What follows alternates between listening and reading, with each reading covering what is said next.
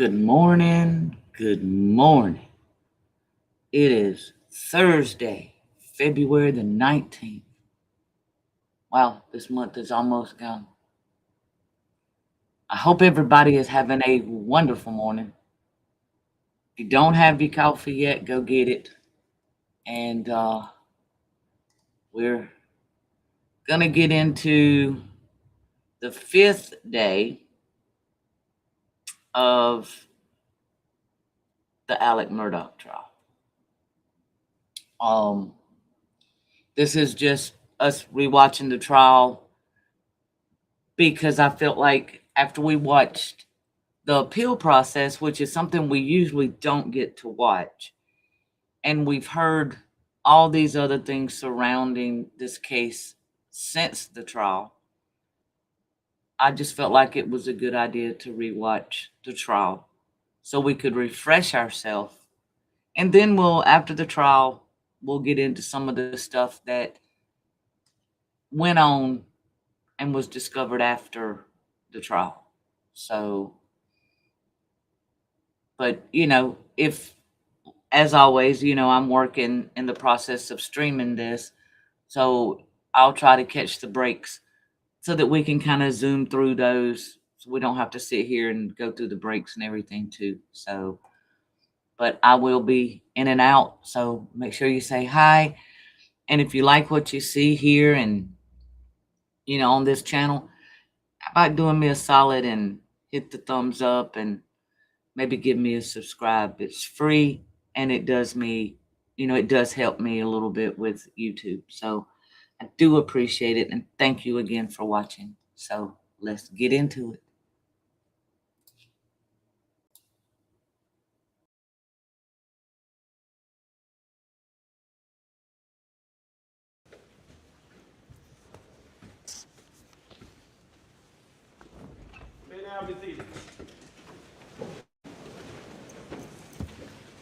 Good morning. Ready for the jury? Yes, sir. Say this. Your Honor, can I just make one brief comment? Yes. And I've talked to all of us over here. We want to thank the clerk of court for her assistance every time we need something. She has been there for us. The Colleton County Sheriff's Department is providing security, has given us total access to our client. We feel like we've been treated extraordinarily well by all court personnel. And I want to put on the record, since there seems to be a national media interest here, I've tried many cases in many jurisdictions, and I've never been treated at this level of courtesy and understanding. Thank you. Okay. Absolutely echo that, sir. Everybody's been great. Absolutely. Okay, I echo that as well. Very good. Let's bring the jury.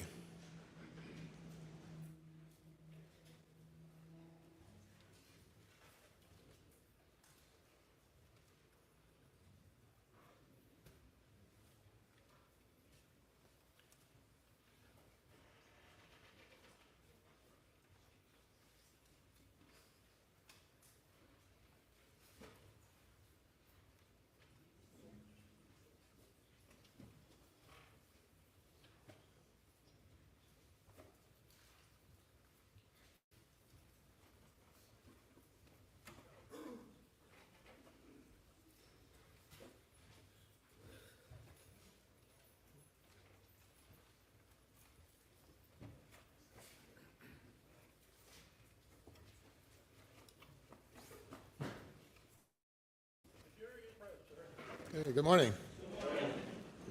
Day number 7, state's case. We'll have our witness back.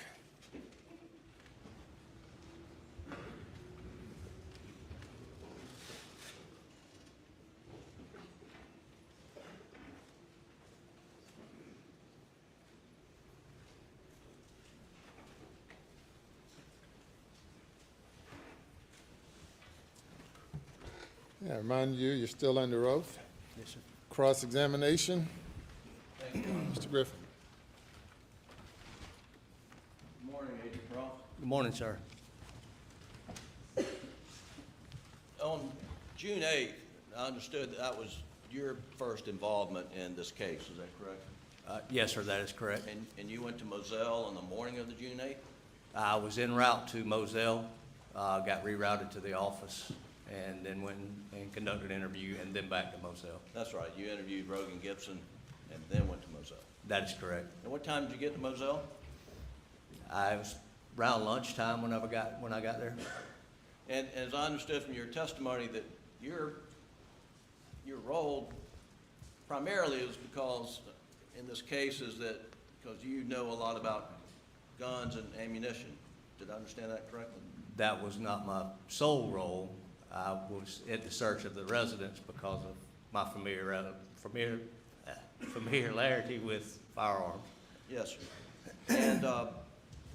And you went and searched the residence with other agents, and we saw those agents, some of them, on the body cam video that was played yesterday. Yes, sir, I was in the gun room. And this search was a consent search, correct? That is correct, yes, sir.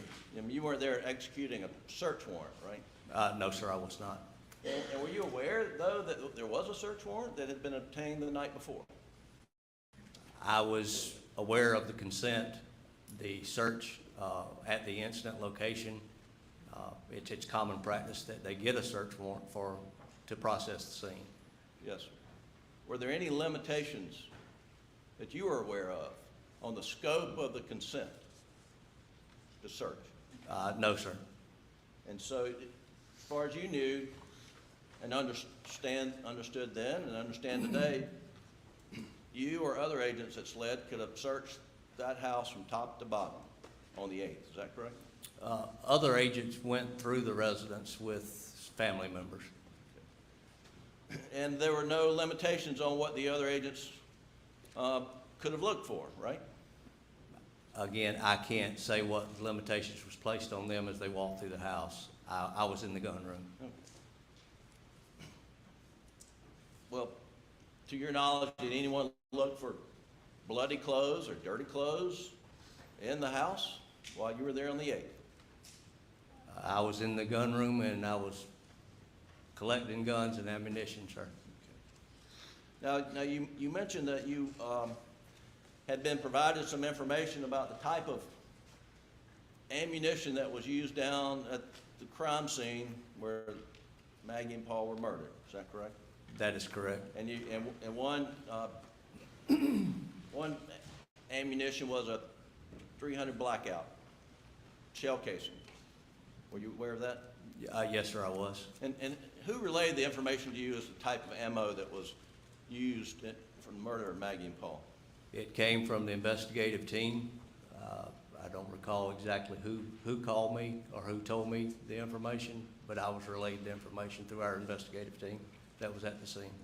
All right, so you were informed that, look out, see what you can find in the gun room related to .300 blackout. Is that correct? It wasn't limited to specifically .300 blackout. That was a round of interest. Okay. And then the other round of interest was 12 gauge, correct? That is correct. And were you given any information as to what specific type of 12 gauge ammunition was used at the crime scene? I knew we had a 12 gauge, what believed to be a turkey load or BB load, and then a buckshot. Okay. And let me talk to you a little bit about the .300 blackout ammunition. You testified yesterday that the grains, the weight of the ammunition found at the house was 147 grains. Is that right? That is correct. That's what's on the empty box which I located. And is this the empty box, State's Exhibit 213 that you're referring to? that is correct. And this, I recall, this pack of ammo on this exhibit has a label of Woody's Pawn and Jewelry and $11.99. You couldn't buy this ammunition in June of 2021 for $11.99, could you? I don't know what the ammunition cost. Well, you know it was a lot more than $11.99. I don't know the price of the ammunition at that time. All right. And are you familiar, there's basically two types of ammunition for the 300 Blackout. There's the supersonic and subsonic. I am, sir. And the subsonic is the heavier of the two, correct? That is correct. And that would be a 220 grain. Thereabouts, yes, sir. Yes, and the most popular ammunition for hunting is the supersonic, the 147 grain ammunition. You aware of that?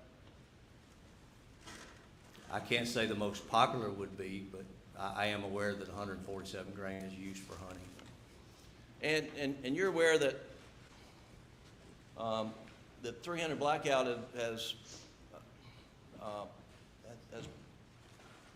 it's not a rare gun in that area of Hampton and Colleton County, is it? It's not as common as the General 223 or the AR-15, 308, different caliber rifles. It's not as common. But there are plenty out there, correct? I can't testify as to how many's out there, sir. I understand, but it's not the first time you'd seen a 300 Blackout on June 8, 2021, was it? I had seen one before, yes, sir. And then the 12 gauge, you didn't know what type, you weren't given any type 12 gauge you were looking for. You just, from the information from the crime scene, right?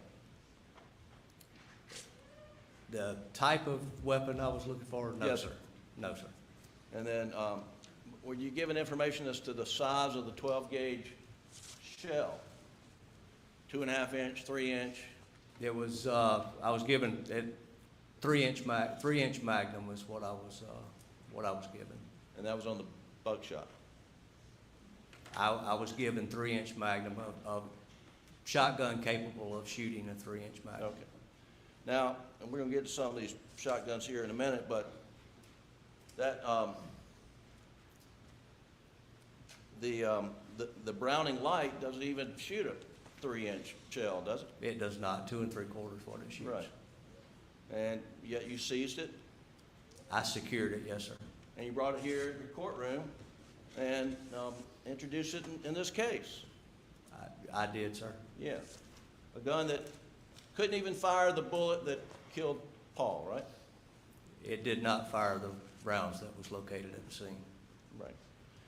In fact, none of the shotguns that you brought yesterday, according to the ballistic report, your lab analysis, fired the shots that killed Paul, correct? I do not have the lab report in front of me. Well, you certainly know that after June 8th, SLED was diving in ponds and waterways looking for the murder weapons. Isn't that correct? We were diving, looking for potential evidence from the scene. Have you ever found the murder weapons, to your knowledge? Objection, Your Honor. That's outside the scope of his knowledge. Objection's overruled. Not that I'm aware of, sir.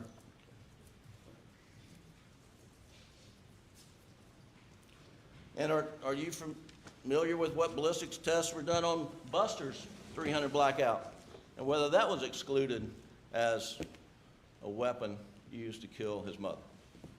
Again, I don't have the report in front of me, and I'm not able to testify to that, sir.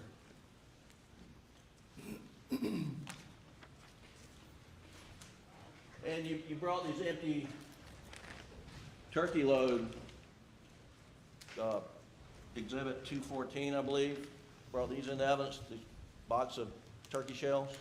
That is the boxes I collected, yes, sir. And these were empty? Yes, sir, they were. And these were found in the trash can? Yes, sir. They were found in a trash bag, yes, sir. Okay. And you, let's see. Exhibit, the other end has exhibit number.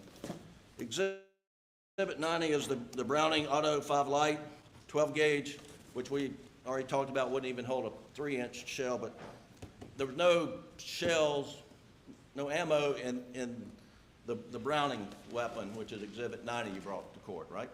There was no rounds in that weapon. When you seized it on the 8th, no rounds in it, right? That is correct, yes. All sir. right.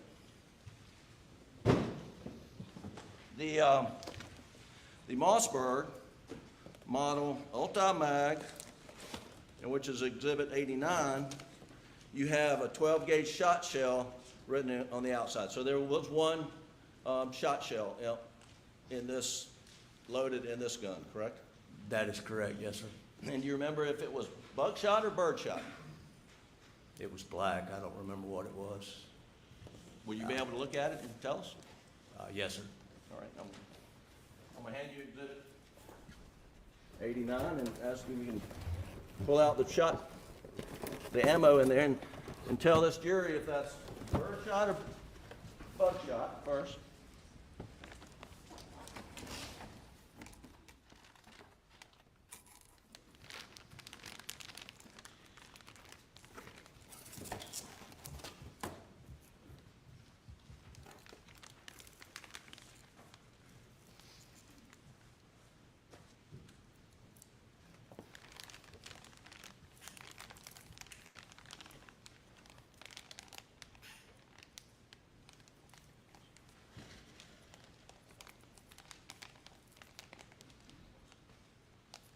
It is a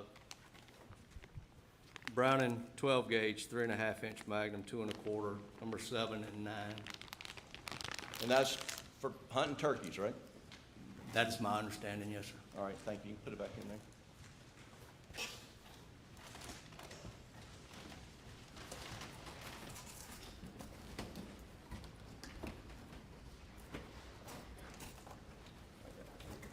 This end, closer. This in here. Good, you got it on. No, sir. Here we go. Thank you. Yes, sir. So, in the Mossberg, there's one birdshot. Now, the Benelli Super Black Eagle 3 had 2 unfired shot shells according to your notes on the box. And this is Exhibit 91, is that correct? Yes, sir. And do you recall whether any of these was birdshot, buckshot? Do you remember? I would have to look at them again, sir. All right.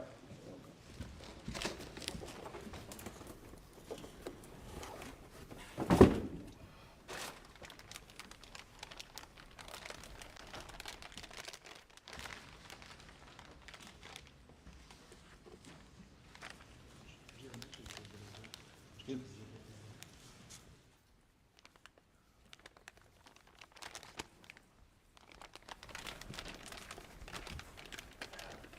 That was Exhibit 91 for the record.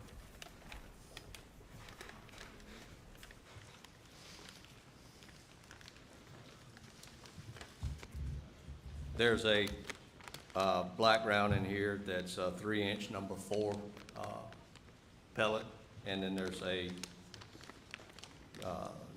7 2 1/4 ounce 3.5-inch with an 89 millimeter. And those are both turkey loads, right?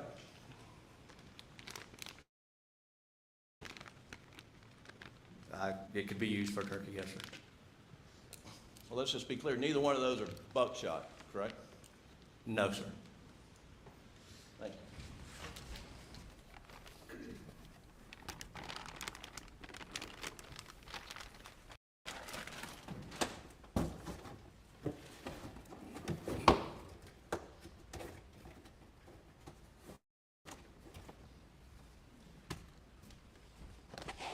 And again, these were ruled out as having any involvement in the murder of Paul, right? Exhibit 91. I can't testify to any lab reports. I don't have the lab reports, and that's out of the scope of what I did. Was it correct to say, Agent Croft, that you did not find any guns loaded in the gun room or anywhere at Moselle that had a birdshot and a buckshot loaded at the same time? The only weapons I've recovered are the weapons that are there with the rounds that we have just looked at, yes, sir. And if you or another agent in your presence made a representation that we found in the gun room a gun with similar loads as that we found at the crime scene, that would be an incorrect statement, would it?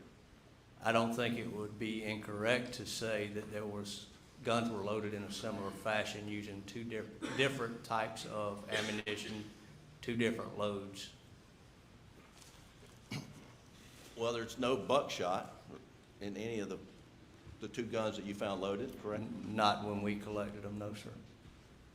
And the turkey loads, or the bird loads that we just looked at, those, the pellets in those are lead, are they not?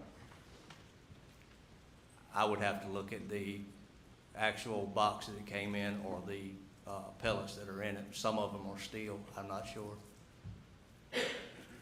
So do you know the difference between steel and lead? Do I know the difference? Yeah, what's the difference?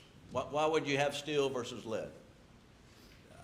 Steel shot is used a lot in waterfowl hunting, that type of stuff. Lead shot is used for normal everyday, rabbit, squirrel, dove. Well, we do have some boxes here, 214. Can you tell us whether this is lead or steel?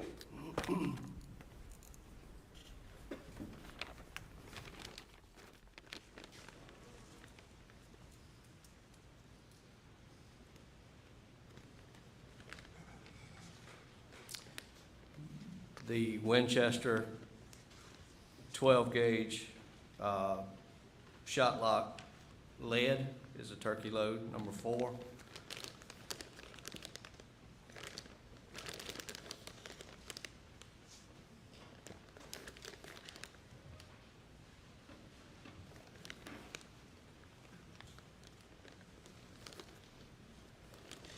The Browning box, I do not see it indicated on the box what the ball is, or the pellets are.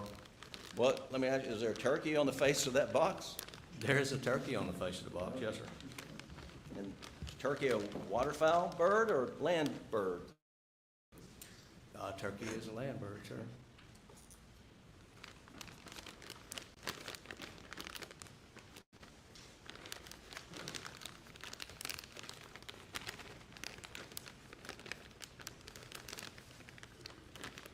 And the other box is the same on Federal. It's got a turkey on the front.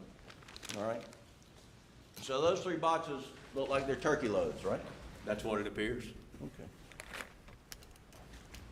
Did you find any waterfowl shell boxes at Moselle on June 8th?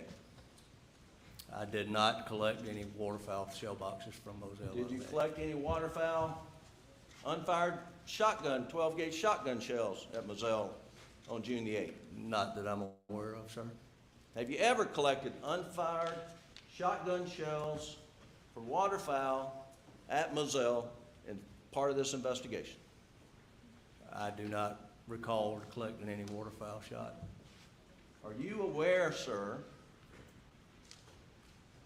that the shot that blew Paul Murdaugh's head off was Winchester dry lock, steel waterfowl, 12 gauge ammunition? I was aware that the pellets were steel. Well, you can look at the outside of the spent shell casing and see that it's Winchester dry lock, correct?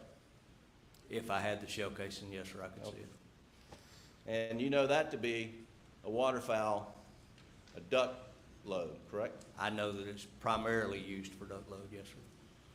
And you know that's what killed Paul Murdaugh. I do know that it was steel shot. And you didn't find any similar ammunition at Moselle on June the 8th or any time after that, correct? I did not, sir.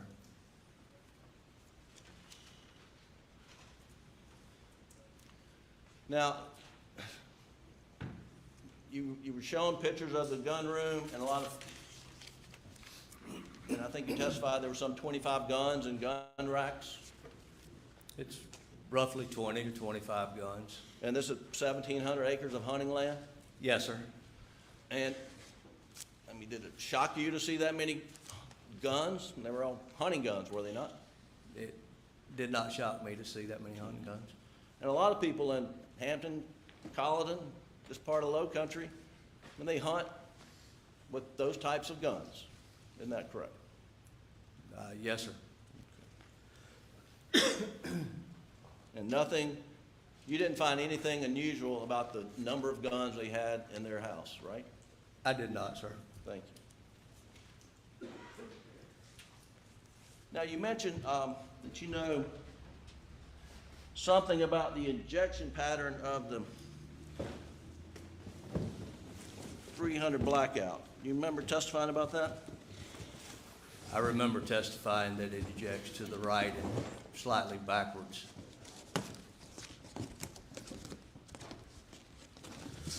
And I'm gonna let you take it out. I'm a city boy. May I stand? Yes, sir, please. Do you mind, y'all? Good step. Thank you.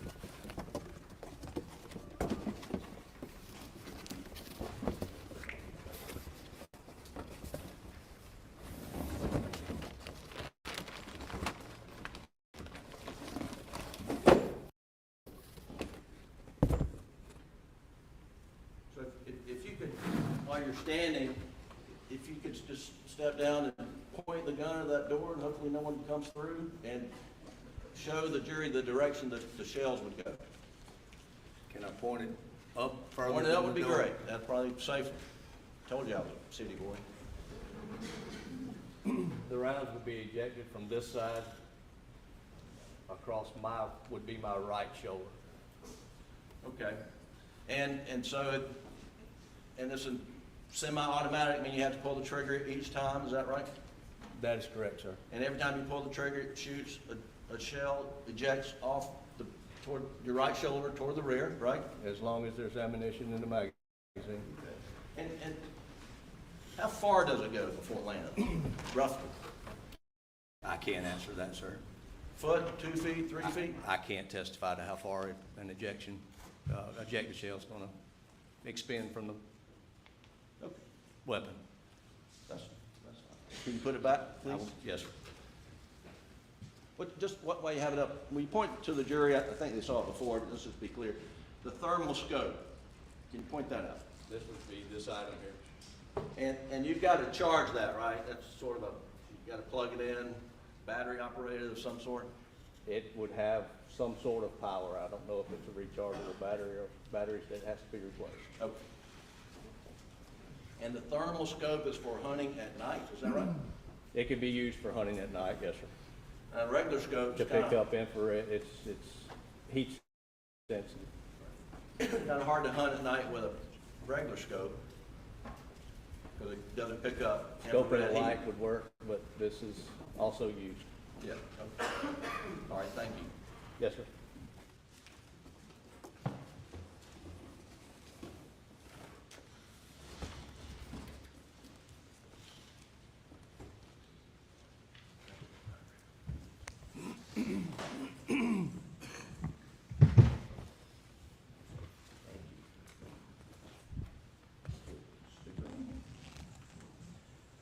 Agent Croft, I'm going to show you what went into evidence yesterday is Defendant's Exhibit 29. And can you see it from up there? Yes, sir, I can. And these, like marker 7, 5, 6, I'll just, it's identified in the legend over here, but these are 300 blackout shell casings. Do you understand that to be the case? I don't see marker 5 on the printout on the left-hand side there. You're right, it's not on. 1, 2. Well, let's just follow along. If these are in fact shell casings, from what you just described to the jury, the ejection path of the 300 blackout, where would the person shooting the gun be standing in relation to these markers? Your Honor, 6, 5, 6, and 7. Objection, qualifies as an expert. Objections overruled.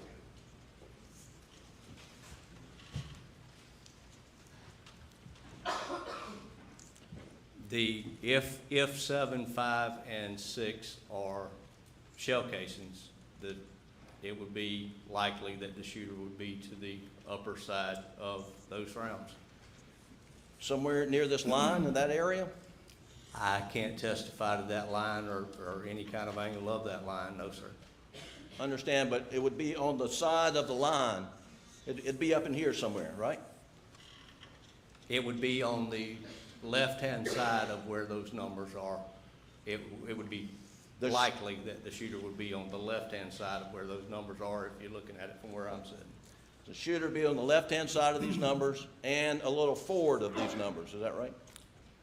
I can't say because I'm not sure if the ejection hit something on the way out, or if there was an obstruction on the ejection. I don't know. I can't testify to how far they would go. I just know that a normal 300 ejects to the right and slightly backwards. Yes, sir. Thank you.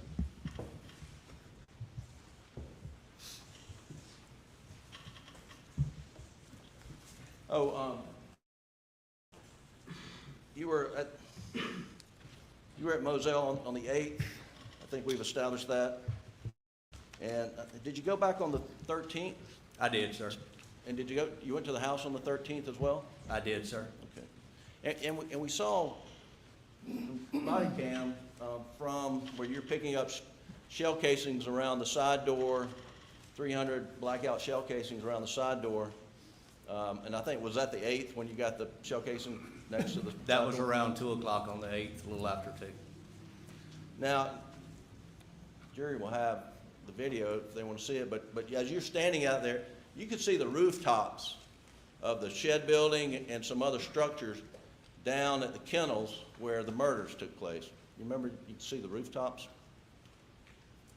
I would think you could see the rooftops.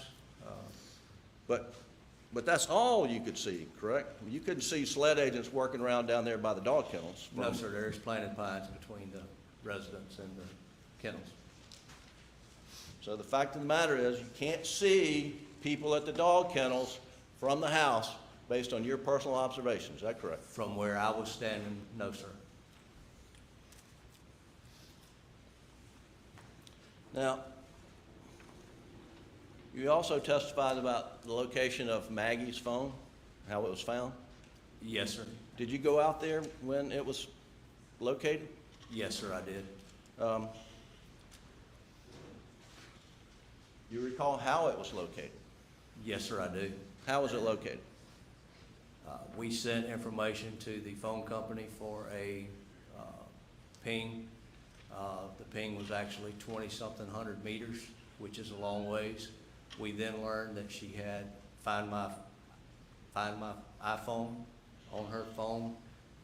One of the family members assisted with locating that phone, getting a better location on the phone, and we were ultimately able to find it. So you found the phone, Maggie's phone, by family member using Find My iPhone. And I think it was John Marvin is the one that assisted us with that. And do you think John Marvin was using Buster's phone to do that? I don't have a clue what he was using. And then when the phone was collected, you provided the password. You remember you testified the password was provided. We were provided the PIN to open the phone, yes, sir.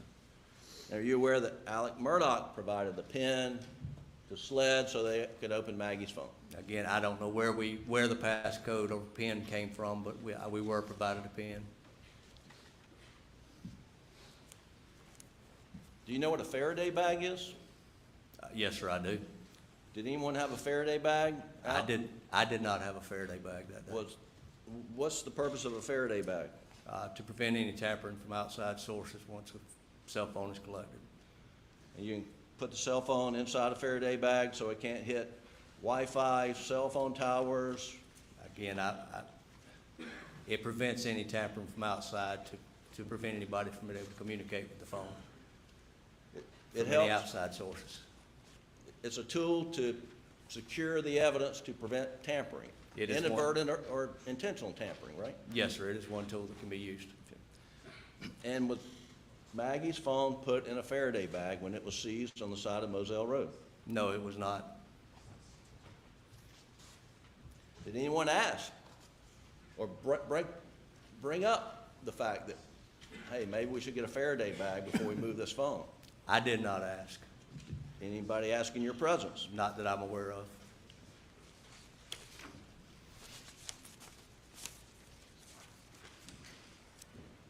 Now, on June 8th, you were briefed and you were advised that Alec found his wife and son murdered. He was the one that discovered them, correct? Yes, sir. And on June 8th, you knew that he was Maggie's husband, Paul's father, immediate family, correct? Yes, sir.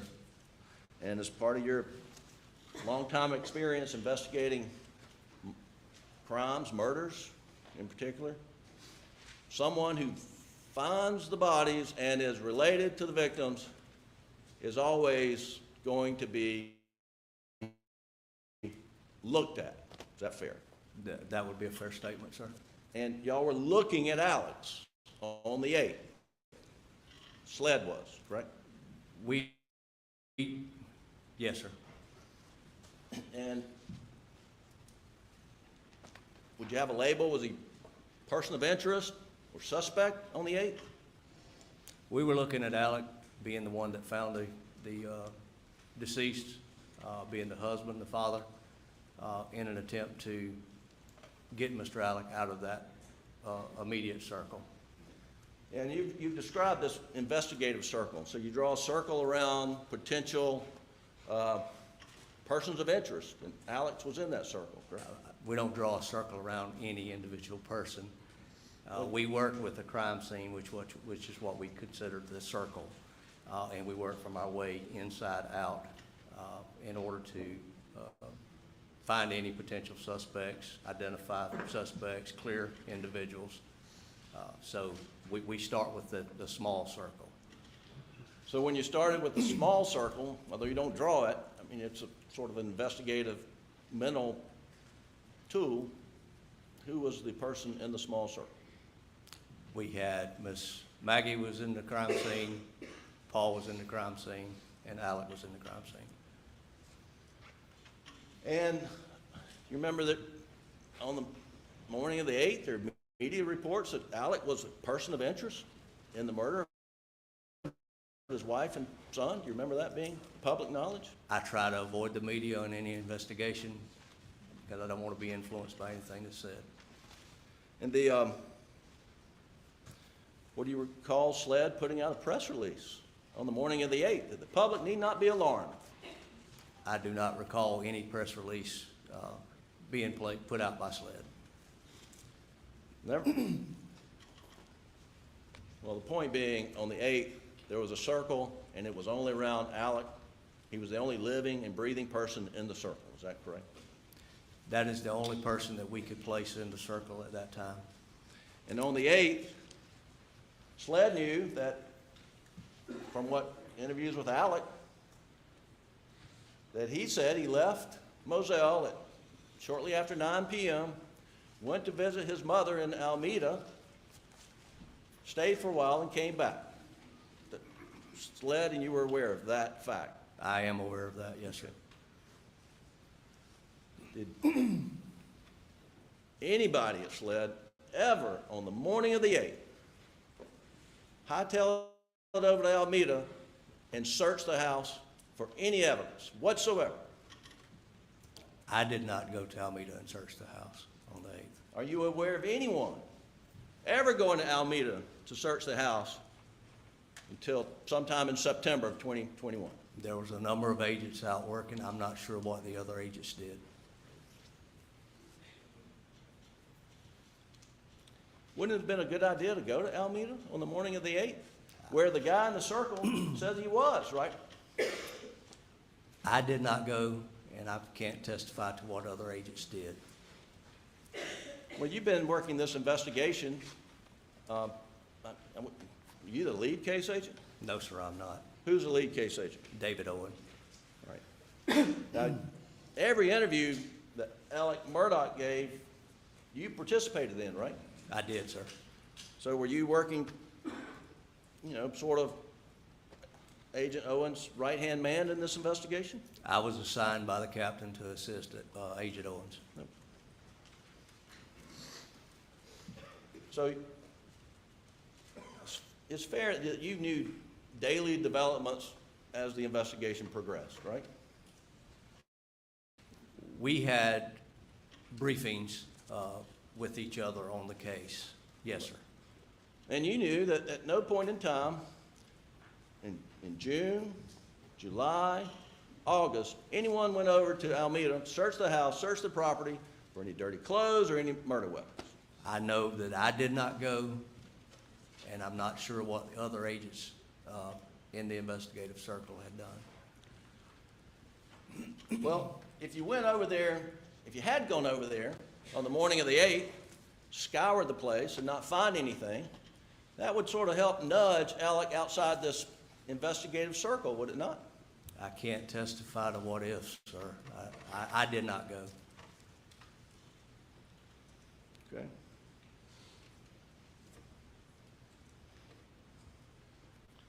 On the 8th, you were asked to point out who's that person, who's that person, who's that person. That's Ronnie Crosby, he's a lawyer. That's Mark Ball, he's a lawyer. That's Lee Cope, he's a lawyer. You remember that testimony? I do, sir. Okay. Now, Alec wasn't lawyering up on the 8th. Those were his friends who came over to help him, correct? They were given counsel to Alec as far as what we were doing. They were making phone calls to his counsel. That was the instruction which we gave. We were given. And they were assisting you, as you saw in the body cam, go through the evidence that you ended up seizing in the gun room, right?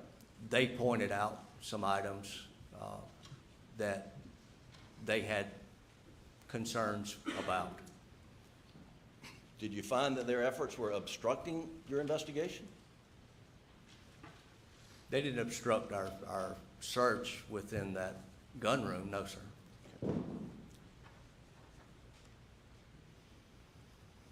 Now, you went back, I think, on June 13th, is that correct? Yes, sir, we did. And remind me, what was the purpose of the search on June 13th? Search on June 13th was a follow-up search of the residence. I would have to see the search warrant, actual search warrant, to see what items was being sought at that time. Are you testifying that you had to get a search warrant on the 13th? Search warrant or consent, I'm not sure. I don't know what exactly, everything that was being looked for at that time. Well, in fact, Alex Murdaugh gave consent anytime he was asked by SLED if they could go on the property, right? My understanding is consent was obtained each time. And so there was no search warrant on the 13th, was there, Agent Kroll? I would have to see our legal grounds for being there, as far whether it was consent or search warrant. I do not know. Right. And you don't need a search warrant if there's consent. No, sir, you do not. And in this interview, this search, you've seized Exhibit 151, which is, and I'll hand it to you. That's 300 blackout clip. Is that right? It's a magazine with 300 blackout ammunition, yes, sir. And that was found where? Collected from a black Ford F-150. On the property. Is that correct? That is correct, yes, sir.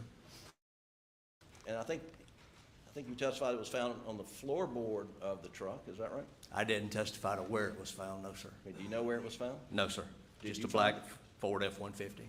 Did you find it? No, sir, I did not. Oh, it was just provided to you? Yes, sir. Okay. Now,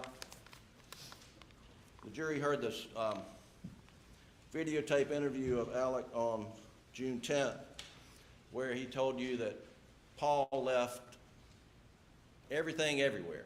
Do you remember hearing that statement? I do remember that, yes, sir. And does this evidence support what Alec told you, that Paul left everything everywhere? If you found a clip, 300 blackout? I can't testify to who had the magazine in the F-150.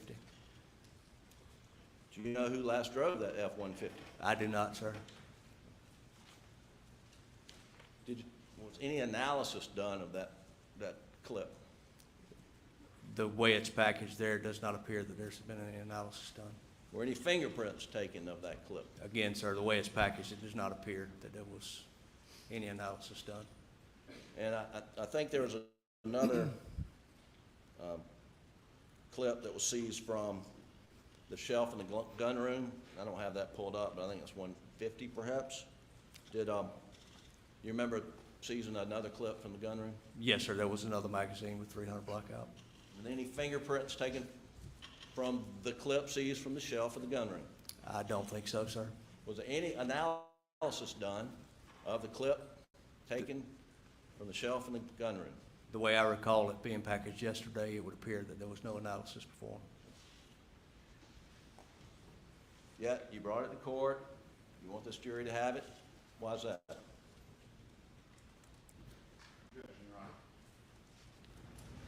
Basis for the objection. I believe that's outside the scope of this witness's purpose here as to why it's being offered into court.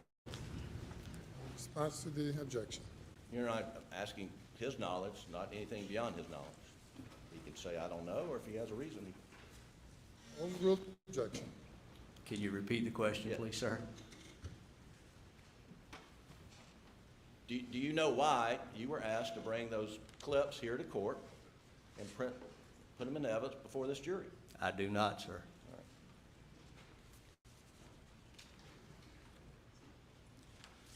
Now, you also did a search of the shooting range.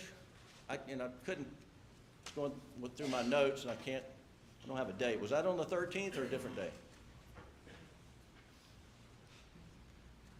I'm not sure if it's the 13th or the 16th. 16th? I think you may be right. Either way, again, that was a consent search, right? You didn't have a search warrant for that. We did get consent for that, yes, sir. And the jury saw the video. We're not going to belabor that again, but there was a shooting house, if you will, with a chair and a thing you would rest a gun on. And we saw you picking up a lot of shell casings, right? Yes, sir. And the shell casings you were picking up were the 300 blackout spent shell casings, cartridges, right? That is correct, sir. But there was a lot of brass in there that were not 300 blackout cartridges, right? There was additional brass that was not 300, yes, sir. Now, we didn't get a good look. If you're sitting in that chair in that shooting house, downrange, do you remember what was on the other end of 100 yards or so away? Do you remember what was on the other end? I do not recall what's back on that end, no, sir. Target of some sort. Are you aware there's a big dirt mound there? A berm, too. Yeah. That's safe, right? You don't want to be shooting a rifle just going down the, without something to stop it. So there's a berm there to stop it. It was right? going into a wooded area, yes, sir. But there was a Dirt berm. mound. There was a dirt mound. There was a target and then a dirt mound behind it. That is correct. Now, we saw you picking up brass.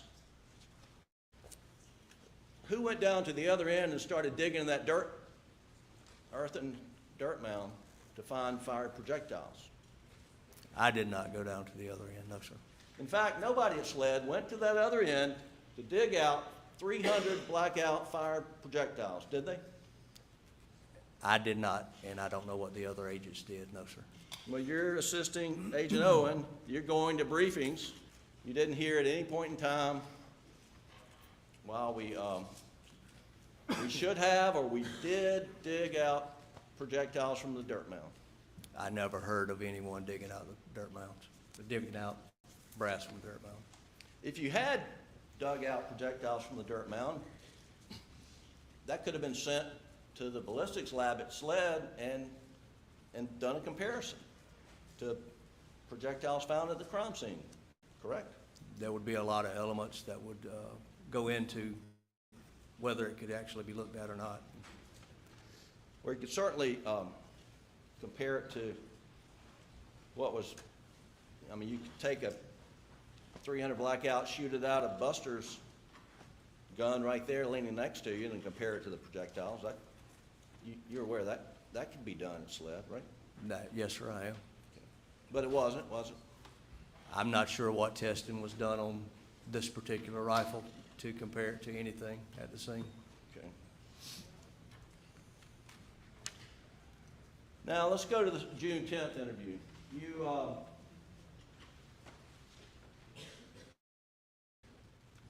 You and Agent Owens interviewed Alec in Agent Owens' SUV, SLED issued vehicle on June 10th, right? Yes, sir, we did. And that was at Brother John Marvin's hunting lodge in Barnville or somewhere close by, right? Yes, sir. Not yet, not yet. The a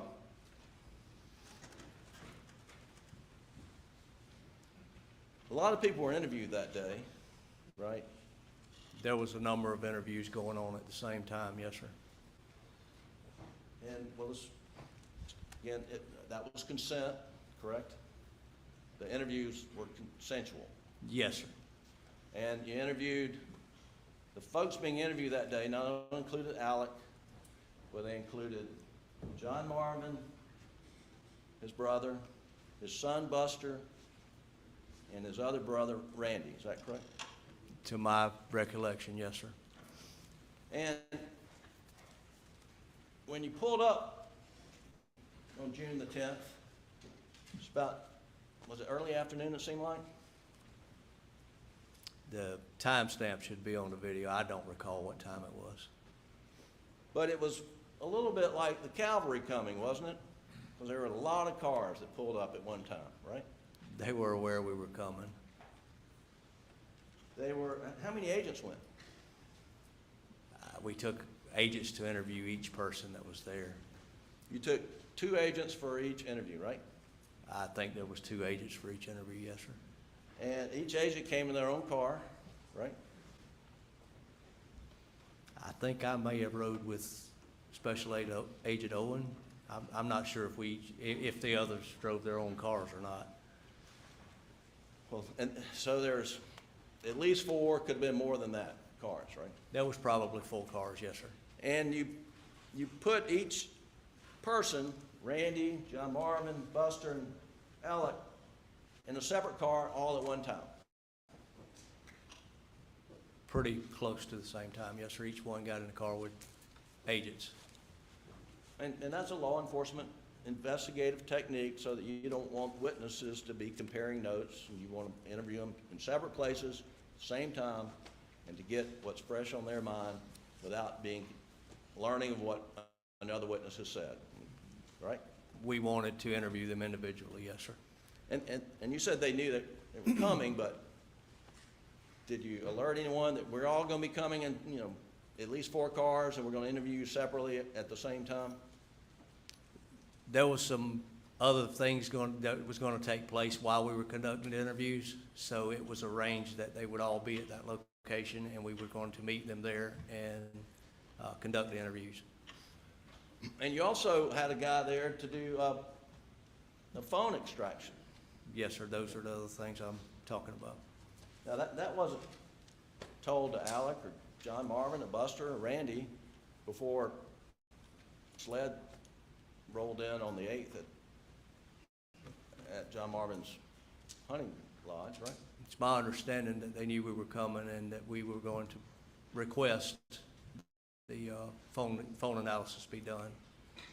You think someone, when SLED would have told Alec ahead of time, told John Marvin ahead of time, that we're going to, when we get there, Be sure not to erase anything off your phone because we're gonna download it. I didn't set the meeting up. I went with Agent Owen to conduct the interview.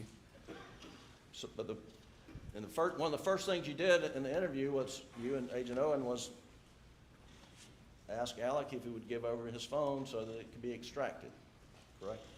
That was one of the first things we asked for.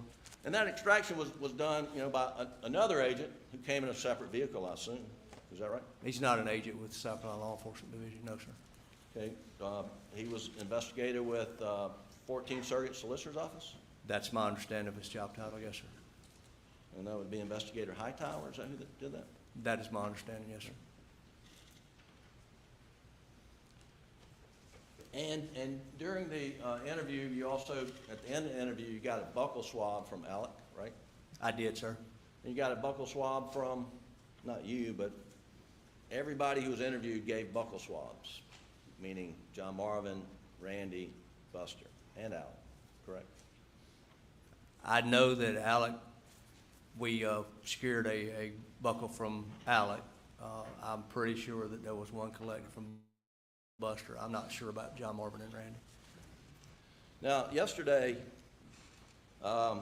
we listened to the entire video interview with Alec, and it ran for almost an hour, could have been longer, but you sat on the stand and heard that, right? Yes, sir, I did.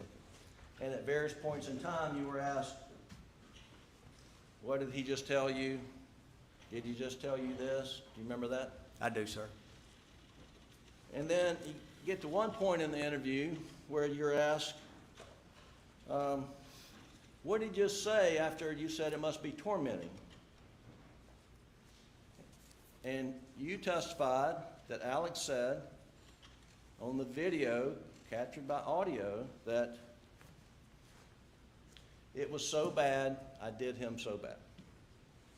That's what you testified to yesterday. Yes, sir, that is what I testified to. Now, are you 100% confident that Alex said, I did him so bad, rather than they did him so bad? I'm 100% confident in what I heard and I interpreted him as saying. But you would agree that this jury can hear the same thing you heard on June the 10th by playing what was captured on the body cam or the recording equipment in Agent Owen's car, right? Yes, sir. Now, when you heard what you said, you're confident what you heard, that he said, I did him so bad, what'd you do in response to that? I made a mental note of it. Again, we were still in the early stages of investigation. It was more of an information gathering from Mr. Alec. And we did not have information at that point, to my opinion, to challenge Mr. Alec on any of his statements. Your Honor, let the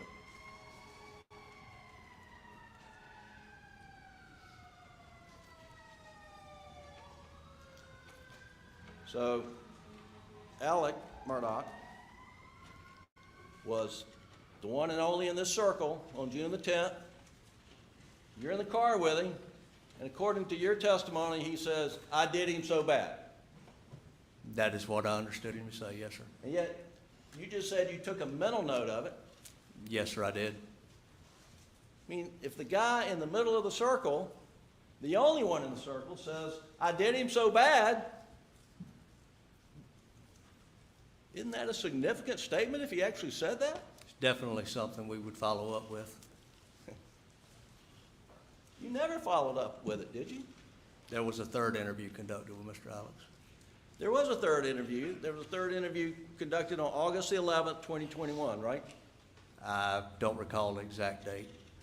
We hear about it, but you were there, right? Yes, sir, I was. And tell the jury, if you ask Alex Murdaugh on August 11th, 2021, what did you mean back on June 10th when you said, I did him so bad? We didn't make it to that point, sir.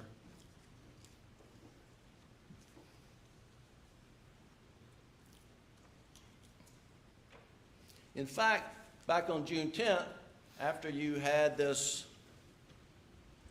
what you heard him say, I did him so bad, you went on to talk about funeral arrangements, whether they're going to be public or private. Isn't that right? There was questions concerning funeral arrangements, yes, sir. And Agent Owen says, well, Alex said he's trying to make arrangements so it wouldn't be, a lot of media there or any media there. And, the guy who just said, I did him so bad, I mean, the response to that was, they don't deserve to be there. You recall that? Repeat that again, sir. Do you recall If you don't Agent mind. Owen saying in your presence to Alec, the media did not deserve to be at Maggie and Paul's funeral? I do recall Agent Owens saying something about the media not being there. Yes, sir. And that was after, according to you, he said, I did him so bad. Yes, sir. Did you consider that to be some sort of confession on June the 10th? Again, it was something that we were definitely going to follow up on. Yes, sir.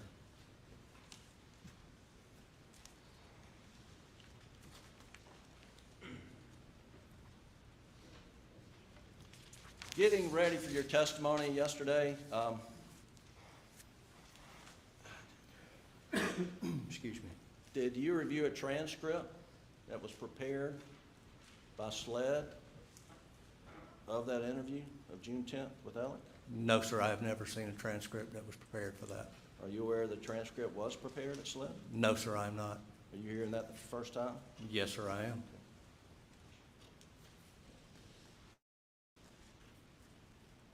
Well, let me ask you back on June 10th. Why didn't you ask him right then and there when he said, I did him so bad? Why didn't you ask him, what do you mean by that, Alec? Again, it was early in the investigation.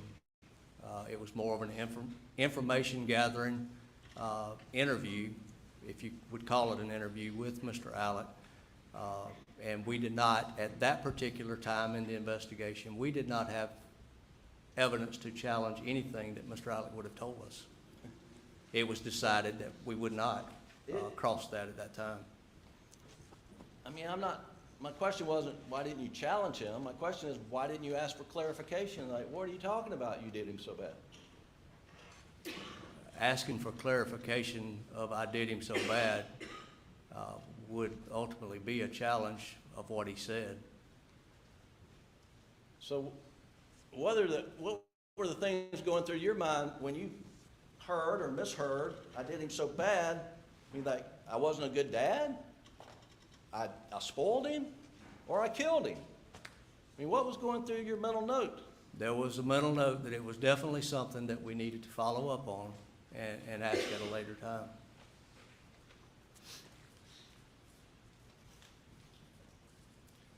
Now, from the video, it appears you're back there taking some notes. Yes, sir. Did you take notes? I was writing specific stuff You down. mentioned you made a mental note of this, what you heard or misheard, I did him so bad, but did you make a written note of him saying that? I don't recall if I wrote it or not, sir. So it's possible that you're sitting there with a guy who's now been charged with murder on June 10th in the interview, the father, the only one in the circle, and he says, I did him so bad, and you can't tell the jury you even wrote it down on a piece of paper. I don't recall if I actually made a physical note of it or not, sir.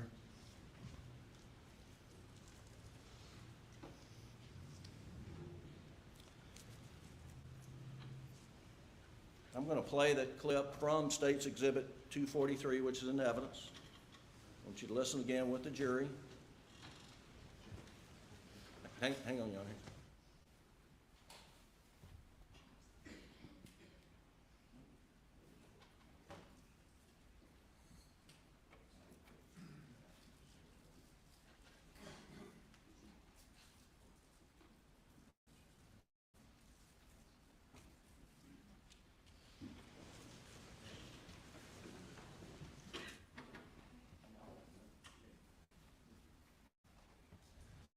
All right, let's play it. Please, Doug. Exhibit 243 in evidence. It's tough. It was just so bad. I did it so bad. All right. Back it up and play it in real time again, Doug, real time.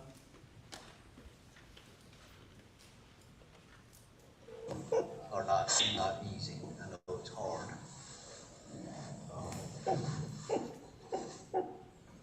And sitting here talking today is tough. It's just so bad. They did it so bad.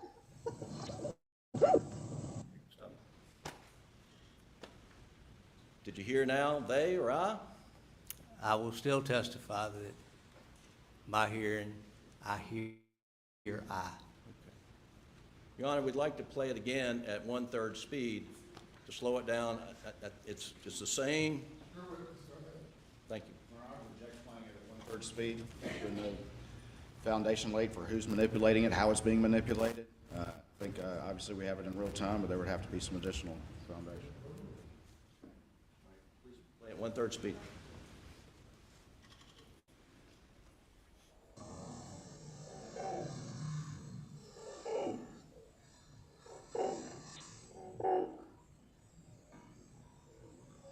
And sitting here talking today is tough. It's just so bad. They did it so bad.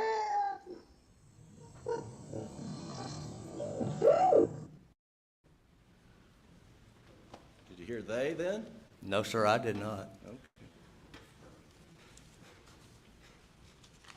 You would agree the jury gets to decide what he said on that tape. That's the best evidence. The I audio. agree that they get to hear the tape and make their own mind up as to what he said, yes, sir. Thank you, that's all I have on that. Now,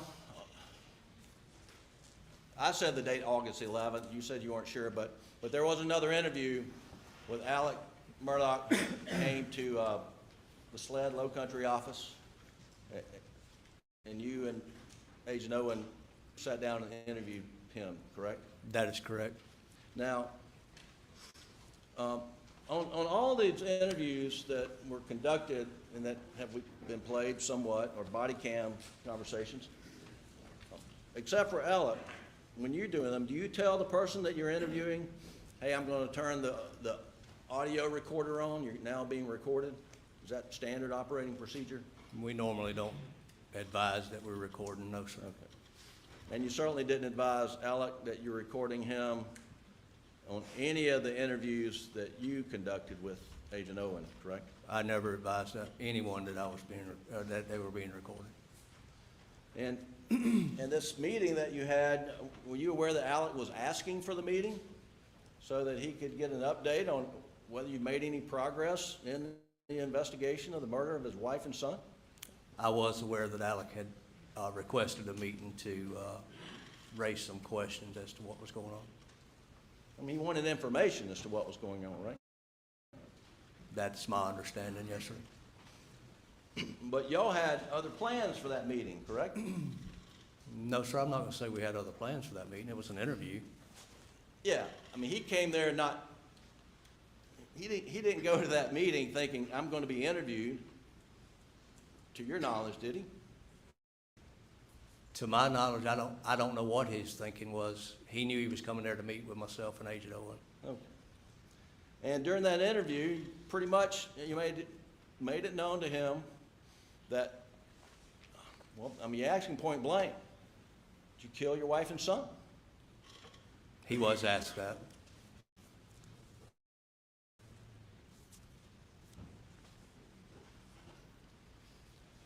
And you made it pretty clear that, well, let me ask you, at that point in time, was he full bore suspect in your murder investigation? He was still a person of interest. There was some questions that we had regarding information that we had obtained that only he could answer. And did he answer the questions that you asked? Yes, sir. And then at the end of that interview, he asked you to meet with Maggie's mom and dad, Mr. and Ms. Brandstetter, and her family, correct? I think that was the end of the second interview, not the third interview. All right. Well, shortly after that, shortly after that third interview with Alec, which we'll get the date in the record eventually, a few days later, you and Agent Owen went and met with Maggie's mom and dad, and sister and brother-in-law, and nieces, correct? That is correct. And part of that interview, well, that interview was recorded, right? The interview with With the Bransteaders? Yes, sir. It was audio recorded. Did you tell them you were recording it? We did not. And I don't think. I did not tell them. and part of the interview was the interview was conducted as part of your investigation to get information to assist you in next steps, correct? The interview was a combination interview. It was to share information and also to gather information concerning family dynamics. Yes, sir. In that interview, you and/or Agent Owen told the Bransteaders and the Proctors that Alec is in this circle of investigation, correct? It was no secret that Alec was in that circle at that point. No, sir. And that you also told them he's the only one that you've identified in the circle, correct? I don't recall saying he's the only one in that circle. Well, did you identify for the Bransteaders or the Proctors any other people in the circle? They particularly asked about Alex, so I don't recall giving them any other names that was being looked at. In early August of 2021, was there anybody else in the circle that your SLED was focused on? Again, sir, at that particular date, I'm not sure who all was still within that circle.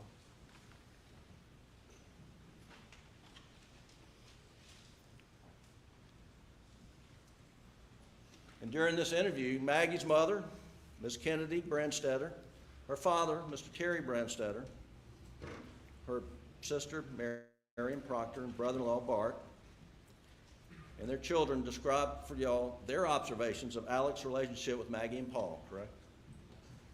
From their observation of their relationship, yes, sir. And that was, you were asking that as part of your investigative tool and getting Yes, sir, information. that's correct. And they reported to you that Alec had a loving relationship with Maggie and Paul, correct? Rule 801 and 802. Pardon? Objection, Rule 801 and 802. Response? It's not being offered for the matter asserted, Your Honors, what he did in response to that. Objection is sustained.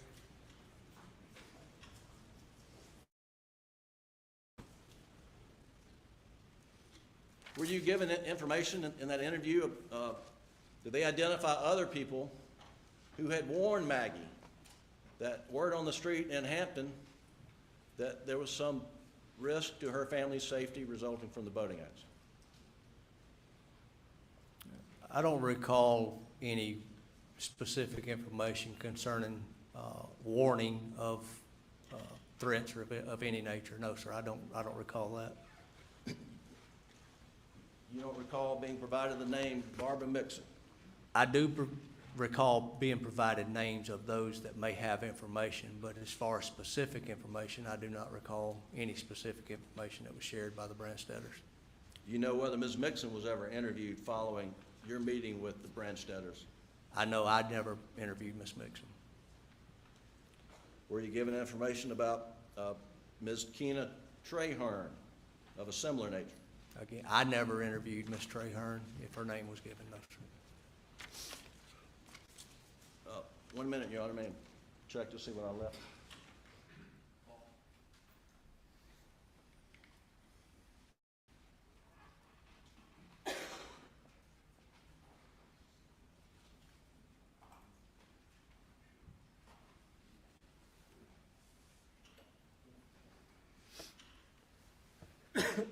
Excuse me.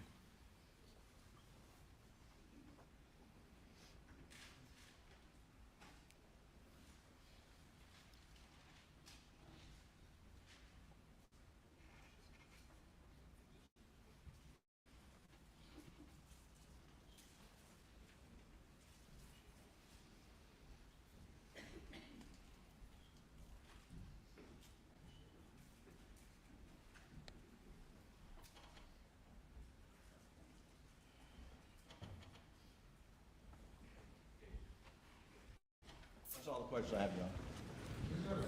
Thank you, Your Honor. Senior Special Agent Croft, a couple things. When you went back, or you went and searched that house, your focus was searching for guns, is that correct? That is correct, sir. And to your knowledge, when other agents walked through the house with the family members, and this is on June 8th, fundamentally they were looking for firearms, is that correct? That is my understanding, yes, sir. You were asked about these weapons that you seized that are put into evidence, and you were looking for any particular weapon that could fire rounds consistent with those that were used at the scene, is that right? That is correct. I'm going to redirect, Your Honor. I'd ask for a little bit. Don't lead the witness. Yes, sir, Your Honor. What is the point of gathering as much evidence as you can when you have that opportunity? What are you trying to do there? We were trying to gather as much evidence that could be tested as potential weapons for the scene to be able to include or to exclude Mr. Alex or these weapons from being the person responsible for the murders. You were asked a little bit about this right here, and this was June of 2021, correct? That is correct, yes, sir. Had COVID had any effect generally on the availability of ammunition? I'm sorry? Had COVID had any effect generally on the availability of ammunition? Yes, sir. And tell the jury what, if any, effect that was. Ammunition was difficult to get during that time because of the shutdowns during COVID. Did you find a lot of ammunition inside the defendant's residence? There was quite a bit of ammunition. Did you inside. find a lot of different types of ammunition inside the defendant's residence? Yes, sir, we did. Did you find a lot of S&B 300 blackout in the defendant's residence? That was mostly what we found. You were asked about the commonality of various rounds blackout through others, and you mentioned 308, 223, and 556. Can you tell the jury a little bit about those rounds and why they tend to be a bit more common as you testified to, please? I'm sorry, can you mind repeating? Yeah, sure. You testified. Objects beyond the scope. I didn't ask anything about 223s and whatever he said. He asked about the commonality of blackout, and he answered about those The other witness calibers. asked for you to repeat the question. I would like to hear it as well. Yes, sir. You were asked earlier about the commonality of blackout, and you mentioned it was not as common as 308, 223, and 556. I was asking you to explain a little bit about those calibers and why they are more common. Okay. 223 is a very common round. It's utilized in law enforcement. 556 is utilized within law enforcement and also within the military. It's prior to COVID, it was easily found, fairly cheap ammunition to go out and shoot as far as rifle ammunition goes. 308 is a hunting rifle, which can be used for larger game such as whitetail and stuff like that. 308 is also a common round that's used within the law enforcement and the military side. It's a very common round. 300, on the other hand, it's just at that particular time, 300 rounds were just, or weapons were just not that common. How many criminal investigations have you worked where 300 blackout was the murder round? I have none. None. None. You were asked earlier about the boxes and what has been admitted into evidence as states 214. And there are multiple exhibits in that particular bag that was not opened. Yes, sir, it is. Right? And aside from the boxes, what, if any, other exhibit is in that particular bag? It is what appears to be a credit card receipt with one particular item circled. And that item circled was what? Gucci. Of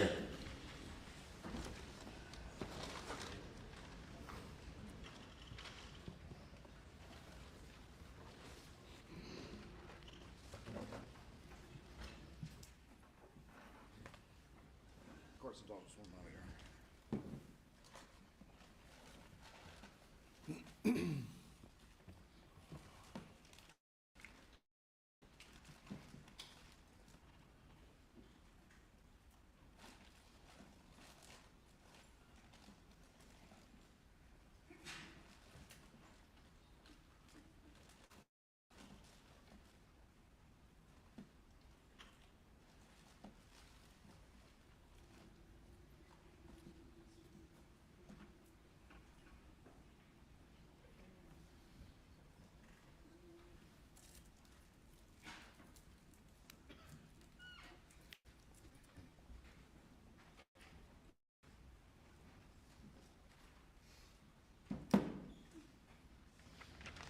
You were asked something about, a few questions about the, what the lab report found.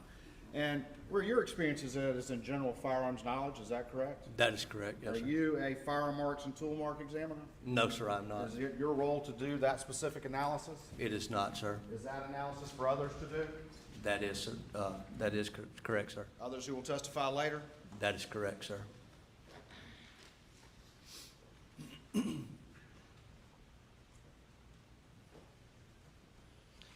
You were asked a number of questions about the various loads in some of these shotguns. Did you find weapons that had mixed loads, that had different types of ammunition in them? Yes, sir, I did.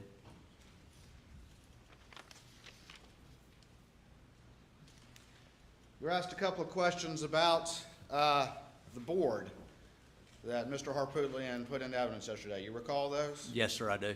Are you aware that both victims had stippling on them from their gunshot injuries? Yes, sir, I am.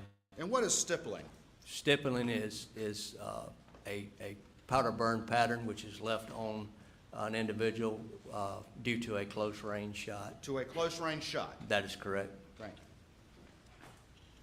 You were asked some questions about the location of where shell casings land when they're ejected out of the weapon. Is that correct? Yes, sir, I was. Are there a number of factors that go into where a shell casing might actually land? Yes, sir, it is. Can people move?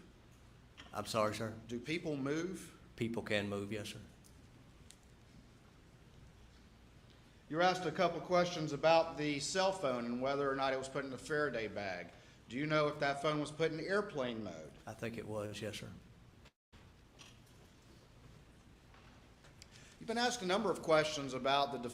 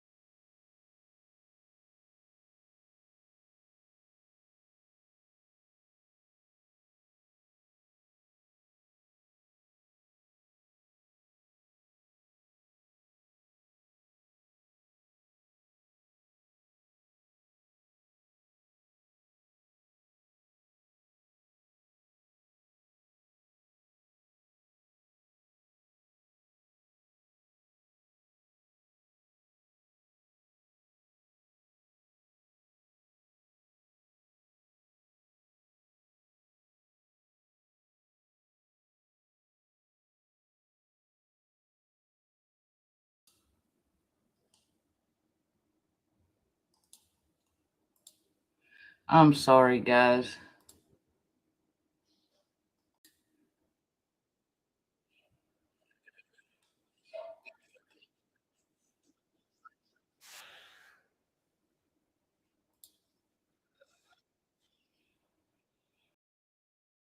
I'm sorry, guys. Ejected out of the weapon, is that correct? Yes, sir, I was. Are there a number of factors that go into where a shell casing?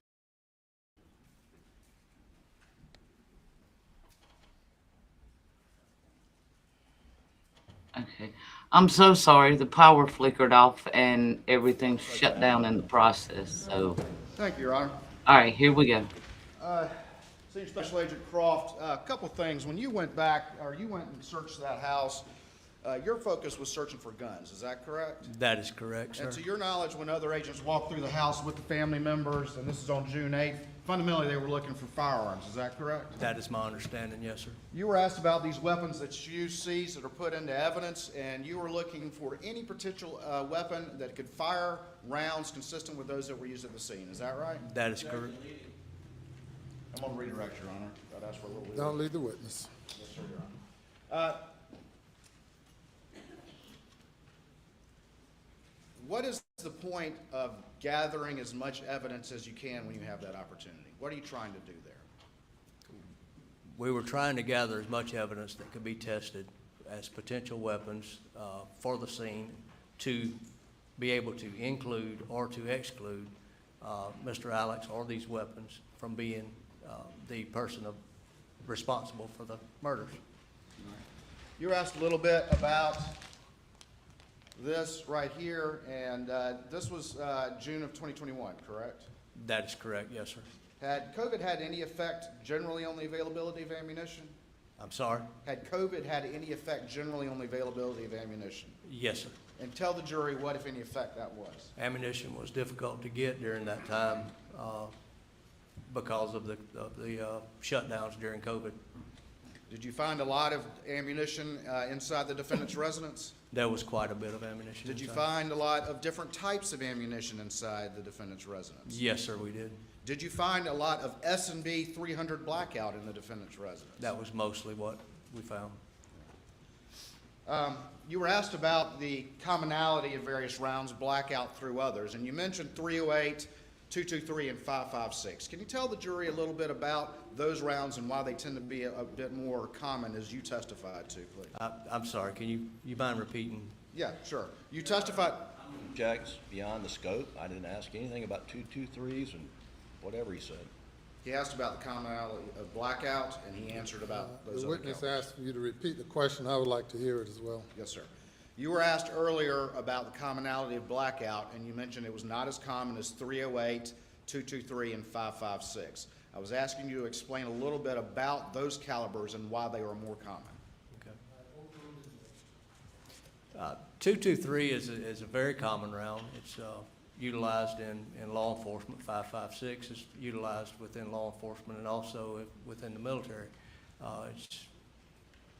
Prior to COVID, it was easily found, fairly cheap ammunition to go out and shoot as far as rifle ammunition goes. 308 is a hunting rifle, which can be used for larger game such as whitetail and stuff like that. 308 is also a common round that's used within the law enforcement and the military side. It's a very common round. 300, on the other hand, it's just at that particular time, 300 rounds were just, or weapons were just not that common. How many criminal investigations have you worked where 300 blackout was the murder round? I have none. None. None. You were asked earlier about the boxes and what has been admitted into evidence as states 214. And are there multiple exhibits in that particular bag that was not opened? Yes, sir, it is. Right. And aside from the boxes, what, if any, other exhibit is in that particular bag? It is what appears to be a credit card receipt with one particular item circled. And that item circled was what? Gucci.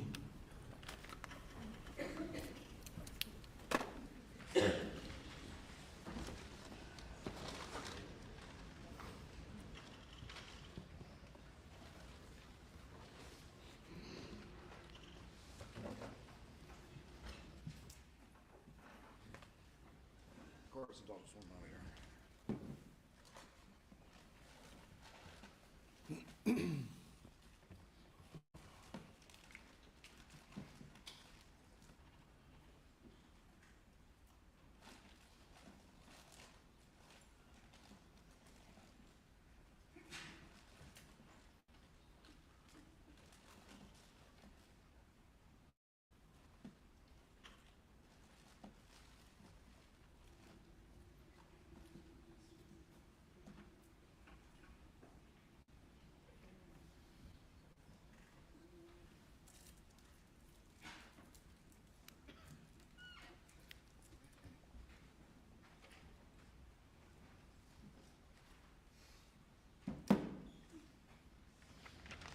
You're asked something about, a few questions about the, what the lab report found.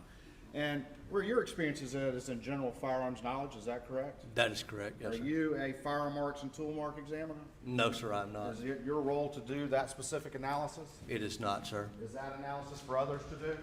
That is, sir. That is correct, sir. Others who will testify later? That is correct, sir.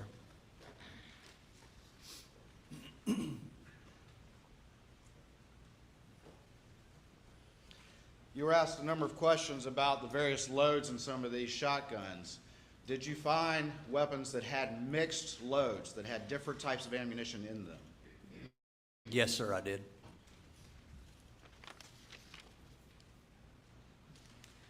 You were asked a couple of questions about the board that Mr. Harpootlian put into evidence yesterday. You recall those? Yes, sir, I do.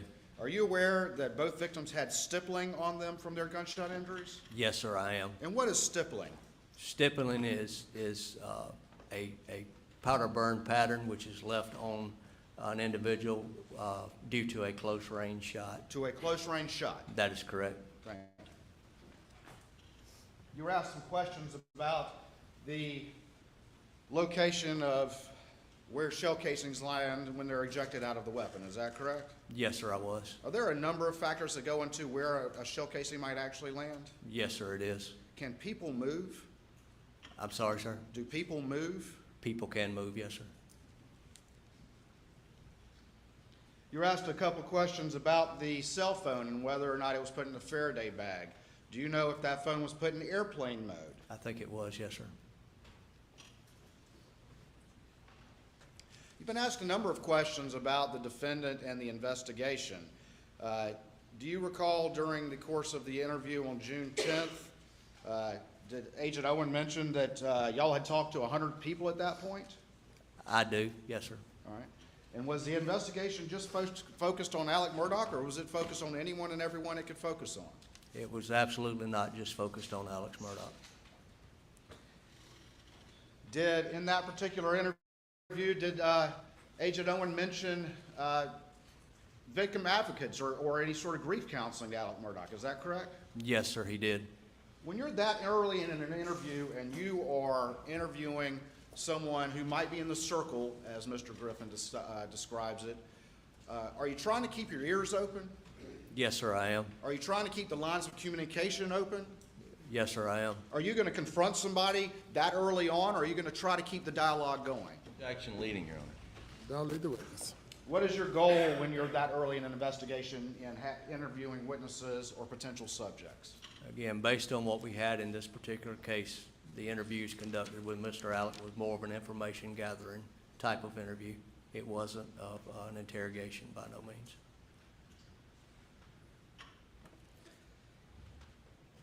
You were asked about whether or not anyone dug some potential projectiles out of a mound of dirt. Were you aware that there were 300 blackout cases found around Maggie's body at the scene? Yes, I was. And what was your goal as finding similar evidence in other parts of the property? Similar casings to the shell casings that were located at Miss Maggie's body. Did you know that casings can be compared to casings which has been recovered already at the murder scene? Yes, sir, I did.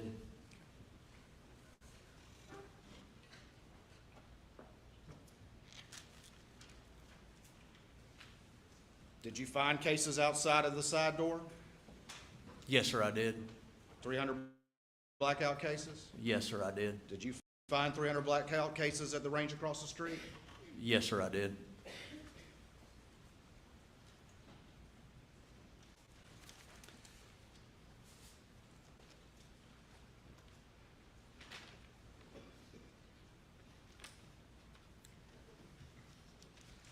You were asked about interviewing a number of witnesses on that day on June the 10th, is that right? Yes, sir. Is it common standard operating procedure to interview witnesses separately? Yes, sir. Is there anything different or unusual about that being done? No, sir, it's not. Would you do that in any case? Yes, sir, I would. The June 10th interview with Alex Murdaugh, who all was in that car? It was myself, Senior Special Agent David Owen, Mr. Alex Murdaugh, and counsel. Jim Griffin was there. That is correct. His lawyer was there. That is correct. Remind the jury what Alex Murdaugh did for a living. He was a trial lawyer and a prosecutor for the 14th Circuit Solicitor's Office. Was that interview aggressive in any way? Not at all, sir.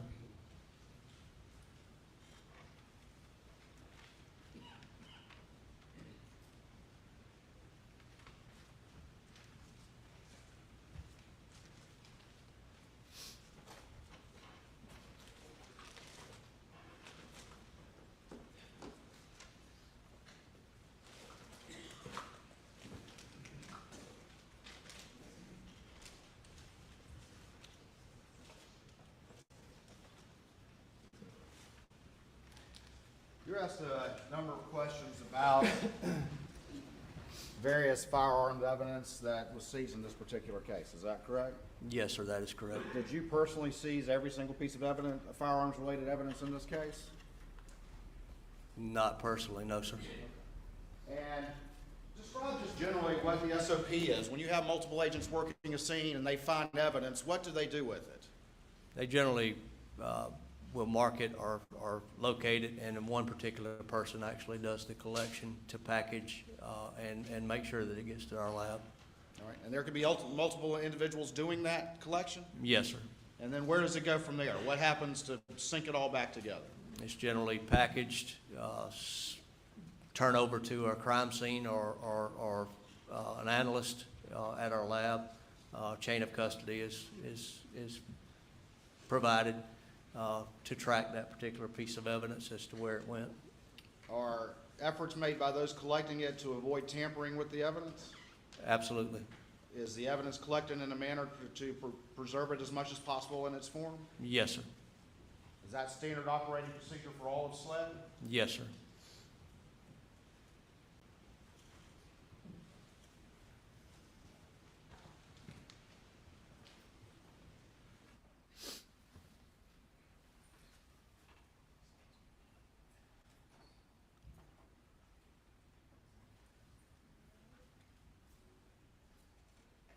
May I have 1 minute to locate an exhibit that's in evidence? Yes, yes.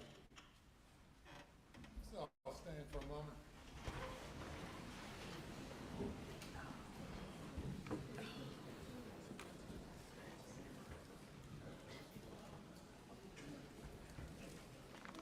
Is this what you're looking for, Creighton?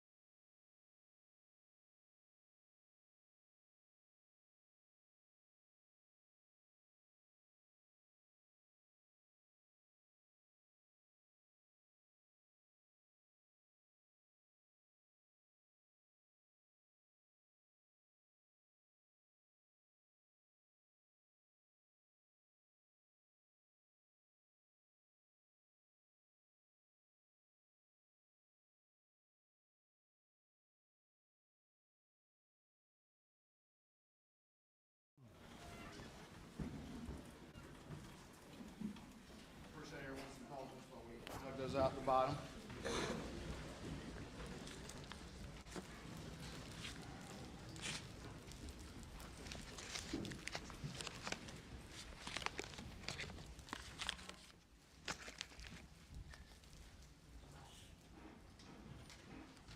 All right, I'm going to show you what's been marked as Exhibit 145 in evidence.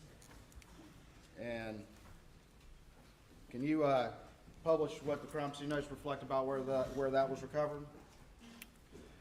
It's one unfired shot shell from a state box on bookshelf and gun room, head stamped Winchester 12 gauge. Can I ask you to take these scissors and carefully cut that open, please? Could I have the Elmo up, please, back there as well? The Elmo, please.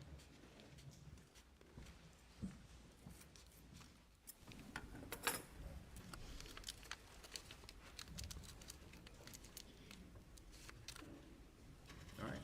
Tell me, can you describe that, what that is to the jury, please? It's a 12 gauge shotgun shell, head stamp Winchester 12 gauge. All right, and does the plastic part of the shell have any identifying information? It's got dry lock, 3-inch, number 2. All right, can I hold that real quick?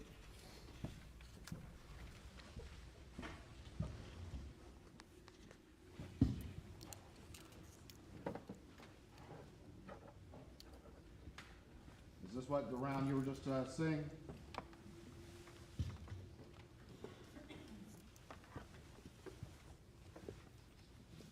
Yes, sir. It appears to be, yes, sir. That's, if the glare's on it, you can't hardly see it. All right, can you put that back in that bag for me, please?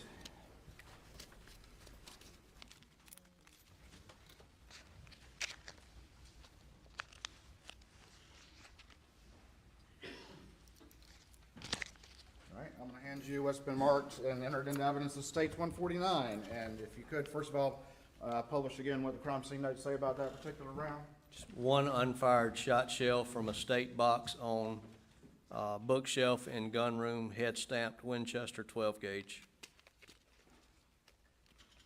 All right, and if you could, please, again, carefully open that bag and pull out what's inside and describe it for the jury, please.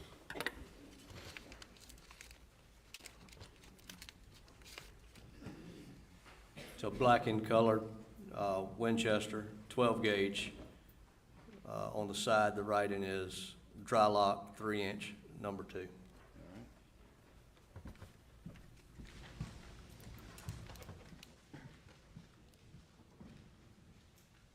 This is the unfired 12 gauge shell that you were just describing? Yes, sir, it is.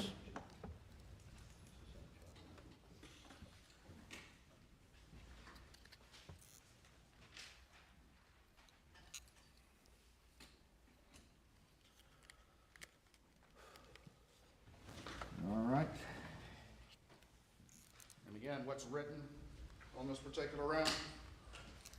Dry lock, 3-inch, number 2. If you could return that to that packaging, please, and let's do the next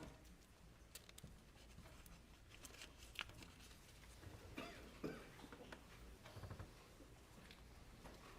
I'll hand you what's been marked as State's Exhibit 146. And again, if you could tell us what the crime scene notes say on that, please. One unfired shot shell from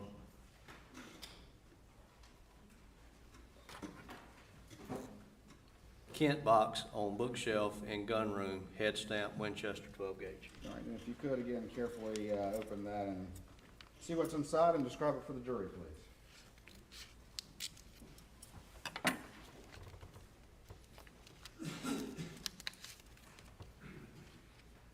It's a 12 gauge shotgun shell, Winchester head stamp, dry lock, 3-inch, number 2. Is it the same as the previous two?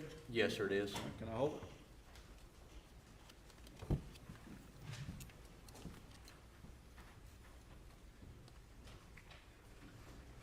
right. If you'll put that one back for me. Do the fourth verse.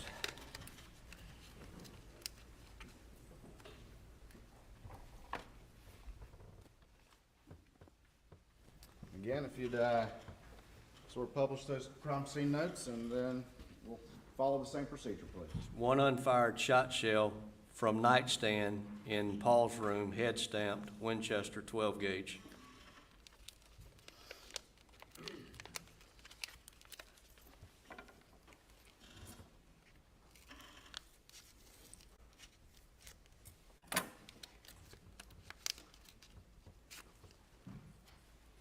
All right. Tell me what, describe it to the jury, please. Head stamp Winchester 12 gauge. On the side is got writing dry lock 3-inch, number 2s. All right. Same thing? Yes, sir.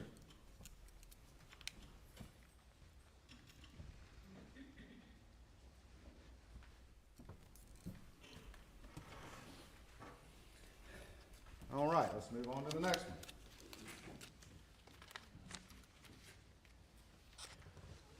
I'm going to show you what's been marked as Exhibit 150 into evidence, State's Exhibit 150. And again, if you can, as best you can, tell the jury the crime scene notes on that exhibit.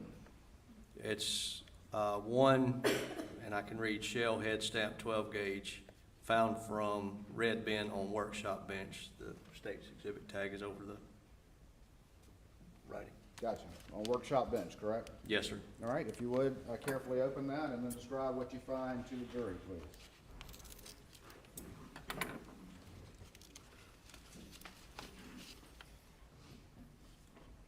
It's a red in color, Federal 12 gauge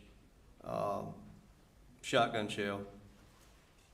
On the side is Federal Premium double aught buck 3-inch mag, 76 millimeter maximum, 1050 bar. Federal buckshot?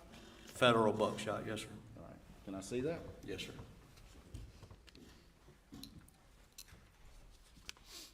This was found where?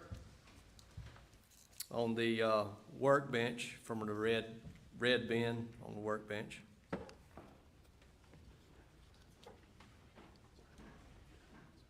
I can't tell if that helps or not, but I'm gonna try it.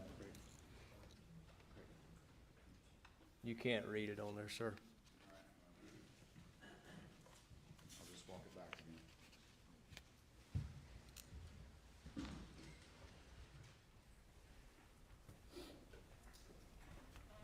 All right, if you could secure that back.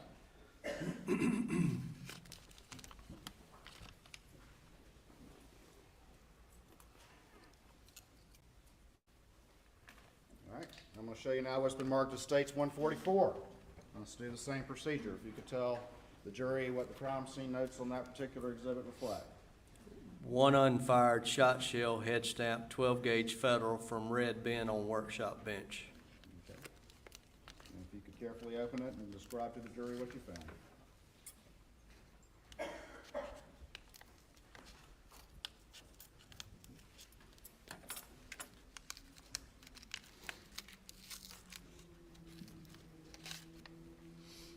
It's a red in color Federal 12 gauge.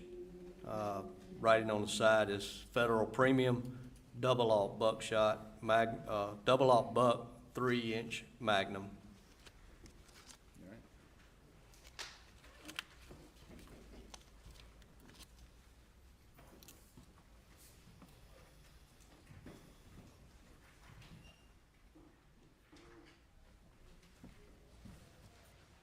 If you could secure that back for me, please.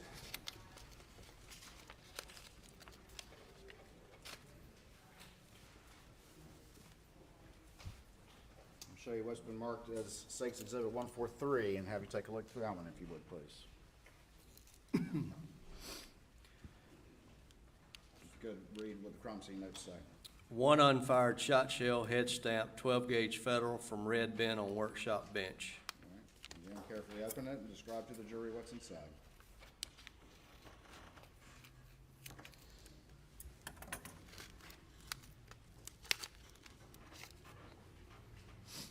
It's a red in color, 12 gauge Federal shotgun shell, stamped on the side, Federal Premium double aught buck 3-inch Magnum.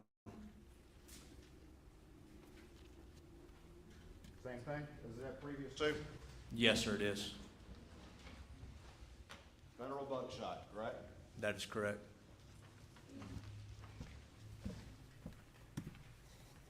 All right, if you could put that back for me. And we'll do one more. Got State's Exhibit 148. If you could, again, tell the jury what the crime scene notes reflect about its location, please. Says one unfired shot shell, head stamp, 12-gauge Federal from red bin on workshop bench. All right, if you could carefully open it and tell the jury what's inside.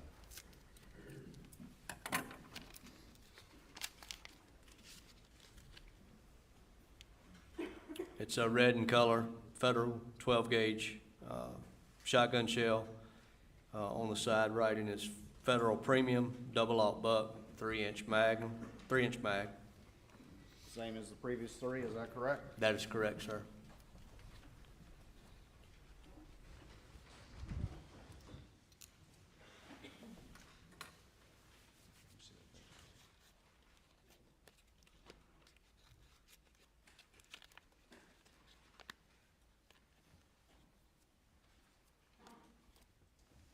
All right. 4 draw locks? Yes, sir. 4 buckshot. Yes, sir. The draw locks are what? Brand? They're black in color. They are Winchester, And the buckshots are what? Federal.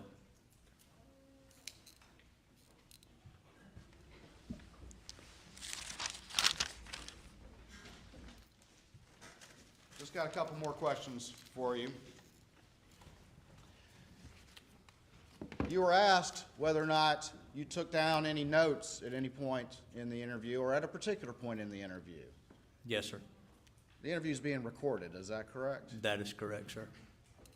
Was Alex Murdaugh in custody at that interview? He was not, sir. Was that interview voluntary? It was, sir. Was that interview aggressive? It was not, sir. Was his lawyer present? His attorney was present, sir. And he's a lawyer too? Or Yes. was a lawyer? Yes, sir. Further recross. Just very briefly, Your Honor. Agent Croft, you mentioned stippling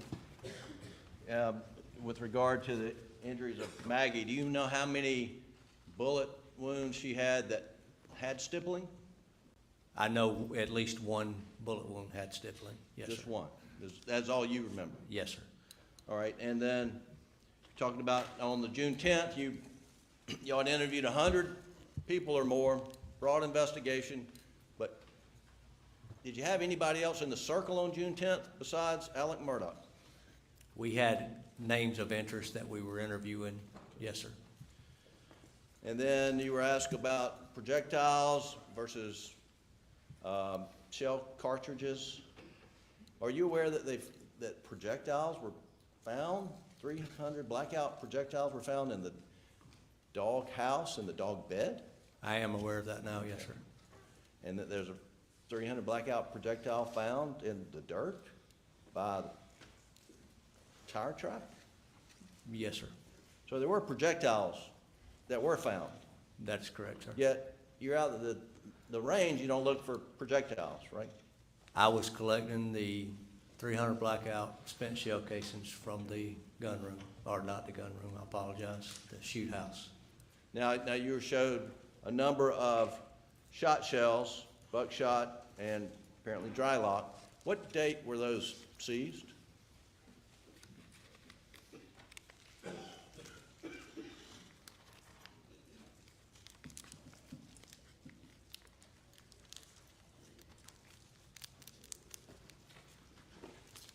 Looks like 9/13 of 2021. Those were seized 3 months after the murders?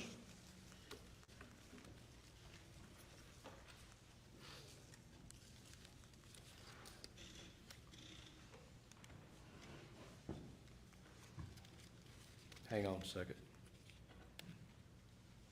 9/13/2021 Okay. is the date that's written on it. So you got June, July, August, September. 4 months after the murders. That is correct, sir. And do you know whether that property had been secured during that period of time? It had not been secured by law enforcement during that period of time. Do you know if any of that in front of you was on the property on June 7th or before? It was there the date we collected it. I can't answer that other question. And I understand you didn't collect any of that, correct? No, sir. And you don't know where it was collected from other than what you're reading on the envelope, right? I mean, you're reading someone else's evidence description, is that correct? That is correct, sir. Okay.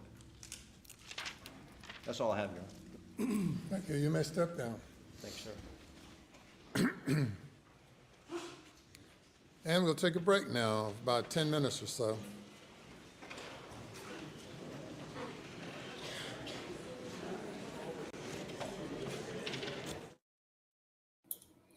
Okay, well, they're going to be taking a break about 10 minutes or so. And I hope you're paying attention to the questioning of the SLED agent about the rounds that were found and the fact that most of them were unfired. Just because they found that type of a shell, unfired bullet or whatever, doesn't mean that was who killed them, or who unalived them, rather. Because down there in South Carolina, there's a whole lot of people with those blackouts, and you can't go by that. But that's just my opinion. So we'll zoom through this meeting and get back to where they're coming in. So here we go.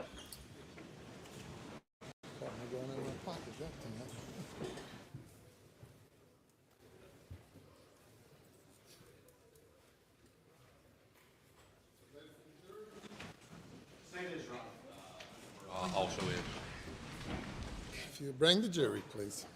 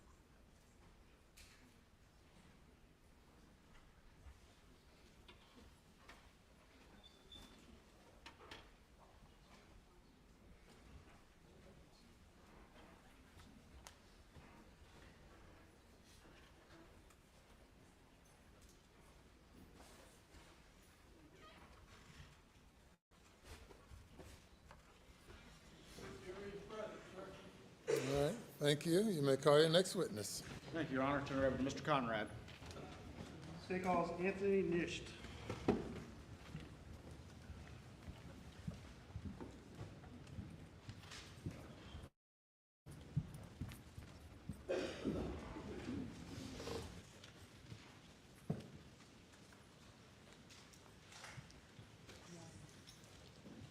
Raise your right hand, left hand on the Bible. Do you affirm the testimony about to give the court in this trial shall be the truth, so help you God?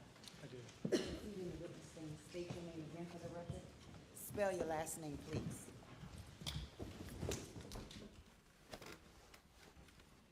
My name is Michael Anthony Knitch. Mr. Kenneth, how you doing, sir? Great, how are you? Am I pronouncing that correctly? Knitch. All right. And where are you employed, sir? Verizon Wireless. And what are your duties there? In this capacity, I'm a custodian of records. All right. And so it's in its normal course of business, does Verizon keep records? That is correct. And does it keep call records? That is correct. Just generally speaking, what kind of records does Verizon keep in relation to phone accounts and call records? subscriber information, cellular data, which could be telephone calls, text message, data sessions. Okay. All right, and these have been previously shown to council. I'm going to show you what's been marked as State's Exhibit 268. And I'm going to ask you if you recognize that, sir. I do. And what is that? State's Exhibit 268 is Alex Murdaugh's telephone number 803-942-1227. Okay, and have you reviewed the contents of that CD? I have. And what is the contents of on that CD? Subscriber information, cellular data information, text messages, anything related to billing purposes of Verizon Wireless. Okay, and was that, were those records previously turned over to law enforcement? In request to a search warrant, they were. All right. And you've reviewed those records, correct? I have. And after reviewing them, are those true and authentic copies of the records that are kept by Verizon? They are. And those are related to Alex Murdaugh's Verizon account, sir? That is correct. With a number ending in 1227? That is correct. All right. At this time, State moves to enter Exhibit 268 into evidence. No objection, Your Honor. It's admitted. I'm going to approach and hand you State's Exhibit 269.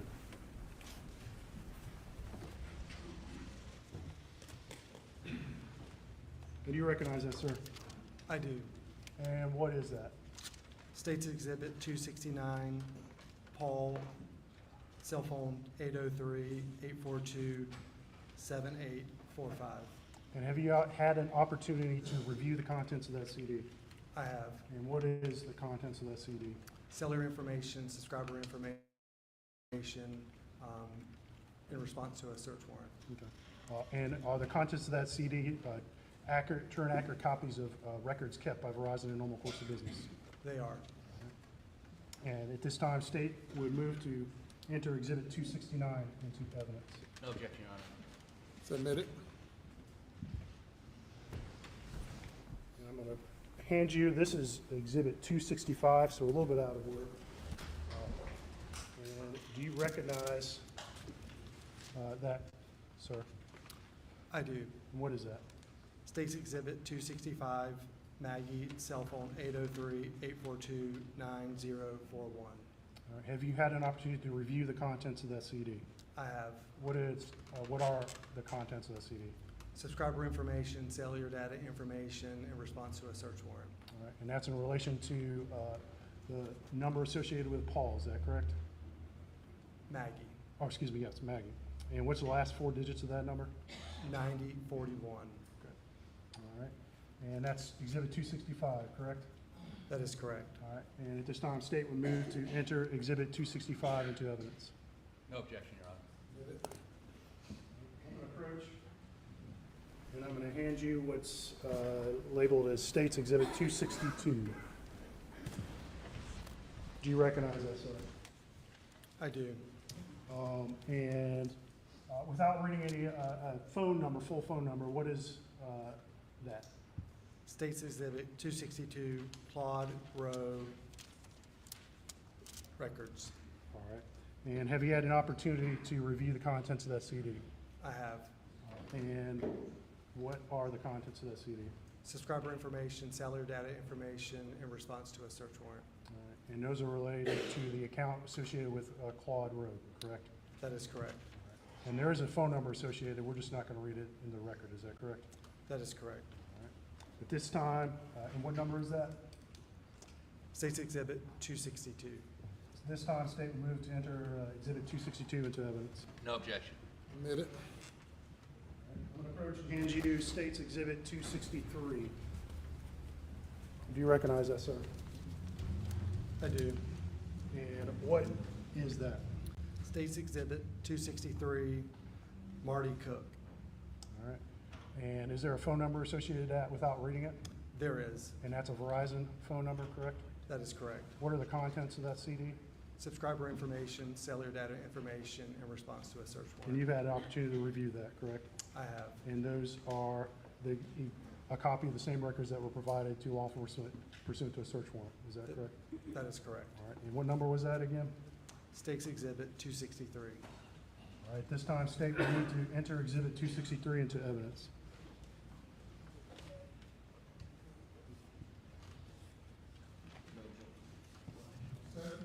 I'm sorry, I couldn't. Whose number is that? State's Exhibit 263, what's the name on that account? Marty Cook. No objection.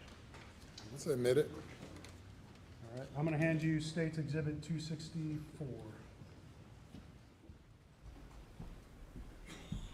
And do you recognize that, sir? I do. And what is that, sir?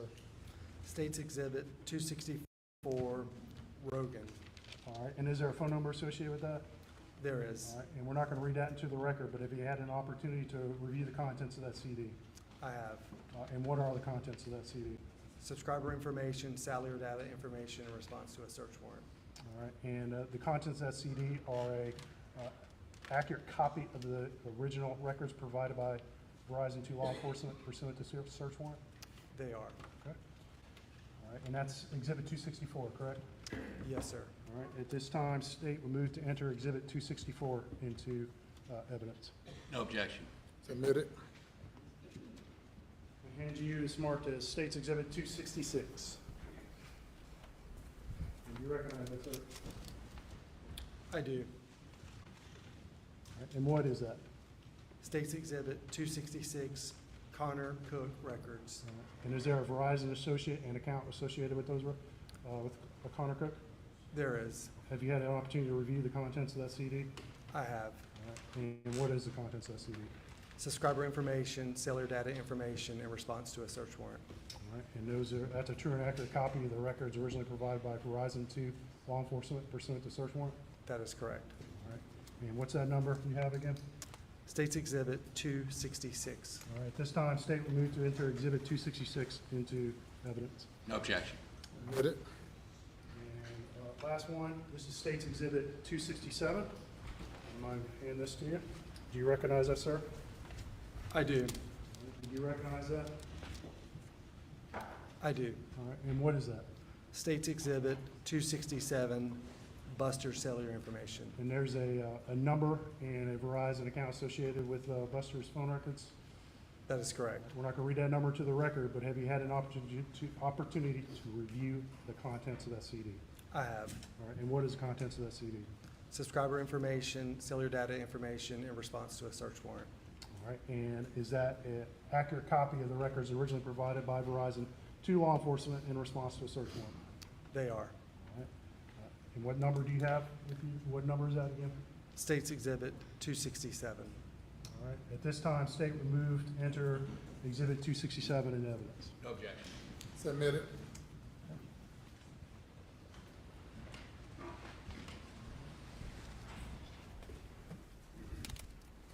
I'm going to hand you, this is marked as on the back, as State's Exhibit 270. Do you recognize that, sir? I do. Okay. And what is that? This would be a key that is used to explain the VoLTE call detail with cell site explanation. And is that originally come from a PDF provided with each of these search warrant returns? That is correct. And so that document will be found on each of those CDs, correct? That is correct. All right, and this is just a printed out version, That is correct. but is it exactly similar to the explainer on, contained on those CDs, correct? Yes, sir. All right. And at this time, state would move to Exhibit 270 into evidence. No objection. Let's admit it. All right, sir, so let's talk about that document you have in your hands. I think you told us kind of what it is, but can you give us a little more detail? What does that do, and how does that help someone looking at these records? In response to a search warrant, Verizon provides a key to be able to read the records that were provided. So this particular record is a VoLTE call detail record key. Okay, all right. I'm going to take this to you, and I think the Elmo is still up.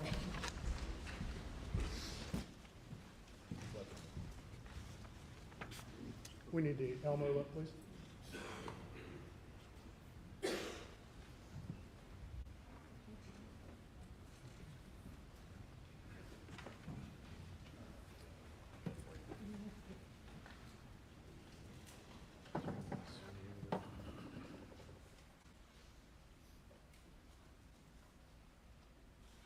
Okay.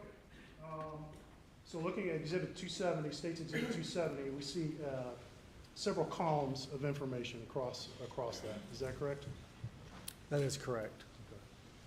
Can you read from your screen there, sir? Can you read some of that information? Yes, sir.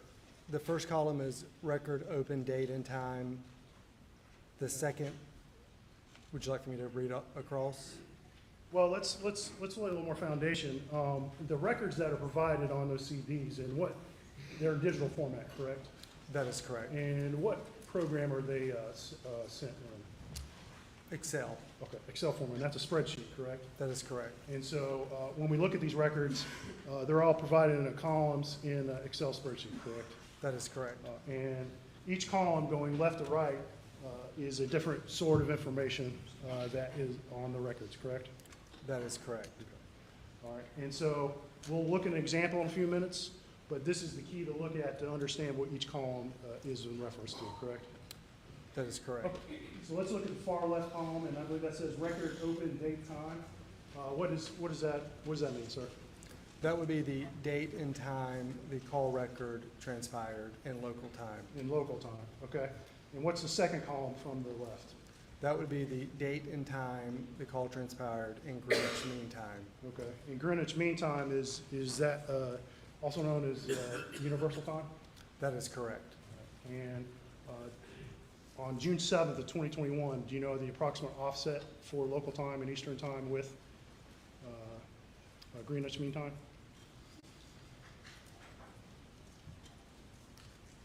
Would it surprise you if I said it was 4 hours difference? That is correct. Okay. All right, okay, going to the third from the left column, what is that? That is the serving system ID. And what does that mean? That's a network name on Verizon from which the call transpired. Okay. And what is the column next to that? I believe it's labeled NID. That would be the switch number that Verizon uses to route. Okay. And what is a switch, generally speaking? It would be what is considered a hub for multi-cell towers. Okay. So multiple cell towers be connected to one switch. That is correct. And then going next, cell ID, what is that column? That would be the specific cell tower that the target number used to make the cellular data connection. Okay. And that's the actual tower that a particular call was routed through, correct? That is correct. And the next column says cell face. What is that? What does That it mean? would be the cell face that the cellular data connection transpired over. There's typically 3 faces on each cell tower. Okay. And next we see market ID. What is that? That's fair. That is the switch number. So in some records it'll have that listed. So it's the same thing as the NID, but depending on the specific record, which column will be used. Okay.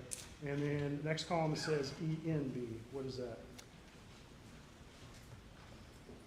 It's a 6-digit cell tower number. The first 3 digits is the market ID, and the last 3 digits is the tower identification. Okay.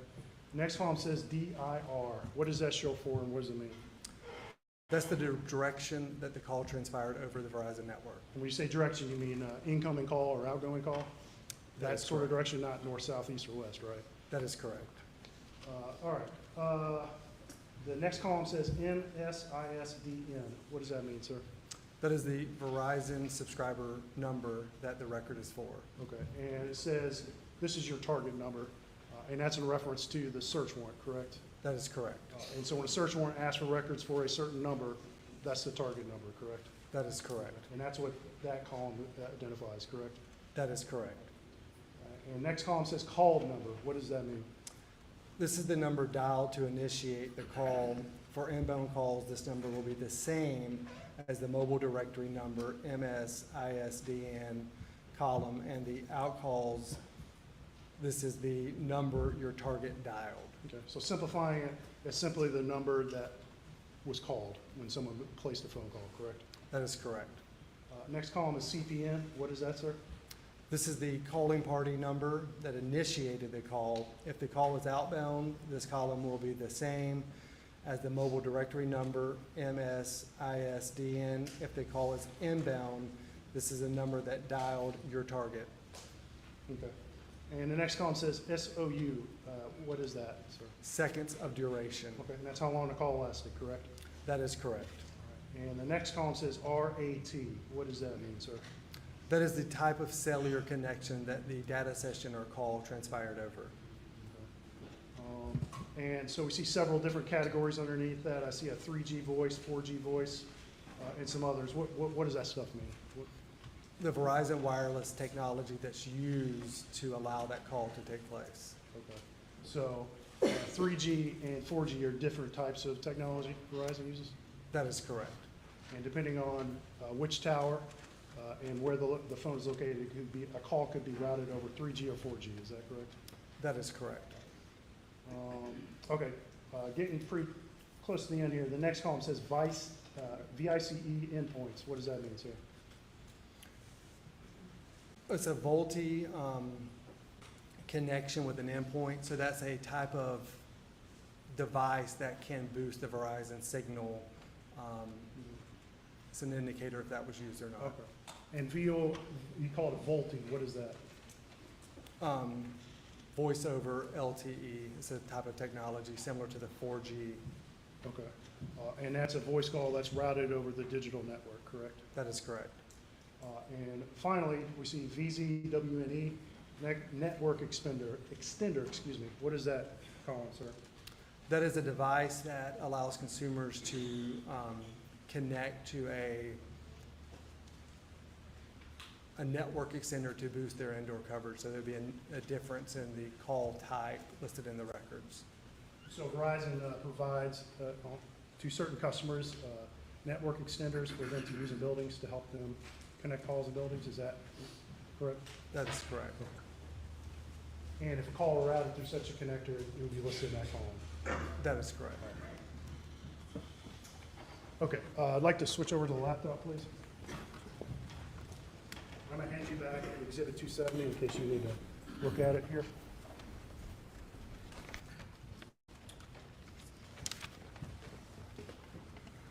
All right. And I'm gonna pull up some of the records that were provided that we just talked about on those CDs. And the first one I'm gonna pull up is the one associated with Maggie Murdaugh, and her number ends in 9041. And I believe that comes from exhibit.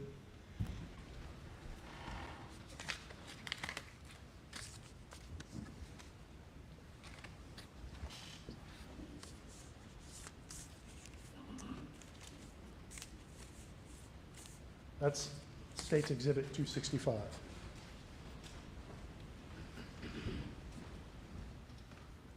And let me get rid of the annoying.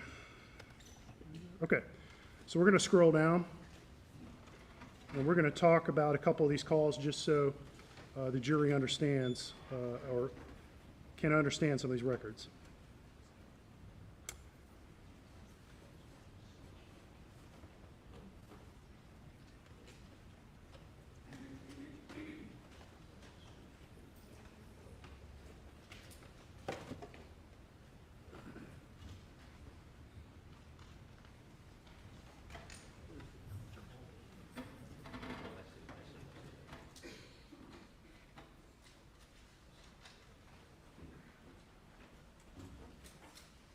And I went too far.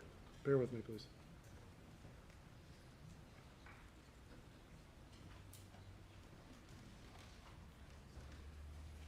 Okay, I've highlighted column 1846 on this spreadsheet. Can you see that, sir?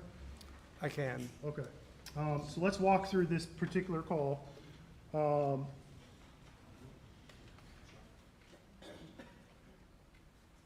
right. The far left column, column A, we see a number there. What is that number, sir? That's the phone number that was associated with the search warrant. Okay, and that's the 9041 number, correct? That is correct. Okay, and column B, I see a date, it says May 1st of 21. What is that date, sir? That was the date that the search warrant started the request for the search warrant. Okay, so when law enforcement sent a search warrant to Verizon, it requested a date, a record starting on May 1st, is that correct? That is correct. May 1st, 2021. And then the next column says June 10th of 2021. What is that date, sir? That is the last day that was requested on the search warrant. Okay, yeah, all right. So in this case, June 10th was the last date from that search warrant. That is correct. All right. Okay, so let's look at column D. And what is column D in this record?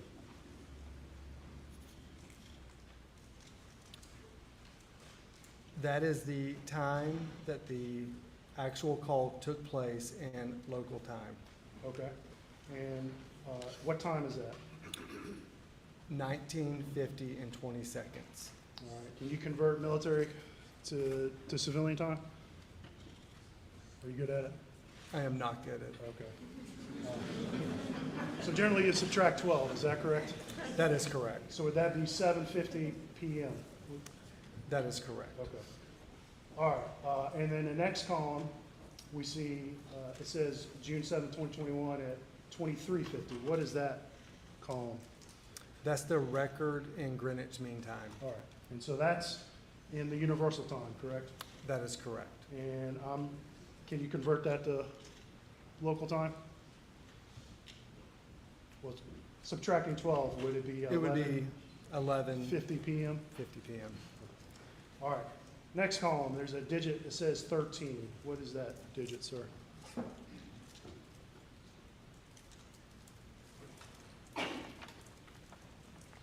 Can you scroll to the top where I can see the header on that? And we're looking at column I. That is the cell face number. All right, and so that is the direction based off what you previously testified, that is the direction the call is in the sector from the tower, correct? That is correct.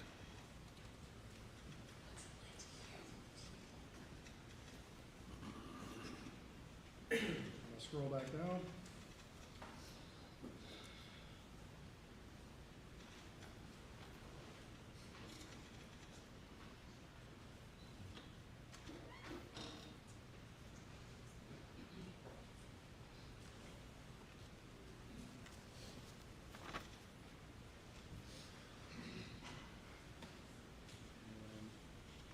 Bear with me, please.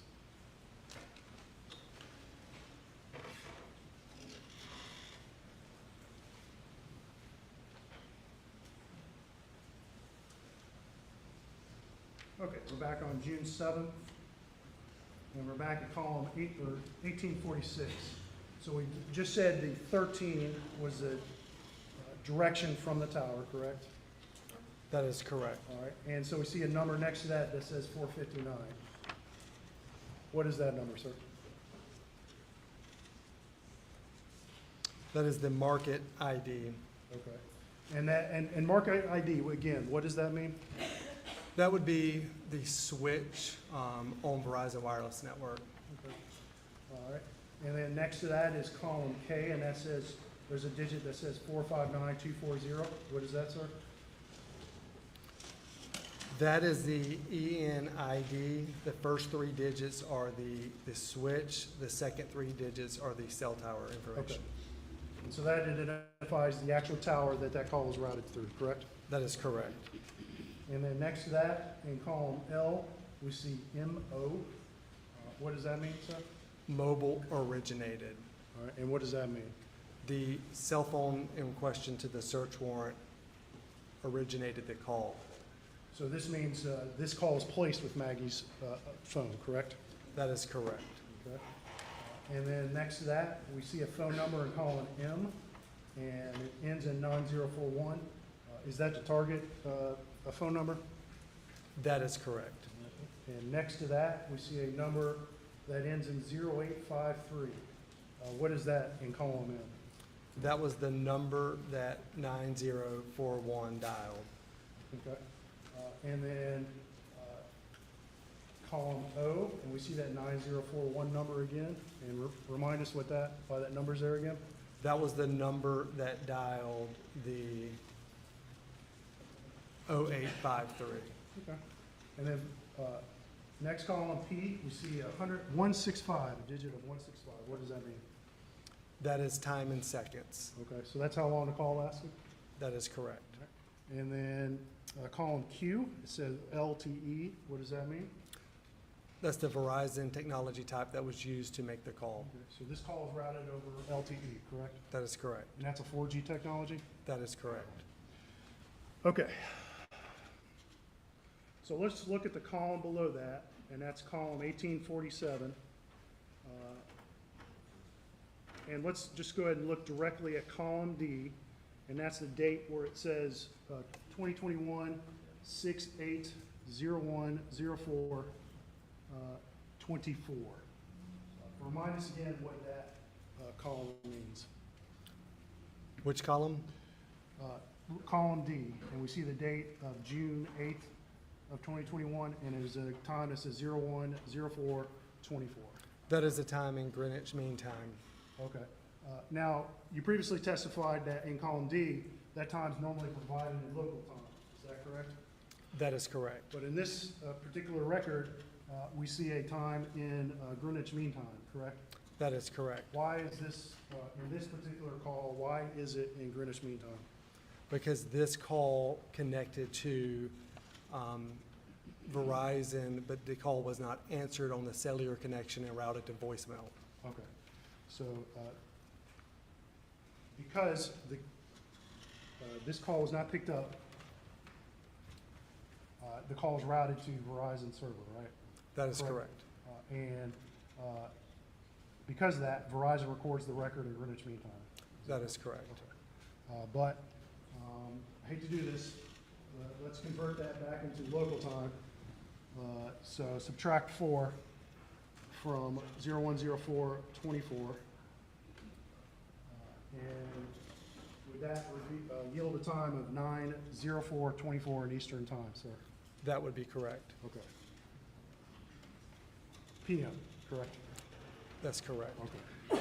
All right. Well, let's skip over column I, column J, and column K. I believe you said previously column K was the digit associated with the particular tower a call is routed through, correct? That is correct. Well, here we see in this one NA.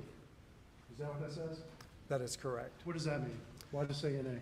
Well, the call didn't actually connect to a cell tower. When the call didn't answer and it routed to voicemail, it's an internal routing, so there would be no cellular data as far as cell tower information provided. Okay. So a call was placed to the 9041 number, correct? That is correct. And the 901 phone most likely rang, correct? That is correct. But no one answered. That is correct. And so Verizon did not record a particular cell tower associated with that call. Is that correct? That is correct. All right, let's finish up with this record. Column M, again, that's the target number, correct? 9041. That is correct. All right, and then we see in column N, as in November, 9041, again, the same number. And what does that mean? That means the 1227 number dialed the 9041. Okay. All right, and no one answered, correct? That is correct. I skipped over column L, it says MT, and what does that mean? Mobile terminated. Okay, and so that call was not in fact completed, correct? It was forwarded to voicemail. Okay, all right. And after that 9:04 p.m. phone call, we see multiple more calls to Maggie's phone, correct? Or correct? That is correct. All right. And are any of those calls answered according to the records that Verizon keeps? They are not. All right, I'm going to shift to pulling up the call records for the number ending in 1227. And that is State's Exhibit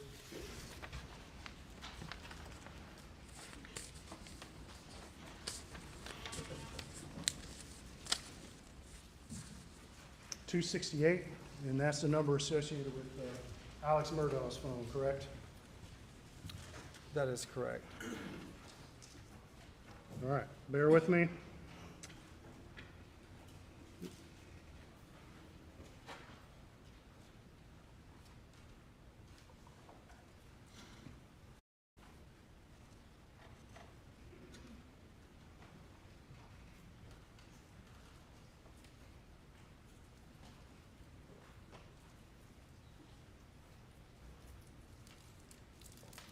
Okay, and let's look at column 2371.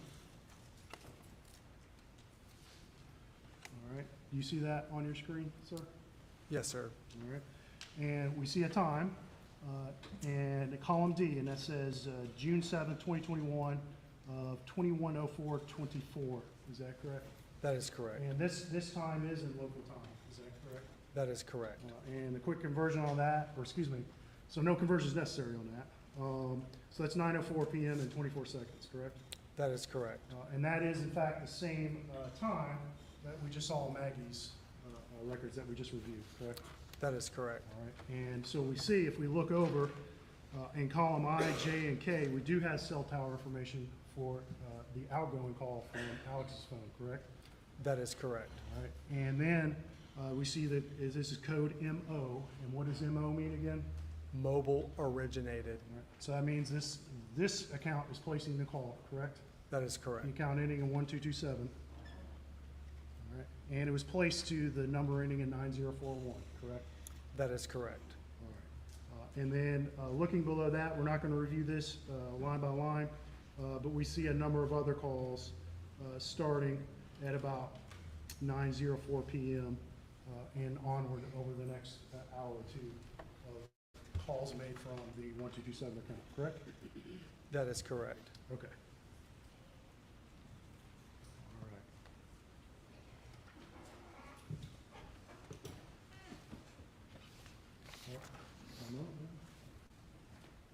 Okay. No further questions from the state, please, witness. By the defense.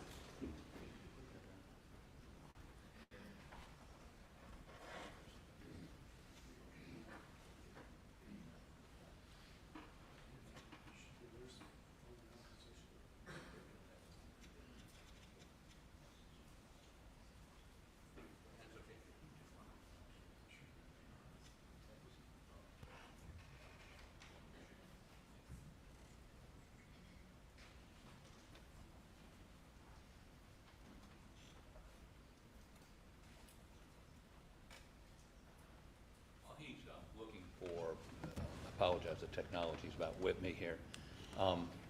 So you work for Verizon, That is correct. and are you just deliver records to different people, or do you have a more, I say the word functional, but do you have a duties beyond just coming to court and delivering records? Yes, sir. I work in executive relations and I respond to subpoenas, other court records, and other type of cases that are associated with the executive relations team. And obviously you have to have some understanding of what you're delivering, what these things mean, right? That is correct. And as I understand it, I'm going to ask you in a minute what some things mean. So do you see, is this on? Is it up? Can you see that? Yes, sir. Okay.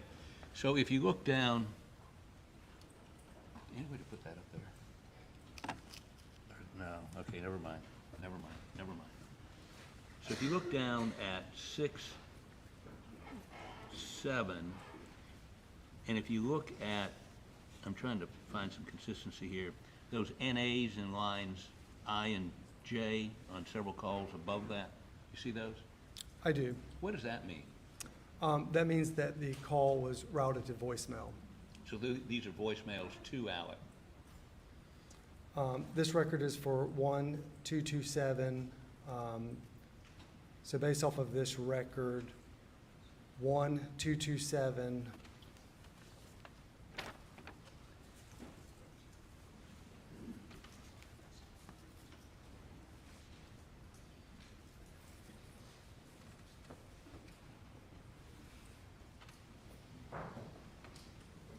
So like that call that Dialed the 9041, but it was routed to voicemail. Okay, that's him dialing out, but what about if you go up to 67 at 2208, is that a call out or a call in?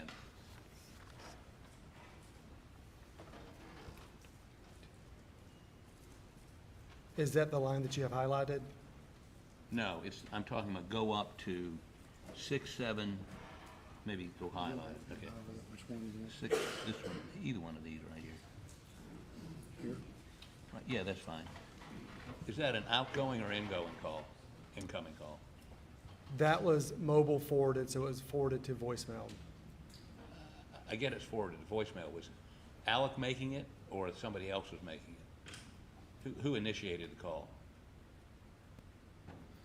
The 7845.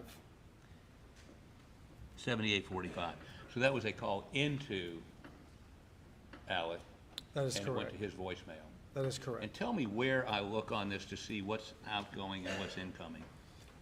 Row L, or column L, MO, MT, and MF. Okay. Okay, so MO means what? Mobile originated. He's the originating call. That is correct. Okay. What was the other one? MT, what does that mean? Mobile terminated. So he was getting an incoming call. That is correct. And MF, Mobile forwarded, what does that mean?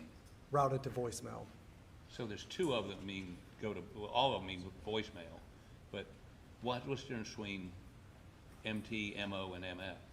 The direction of the call on Verizon's network. Okay.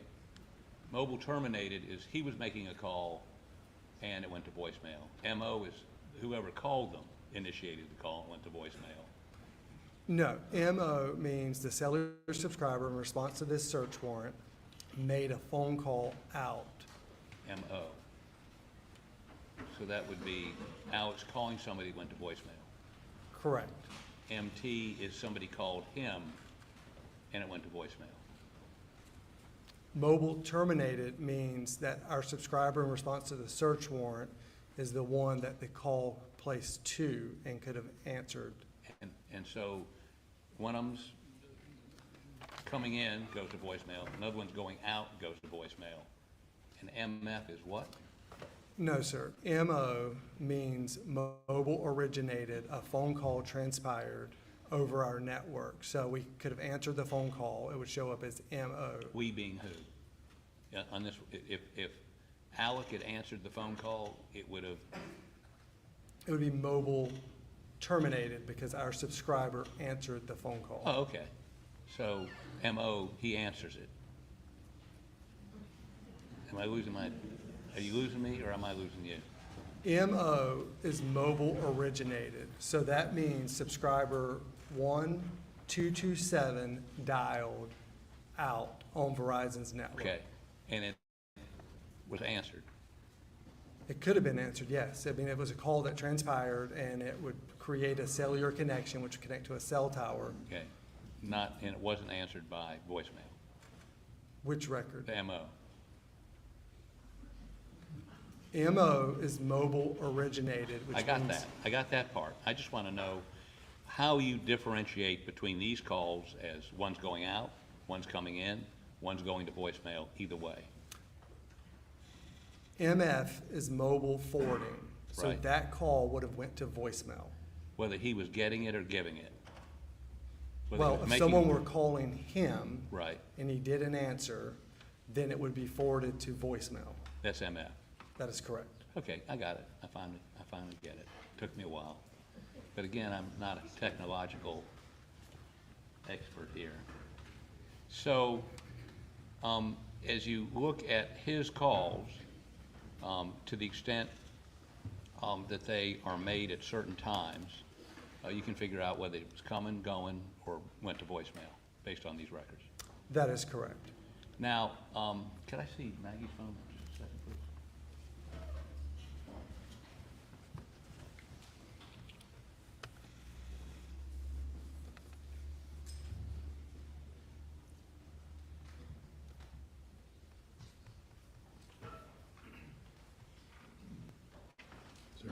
yours. Yeah, let's look at 6, 7, put 6, 7 up high.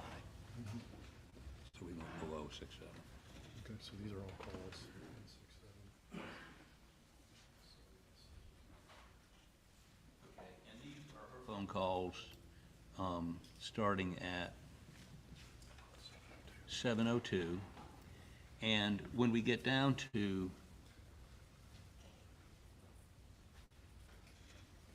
so tell me after that 7:02 PM, 23:02, that's, when is everything after that? Well, does she, when is the first time her phone goes to voicemail?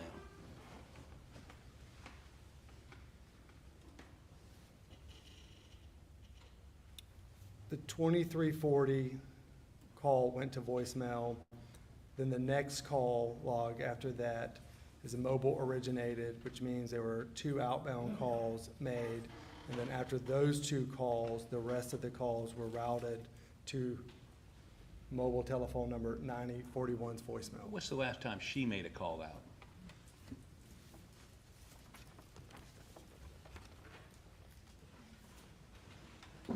$19.50.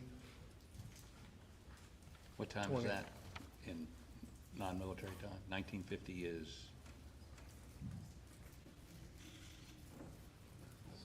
what? 7 p.m.? 7:50 p.m. That's the last call she makes out, right? That is correct. What about the last call she received and answered?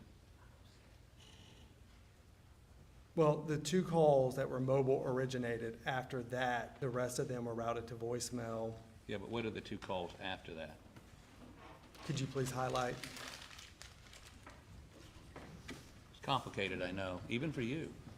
Which one are you pointing at? Any, Talking about this one? I don't know. So we were up here at 7:02, right? And then Those are all outbound calls. from her. Yeah, and the last one is at 8:00. The last outbound is at 7:50. At 7:50, okay, That's connected. okay. And was there any inbound that was answered after 7:50?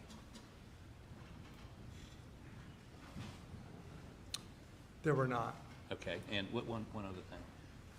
Just take that 7:50 and put it up at the top. Scroll, in other words, I want to see the calls after that, okay?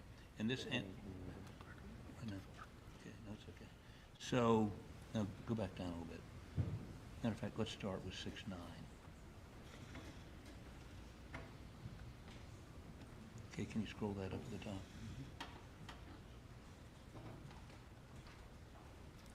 So how about look at this for 6:09 and 6:10, and it stops at 6:10. Are there any outgoing or incoming or, in other words, any outgoing call, first of all, from that phone after, on 6:09? Mobile telephone number 9041 did not place a call outgoing. Okay, what about any incoming calls? The rest of the records are incoming calls that were routed to voicemail. Voicemail, so the calls coming into her, it routed to voicemail, no calls after, on 6:09 or further. That Okay, is now, correct. let me ask you this, text messages, are they shown on these records? You charge for them, right? They are in a separate record, yes. Were you asked to produce those? They are in the file. They're in the file, it's just, we're not looking at them here today. That is correct. And are they reflected on this kind of, same format? Very similar. They have a separate key to translate exactly what each column and row means. Okay, but you've produced those text messages for all the phones we've talked about here today? That is correct. Were any other phone records subpoenaed from you other than the ones that have been put into evidence? The only ones that I'm aware of is the ones that I have been, I received the records of. Did you ask for more records than these? I did not. Did the search warrant designate records other than these? We would have to review the search warrant.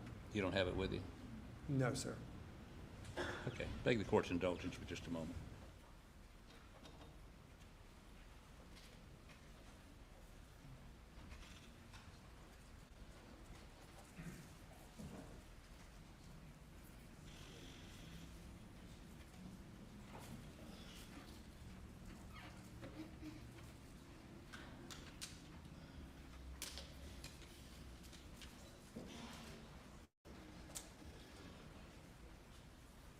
What's the data retention policy for Verizon? How long do these records stick around? Verizon maintains records for billing purposes for around 18 months. In response to a subpoena or search warrant, we do keep the detailed records on file for those search warrants. But absent somebody serving a search warrant, after 18 months, they're purged? We no longer have that information on file typically. Does anybody have them? I mean, the billing information would be available like through My Verizon where you could go and look at your bill. But this kind of information would not. That is correct. Okay, and when you indicate these calls went to voicemail, how long does a phone ring before it kicks into voicemail? There's no set time. Who sets it? Well, it depends on how long it takes the network to locate the call. So when you hear a ring, when you're dialing someone, it's really just the network trying to locate. So the phone itself may never ring if the network can't find you. And that may take 2 or 3 or 4 rings? It could take 2, 3, up to 6. So when my wife accuses me of being impatient and hanging up on her before she gets to answer the phone, you just told me it's because the network, many instances, has not connected with her phone yet. The network is locating your phone. When you hear the ringing, the network is locating where you are on the network. And that could take a while, and so if I'm hearing 5 rings and figure she's not gonna answer it, I wanna leave a voicemail, I hang up. And so there's no voicemail, it's just an incomplete call on your records. Well, I mean, if she didn't answer your phone call and let it go to voicemail, then it would ring out if the network Maybe I found don't you. wanna leave a voicemail, it's rang 4 or 5 times, and I hang up before she can get to the phone. Sure. That solves a mystery. Thank you. All right. One quick question, Your Honor, just to clarify, when the Verizon records indicate that a call is routed to voicemail, I believe you previously testified, that could mean the phone itself rang, correct? That is correct. But there's another condition the phone could be in as well. If the phone is turned off and someone dials that number, what would the Verizon record indicate? It would route to voicemail. And it would look exactly the same, correct? Yes. And there's no way to look at these records and tell whether a phone is off, just not answering, or potentially shut off or otherwise not connected to the network, correct? That is correct. Okay. Okay. That's all for this evening. Thank you, One further. What about if it's in airplane mode? Would the same thing happen? Goes to voicemail, right? Airplane mode, it doesn't ring, doesn't answer. It goes to, would it go to voicemail? The network would still try to find where you're located. So if you're in airplane mode, the network may not know where you are, so it would still attempt to ring. And these records don't give you any GPS location on phones, correct? You can't get that GPS. According to the records that I've seen, they have the cell tower information, but not the specific GPS. Cell tower information, depending on how many cells are connecting it, sometimes, I mean, can be very, if you're in New York City and there are 5 cell towers, you can probably get it pretty close. But if you're in rural Colleton County or Hampton County, and there's one over here and maybe one way back there, it's much more difficult to find a specific location, correct? Your Honor, the state's going to object. This witness is not qualified and expert on cell tower location. You can say I'm not qualified to answer that. Yes, sir. That information, Just a moment. Response if you want. Senator, he can answer whether he's able to answer the question. However, he's not qualified as an expert. I don't. All right. You may answer the question if you can. I would have no way of knowing. I'm not qualified as far as the triangulation of the cell tower information. Is that what you were getting ready to say before he objected and said you weren't qualified, or is that something you That really would be are a qualified? standard You've never response. testified about locations before. Repeat the You've question. never testified about what cell phone tower location means and how it's used. I testified to the accuracy of the records that were provided. Okay, thank you. Step down, thank you. Call your next witness. State call Paul Murdaugh.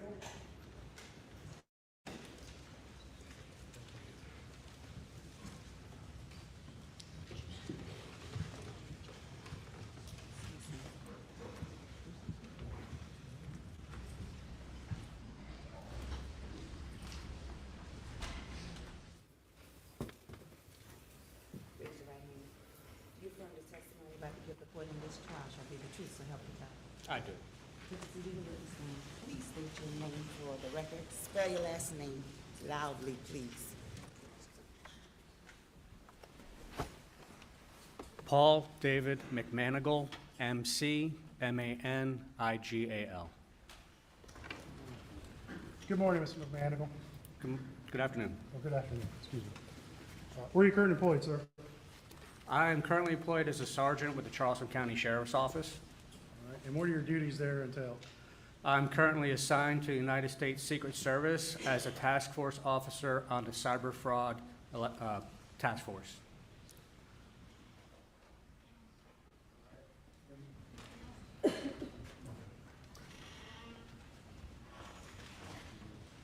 All right. And generally, in your work on the cybercrimes task force, what does that entail? I'm a digital forensic examiner, so I'm responsible for gathering electronic data from computers, tablets, cell phones, DVRs, vehicle infotainment systems. All right. And when you say task force officer for the state, for the Secret Service is a federal agency, is that correct?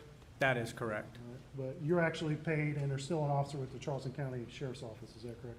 That's also correct. All right. Okay. In this case, you provided some records in June of 2021 by an individual by the name of Dylan Hightower, is that correct? That is correct. And what did he provide you? He provided me with a electronic extraction from a cell phone that was extracted as binary data and not yet processed by forensic software. All right. And when he provided that to you, did he tell you which phone it was from? I believe he said it was belonged to Alex Murdaugh. Okay. And that's the one he extracted from Alex Murdaugh on June 10th of 2021? That is correct. And what role, what did you do with that information that he provided you, or that data? I was asked to redact potential client lawyer privileged information by reducing it down to a certain time frame that was more pertinent to the case and potentially reducing any privileged communication. And did you make the decision of what to remove and what not to remove personally? I did not. The decision of what to remove was made by Price Summer with the Ninth Circuit Solicitor's Office. And she's an attorney? She is an attorney. All right. And you then produced a redacted copy of the digital evidence, is that correct? That is correct. And you provided that back to Dylan Hightower? That is correct. Did you provide any further analysis to the data itself? I did not. Did you redact any call logs from that data you're providing? Call logs were not redacted at all. All right. Let's move on. You've also been involved in one other aspect of this case.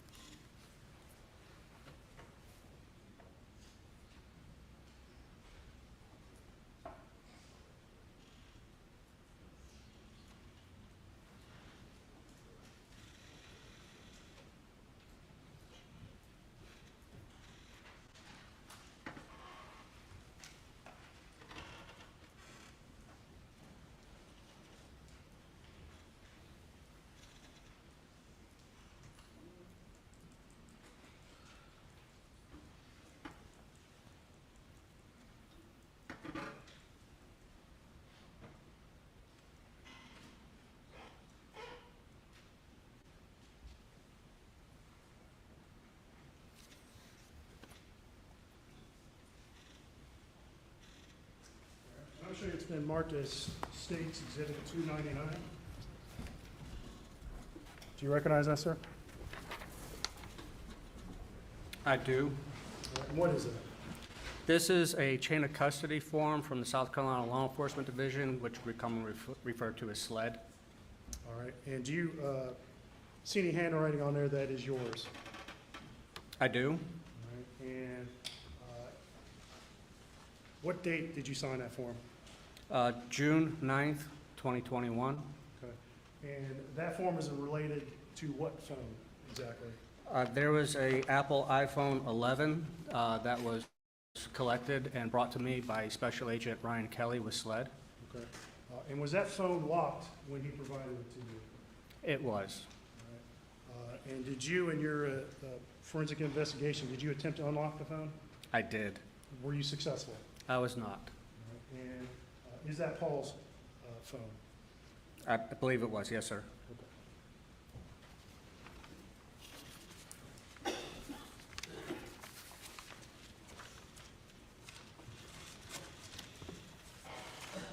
All right. And at this time, State would move to Exhibit 299 to evidence. No objection, Your Honor. So move it.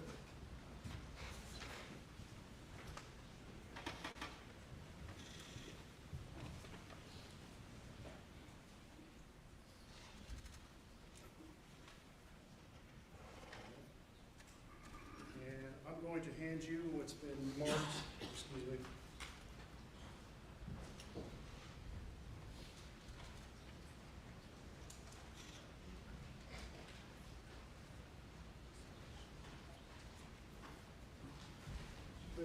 Hand you what's been marked as State's Exhibit 274. This is going to be for ID purposes only. Now, let me ask you if you recognize that, sir. I do. All right, and what is that? This is the iPhone 11 that was brought to me by Special Agent Ryan Kelly with SLED. And that's the phone you attempted to unlock but were unsuccessful, correct? That is correct. All right, and I believe on that bag there's an orange sticker. Do you see that, sir? Yes, sir, I do. What is that orange sticker? This is a sticker I place on devices that I have attempted to process or processed successfully. Okay. And at this time, State's going to move to put this in as ID only. Objection, ID only, Your Honor.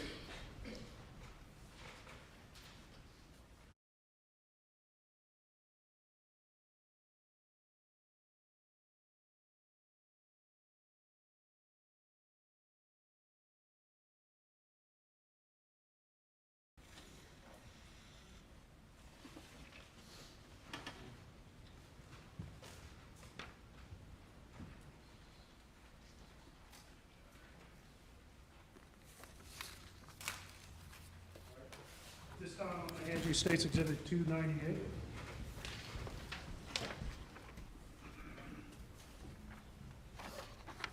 Do you recognize that, sir? Yes, sir, I do. And what is that? This is also a chain of custody report from the South Carolina Law Enforcement Division, SLED. All right, and do you recognize your signature on that form, sir? I do. What time, what date, excuse me, did you sign that? This is August 12th, 2021. And what does that form signify? This is the date I returned the phone to Special Agent Kelly. And at this time, State would move to place Exhibit 298 in evidence. No objection, Your Honor.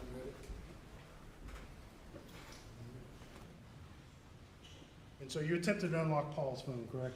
That is correct. And you were unsuccessful. That is also correct. Did you alter in any other way the data that was on Paul's phone during that time? No, sir. No further questions, Ms. State. Cross-examination.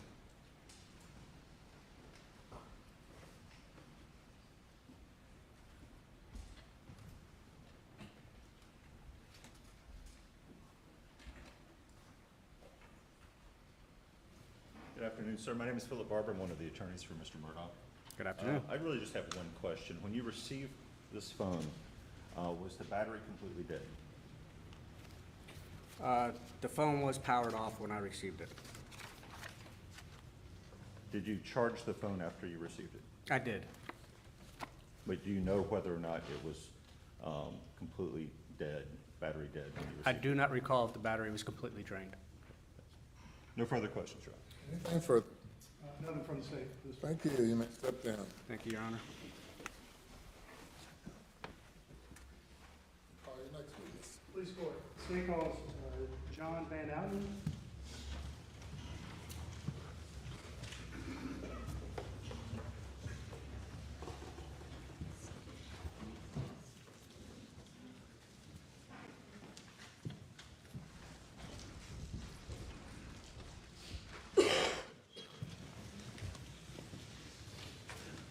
Raise your right hand, left hand on the Bible. Do you affirm the testimony about to give the court in this trial shall be the truth, so help you God?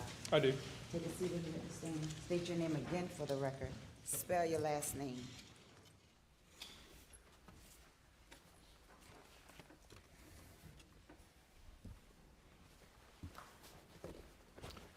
Jonathan Van Houten, V-A-N-H-O-U-T-E-N. Mr. Van Outen. Where are you employed, sir? United States Secret Service.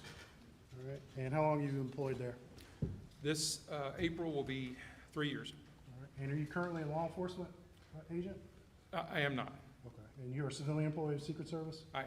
All right. But you do have a background in law enforcement, correct? Yes, I retired after 21 years with the Columbia Police Department as an investigator, where the last 10 years I was assigned as a digital forensic examiner with the U.S. Secret Service. Okay. And you were a task force officer Correct. during that time? Yes. And you retired from the Columbia Police Department when? April 20th, 2020. And in this case, you were provided a phone by, I believe, Britt Dove, is that correct? Lieutenant Dove, correct.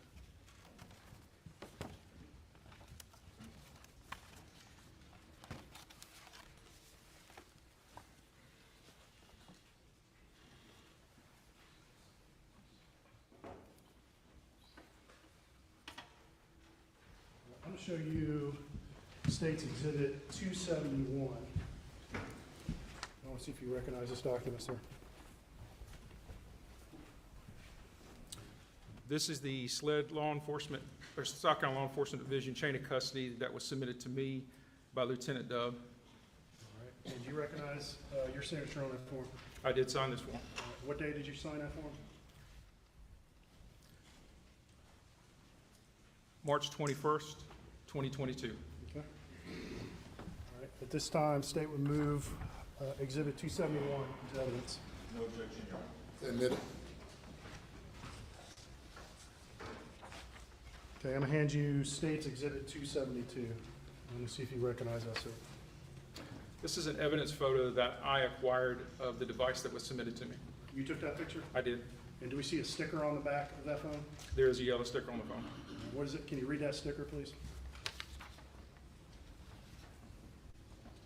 It's, it appears to be some type of case number, evidence number, identified as an Apple iPhone, the model number with a SIM, and an agency case number. And if you would just read the case number and the item number.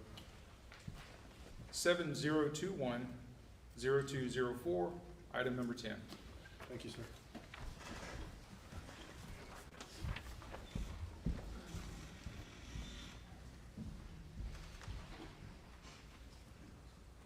So at this time, State moves Exhibit 272 in evidence. No objection. So admitted. All right, so I believe you said March 29th of 2022 is when Lieutenant Dove provided you that phone, sir? March 21st. Excuse me, yes, 21st. All right, and why did he bring it to you? It's my understanding that the phone was locked, and SLED requested assistance of the Secret Service to unlock the device. And at Secret Service, at that time, did you have tools available that could potentially unlock that phone? Yes. And did SLED have those tools, at least on that date? At that time, they did not. Okay. All right, and what tool did you use to attempt to unlock that phone? For this, for my unlock attempt, I used a tool called Celebrite Premium. Okay. And Sell by Premium is a way to potentially break into, lock phones, correct? That is the only use for that tool. All right. And just generally speaking, how does Sell by Premium attempt to unlock a locked phone? It uses its proprietary software in an attempt to brute force the device. Okay, what does brute force mean?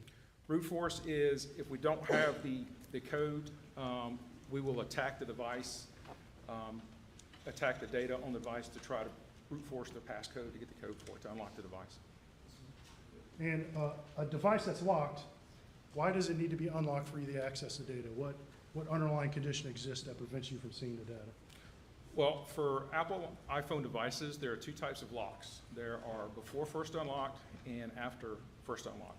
Before first unlock is the phone is either powered down, it's been turned off and rebooted, or a code has been entered in too many times incorrectly.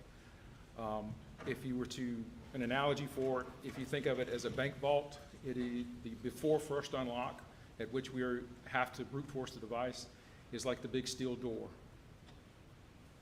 Okay. And that underlying data is encrypted, correct? Otherwise? Yes. Okay. And you would not be able to read that data, correct? I have to unlock the device to get to the data to decrypt it. Okay. And so Subright Premium, you said, attempted to do a brute force unlock, correct? Yes. Okay. And ultimately, was that attempt successful? It was successful because I generated a predefined dictionary to attempt first prior to the tool using its own dictionary. Okay. And what do you mean by that? What does that mean? Well, humans are creatures of habit. They like to use numbers that are relevant to them. Most people will use their date of birth, an anniversary, a child's birth, the death of a parent as the access code. So what we do generally is we get as many social engineered codes or dates that are relevant to the particular phone that we will attempt first. Once that attempt is no longer viable, the tool will use its own dictionary to start a hardcore brute force process. And absent kind of getting lucky with a preceded number, if the Subright Premium has to brute force its way through and unlock a phone, how long would that take? So for a 4-digit phone, if you had a 4-digit numeric PIN code, we're limited to an attempt of 146, maybe 145 attempts per day. So a 4-digit code has a maximum possible numeric value of 10,000 attempts. So at 146 attempts a day, it would roughly take a little over 2 months to 68 days to unlock that phone. Adding 2 extra numbers to a 6-digit, going from a 4-digit to a 6-digit, there are approximately 1 million possibilities now. At 146 attempts per day, it could take upwards 19 years. All right. Now, you said that you could only do 146 attempts a day, is that correct? Based on technology at the time and current technology, technology is progressing, so it is getting faster. Why is the software limited to just 146 attempts a day? This is a security protocol chip built into Apple. It limits the time frame that somebody can attempt to brute force a device. The first it's an average of 1 attempt every 15 minutes. All right. But ultimately, you said you seeded several numbers into Subright Premium to give it some potential guesses first before just start going through all the other numbers, correct? Yes. Once I start the brute force process, there is an option for me to enter my own dictionary or numbers that are relevant, that I think is relevant to the user of the device. In this case, I entered a number that successfully unlocked the phone rather quickly. Okay. And what was that number associated with? I believe the number was associated with the date of birth of Paul Murdaugh. Okay. All right. And so once you successfully unlocked the phone, what did you do with it, sir? I notified Lieutenant Dove that the phone successfully unlocked. I advised him that I was going to be getting a full file system extraction since I still had the phone in my possession. Lieutenant Dove provided me with an external hard drive to place the extraction on, at which time I did. So you did a full file extraction and placed it on a hard drive, correct? Correct. Now, did you examine the contents of that full file extraction? I did not. SLED has their own examiners. We did the extraction for them, but they analyzed the phone. And so the data you placed on a hard drive and provided to Britt Dove, is that substantially the exact same data that you extracted from Paul's phone? It is. Okay. Has it changed in any significant manner? It has not.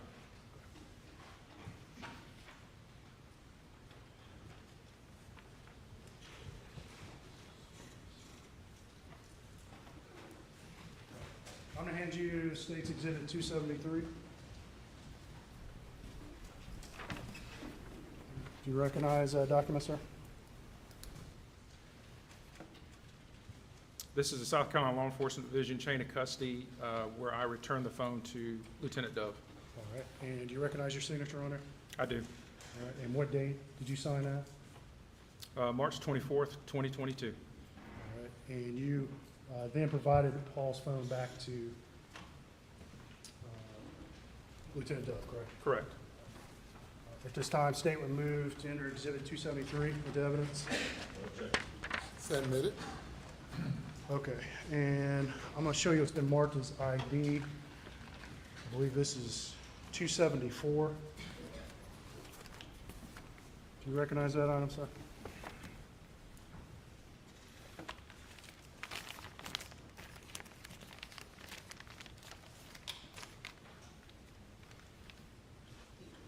Yes, this is the phone I received. Okay, and that sticker on the back? It matches the photograph that I took. The photograph we put in evidence, the sticker on his phone matches that, correct? It does. Okay. All right, one last question, Mr. Van Houten. There have been a couple questions about Faraday bags in this trial. What is a Faraday bag, sir?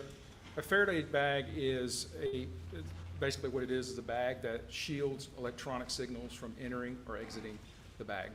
Okay. And what is the danger, by placing a phone in a Faraday bag, what is the danger you're trying to prevent? We're attempting to prevent a remote wipe or remote destruction of the data on the device. Once law enforcement takes a phone into evidence or custody, are there other ways to prevent a remote wipe? Absolutely. Powering the phone down completely, not leaving it plugged to a charger, removing the SIM card, or the easiest is to place the phone in the airplane mode. It'll disable the cellular data and the Wi-Fi signal. And you said that the danger is the phone could be remote wiped. Yes, somebody with the account username and password could log into the iCloud account and set a remote signal. That signal will remain on the tower or on the network until the phone is reactivated. So yes, somebody would have to have the username and the password to log in to commit that offense. Okay, and was the phone that you did an extraction of, was it white when you received it? It was not. Nothing further for the state for this. Cross-examination.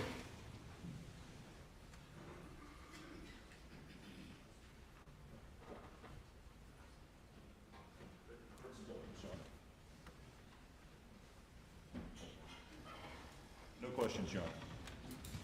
Thank you. You may step down.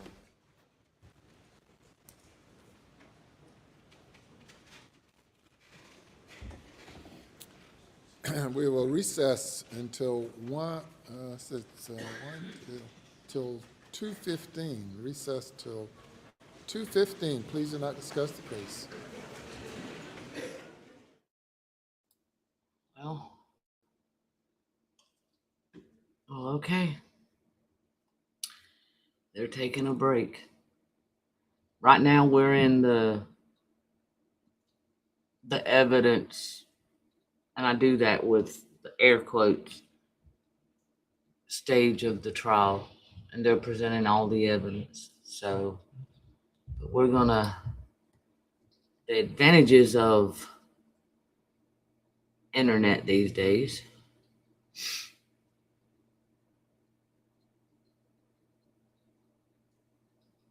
We don't have to wait for the breaks. So, but as they're coming back in,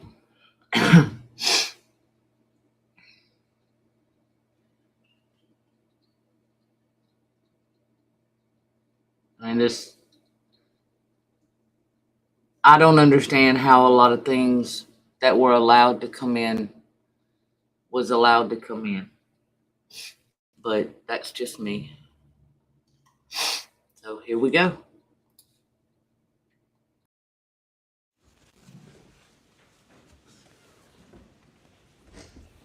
now be seated.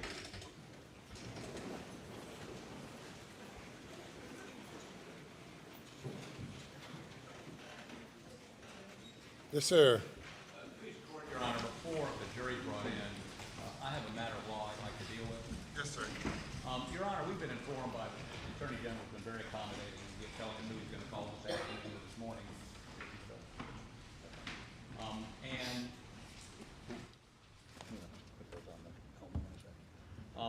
One of the witnesses would be Brett Dove, and Brett Dove, I think they'll agree, is the person that did retrieve the extract from, you heard the Secret Service agent this morning, and did some analysis on it. I'd like to show the court.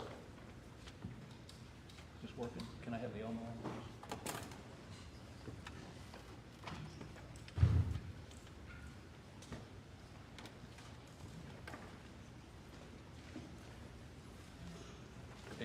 State's Exhibit number 299. Where can I see that?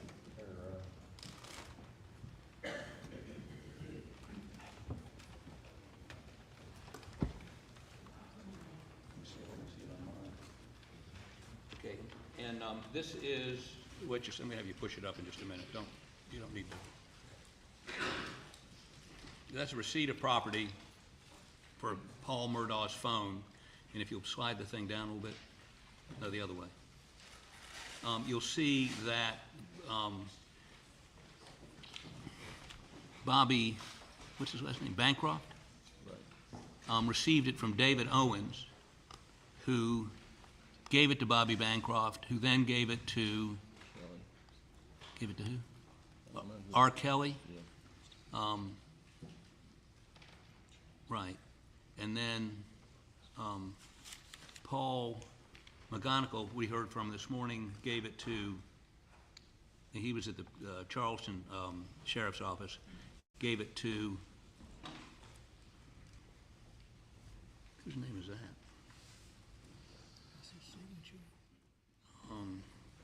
Looks like Brian Heddick, who gave it to, well, it got to Brian Heddick at Computer Crimes, I guess by Ryan Kelly.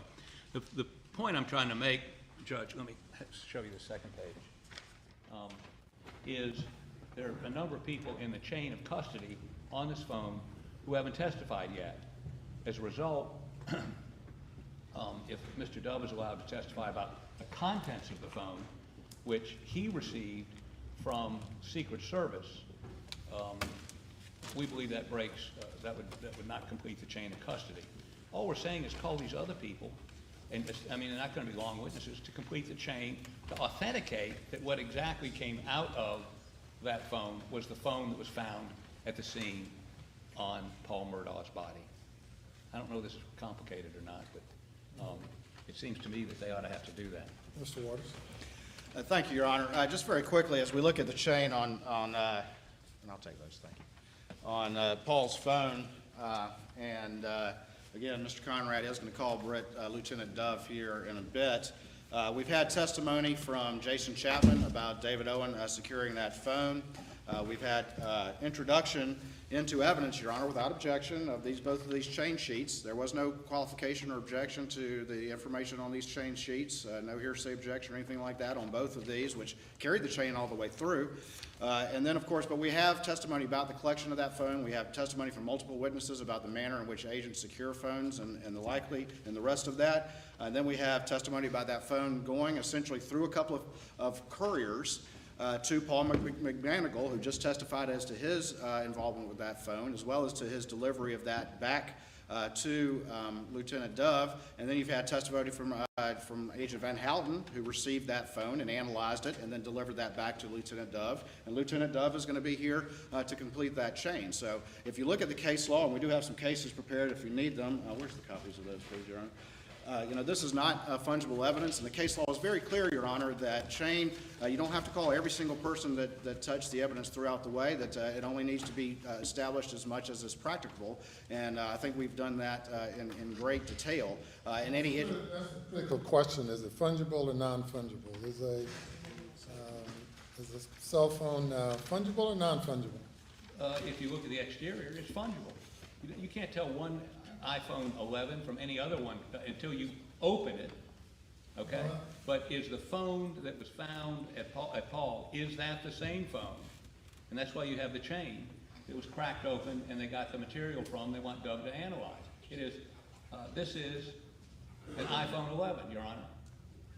It's not Paul's. And Your Honor, again. Fungible or non-fungible? I'd say that it's not fungible, Your Honor. And again, I think we've had, it's clearly not fungible, and there's been a. Clearly not fungible. And you say clearly, what do you mean? Well. Generally, when things are clear, then we don't have a debate. Fair enough. That's kind of point.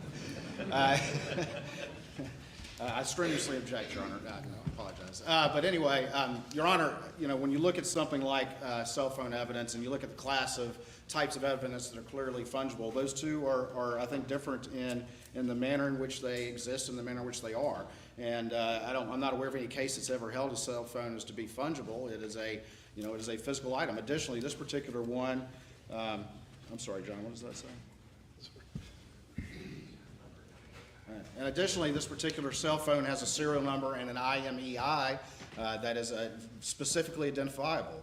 The cell phones are not fungible. They are specific. They have specific identifying information like that. And so again, I think that given the weight of that and the weight of what we have established, we more than established the chain. No, chain of custody, I'm sorry. These, I'm sorry, I apologize.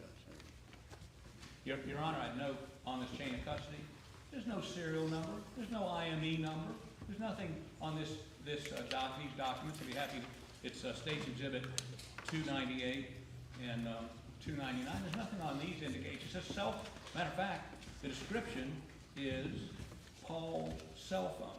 There's no identifying data on this whatsoever. And by the way, I think we've been sort of lax. We should have asked all these witnesses how they know it was this cell phone. They never testified to serial numbers. That's water over the dam, under the bridge. But perhaps I should have asked that. Well, and again, Your Honor, these came in without objection associated with testimony about that specific phone that people like McManigal and Agent Van Houten have specifically identified as associated with these chain sheets and with that specific phone. So again, I think that's a specific identification and they are not fungible in that regard. Again, Cases that you said you have. Your Honor, and I've got a copy right here. This isn't specifically, may I hand it up to Your Honor? Yes.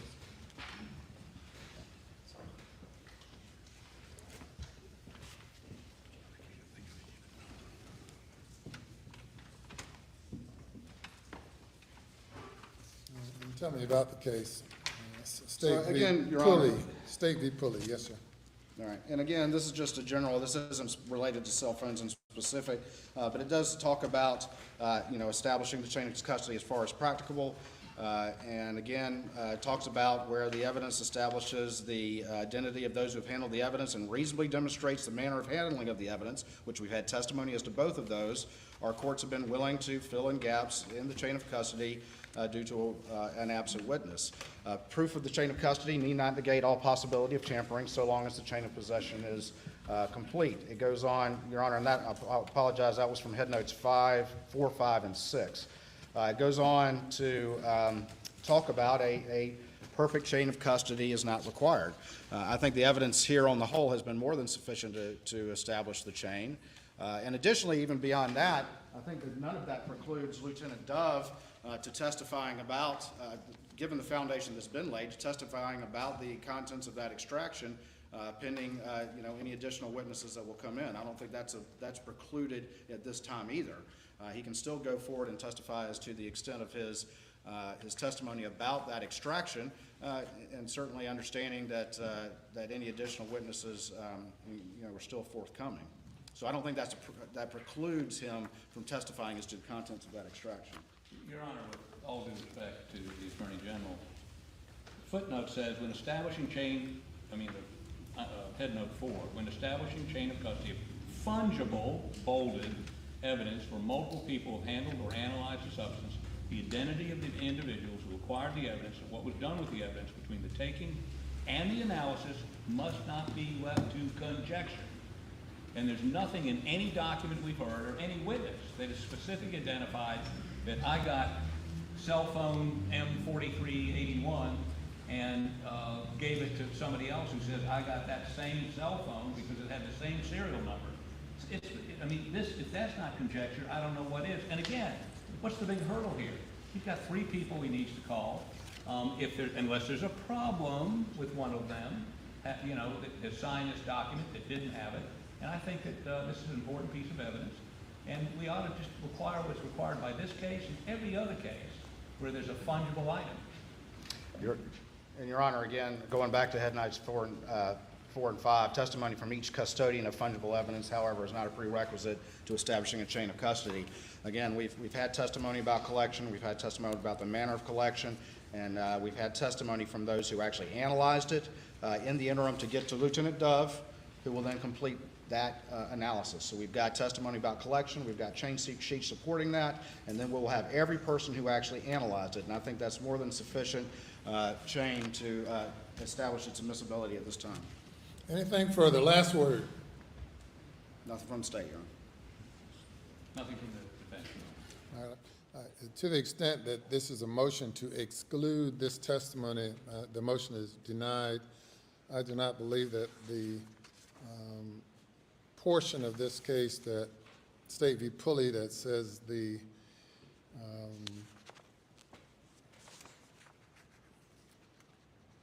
identity of individuals who acquired the evidence and what was done with the evidence between the taking and the analysis must not be left to conjecture. I believe that a cell phone is not a fungible item, but it is complicated to the degree that there was analysis done with the cell phone, but the testimony, particularly the testimony of Van Houten, sufficiently establishes that this phone was not tampered with, could not be tampered with, and I believe that the state has sufficiently established a chain. Cases have held that a perfect chain is not necessary, and I believe the state has sufficiently established the chain of custody to the degree necessary that the next witness can testify.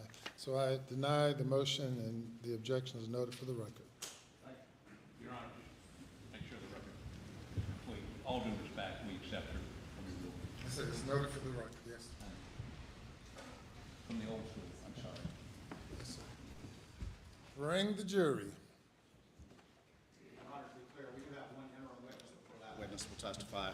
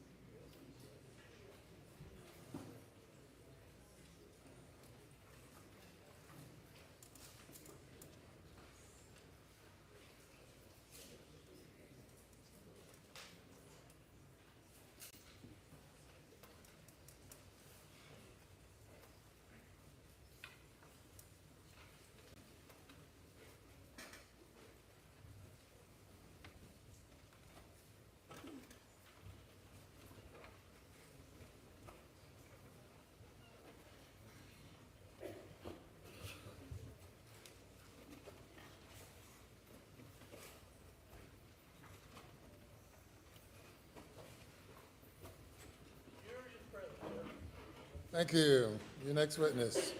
Thank you, Your Honor. The state would call John Bedingfield.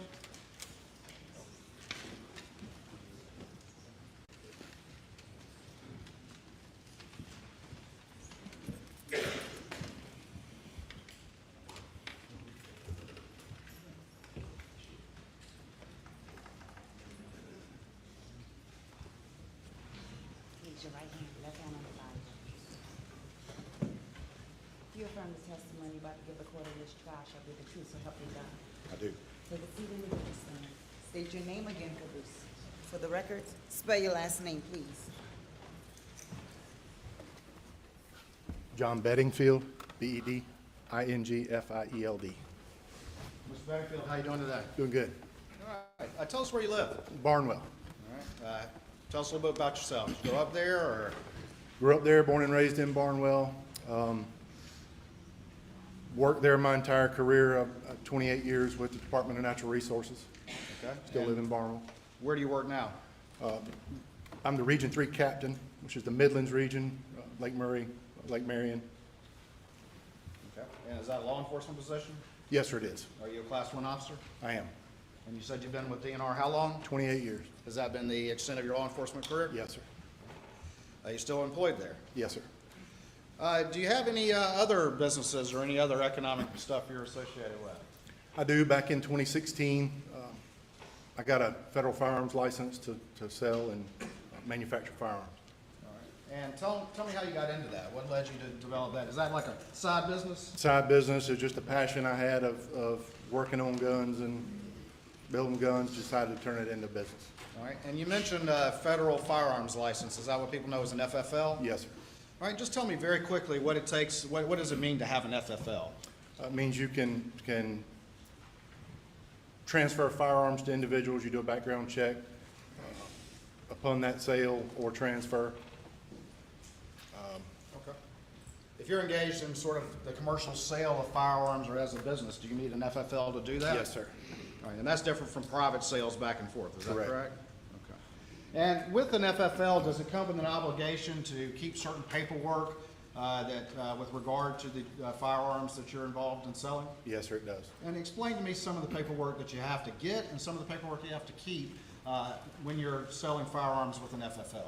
When a firearm comes in to me, it gets logged into a log. Upon its sale or transfer out, it gets logged out with the 4473 background check. All right, and tell me what the 4473 is, please. It's person's personal information, gun information. It gets called into the ATF, and it gets approved or disapproved for transfer to that individual. Is that like a federal form? Is there instant background check? Yes, sir. Like every federal form's got a number on it? Yeah. And that's, what's the number? 4473. 4473? Is that the one we have to check the form saying, I'm not a drug user and I'm not a part of a terrorist organization and all that Yes, sir. stuff?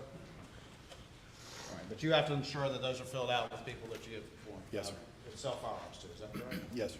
What type of firearms are you selling? I mean, are you manufacturing from scratch, or how do you do that? Early on, I did. Wasn't lucrative enough, so I was just buying and selling. Right. So I would buy a gun, configure it, and provide it to them. Okay. And so where would you buy parts from? What's the big source of parts? I've had numerous, but primarily Palmetto State Armory for AR-15 parts, but I've used 20 or 30 other vendors throughout the course of me having the license. When people think about an AR-15 style weapon, can that just fire like one caliber of bullet, or can multiple calibers of bullets be configured with an AR-15 style weapon? As long as they're compatible with the magazine system and the bolt carrier, many different calibers can be configured. Like what? What's the most common AR-15 calibers? 223, 5.56, which are more or less interchangeable. 300 blackout, 6.5 Grendel. Okay.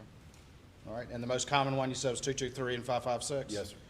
All right. And then 300 blackout is one you mentioned. Yes, sir. All right. Let me ask you this. Are you at all related to the defendant, Alex Murdaugh? I am. All right. And what's the relation? Our grandmothers were sisters. We're grown up with the Murdaughs as cousins. All right. So you've known him your entire life for a Yes, long sir. time? At any point in time, did the defendant, Alex Murdaugh, approach you about perhaps assembling or making some firearms for him? He did. All right. And do you remember roughly when that was? Would have been around Christmas of 16. Okay. And what was your conversation with the defendant over there about what he wanted you to put together? He was looking for a couple of guns for the boys to hunt pigs with. Okay. And did y'all have a discussion about what type of gun, what caliber, and that sort of thing? We did. I kind of steered him towards the 300 blackout just because of its effectiveness on hogs versus a 223 or 5.56. All right. And just very quickly, between a blackout and a 223 or 5.56, why did you suggest a blackout as a more effective round than those? Larger caliber, larger diameter bullet, a little more knockdown power for pigs. With 223 at that time, there weren't many larger or heavier grain bullets that were effective. All right. So you suggested the blackout. Did he agree to that? He did. And again, he wanted these for the boys to hunt pigs. That's right. Or hogs. All right, was there a particular holiday coming up that he wanted them for? Would have been Christmas of that 16 Christmas. 2016? Okay. Did you ultimately assemble some firearms for him? I did. All right, and describe those firearms for us, how they were configured, what was on them. Give us some detail about them, please. Initial conversation, and part of why the 300 Blackout was chosen was its ability to shoot subsonic ammo, and we had talked about possibly some suppressors for the same guns. Let me slow you down real quick. Tell the jury what a suppressor is. A silencer or a sound suppression device for a firearm. So a subsonic round, you have to have a subsonic round for the suppressor to work, is that correct? It makes it most efficient. Okay. All right, keep going if you would, please. That was kind of where I steered that way, but it was a pair of Palmetto State Armory lowers that I built some 300 Blackout uppers for, and one was configured in all black as he requested, and the other was Cerakoted, which is a paint finish, a ceramic paint finish in a tan. Okay. And when you say Cerakote, is that a service or that you're providing? It does. It is. Yes. All right, and just very quickly, tell the jury what you mean by that. What is Cerakoting? It's a refinishing. It's a paint job on a firearm. A lot of items can be Cerakoted, plastic, wood, whatever. But you blast the finish, original finish, degrease it, put a two-part finish on, and bake it on. It's a coloring. So the black one you don't have to treat. So I'm sorry. The black one you didn't have to treat, like. Correct. But the tan one you had to Cerakote. Yes, sir. Did the defendant request any sort of optics or scope on these guns? Did. We put a pair of ATN thermal scopes on the rifles. And what specifically, why are the thermal scopes good for hunting hogs, or why were they put on there? Hog hunting in South Carolina is legal to hunt at night with the proper permitting, and it allows you to night hunt the pig.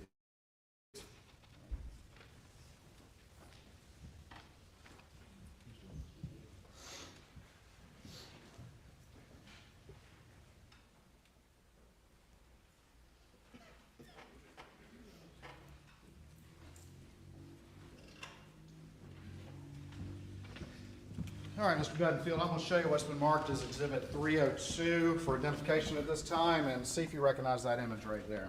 I do. All right, and tell me what that is. Those are the two 300 Blackout rifles I sold Alex.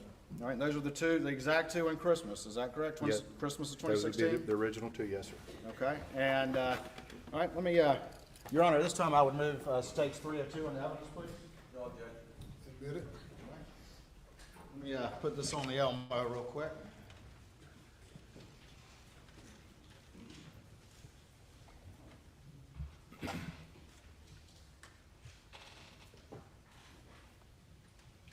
All right, can you see that on your screen there? Yes, sir. Okay, and just real quick, if we look down at the end of the barrel on these, what are those things right there? Those would be the suppressors. All right, and tell me about this image. How do you recognize this image? What was going on when this image was taken? That was the day I took the guns to Alec. I showed him, that's how I presented them to him. Again, the suppressors are still in my possession. We never did the paperwork on the suppressors.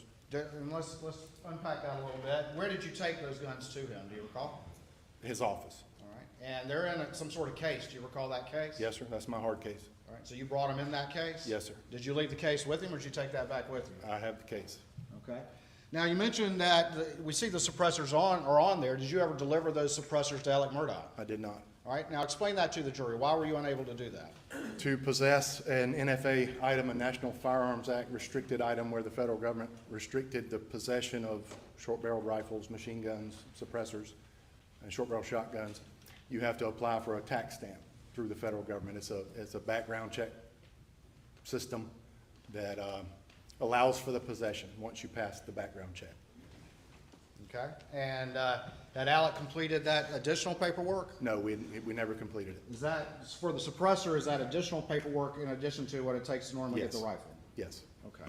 What was y'all's discussion, if any, about that paperwork and completing it and all the rest of it? We had some random discussions. I'd egg him from time to time, hey man, let's get the paperwork going, and he was going to put them in a trust, which is an entity which would own the items, and we never got it all put together.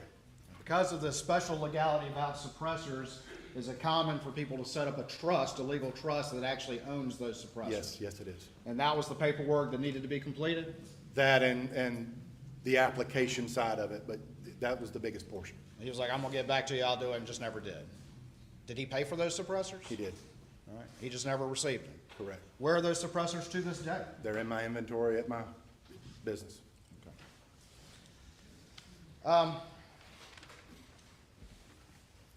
At some point in time, did you ever have another conversation with Alec about making another blackout?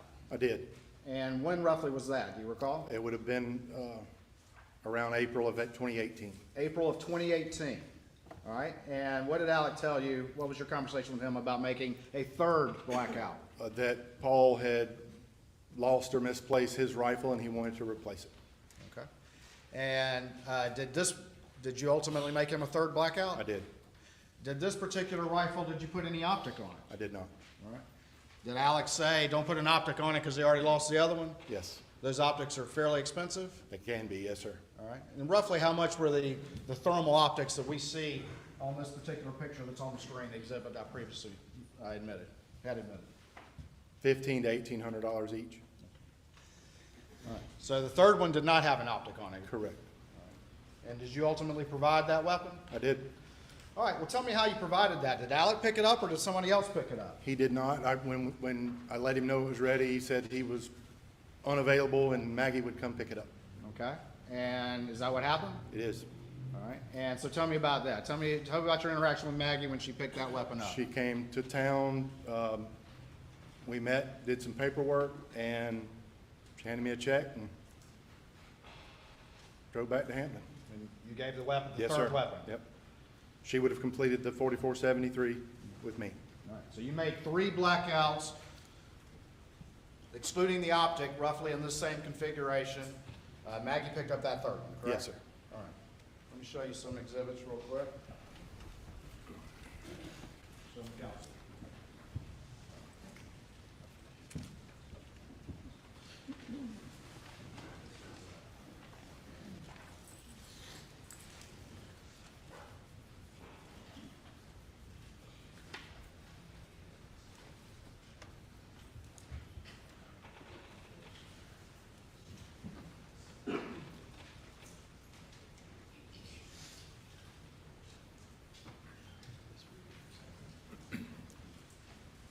All right, let me show you what's been marked, previously marked for identification as States 247, and I'm going to have you flip through those and just first tell me generally if you recognize the documents in States 247.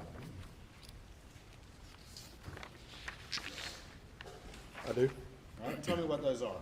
The first would be the original check from Alec for the first 2 firearms, cancel check to me. Second would have been the third from Maggie, cancel check to me. The third and fourth page would be the firearm log. And we'll talk more about that in a minute, but that's part of your firearm log, is that Yes, correct? yes, sir. All right, and then I'm going to show you what's been marked as, hold on, I'm going to staple this.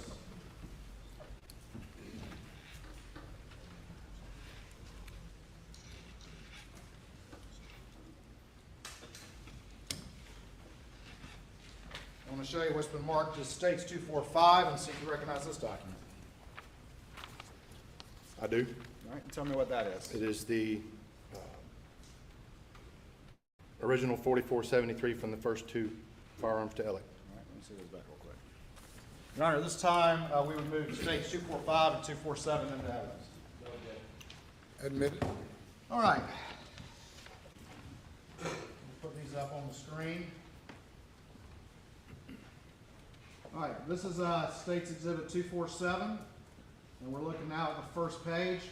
Describe to the jury what that is, please. That is the canceled check from Alec for the original 2 firearms. For the original 2? Yes, sir. And what's the price on that, please? I can bring it to you if you can. I got it, $9,188. All right, and what's the date on that, please? I'm sorry? What's the date on that? 12/23/16. All right, and is this a record that you kept in accordance with your FFL obligations? in The your check, business? no, sir. We retrieved that from my bank. Gotcha. All right. Go to the second page of this exhibit. Do you recognize that? Tell me what that is, please. That is the check for the third replacement 300 blackout to Maggie Murdaugh. That's the check she wrote to me. All right, and what's the amount on that one?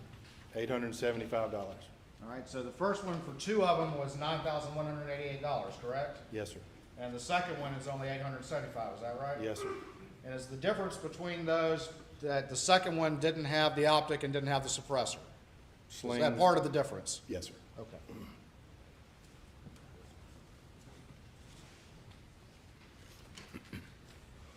All right, before we get to the rest of that exhibit, let me go to 245, and I'm gonna show you this. This is what now? That is the 4473 for the first two 300 blackouts.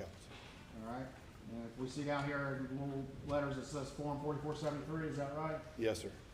And these are all the questions that you have to answer to buy a firearm? Correct. Okay. And whose name do we have on this? Richard Alexander Murdaugh. All right. And then right here, what are these two things right there? That would be the serial numbers from each of the firearms. All right. And let me ask you this real quick. With an AR-style platform, is every part of it serialized, have a serial number, or if not, what parts are? Only the lower receiver is serialized. All right. And when you talk about the lower receiver, let me take this back up. Point to me what we're talking about on this picture. This portion of the firearm. Okay. And I'm going to put it back on the screen. I'm going to point to what you just did and tell me we got it right, okay?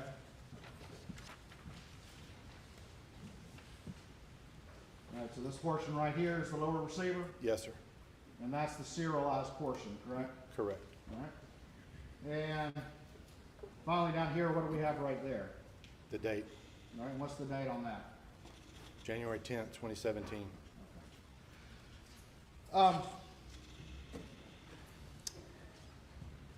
After these murders happened, did you ever get a call from SLED agent Jeff Croft? I did.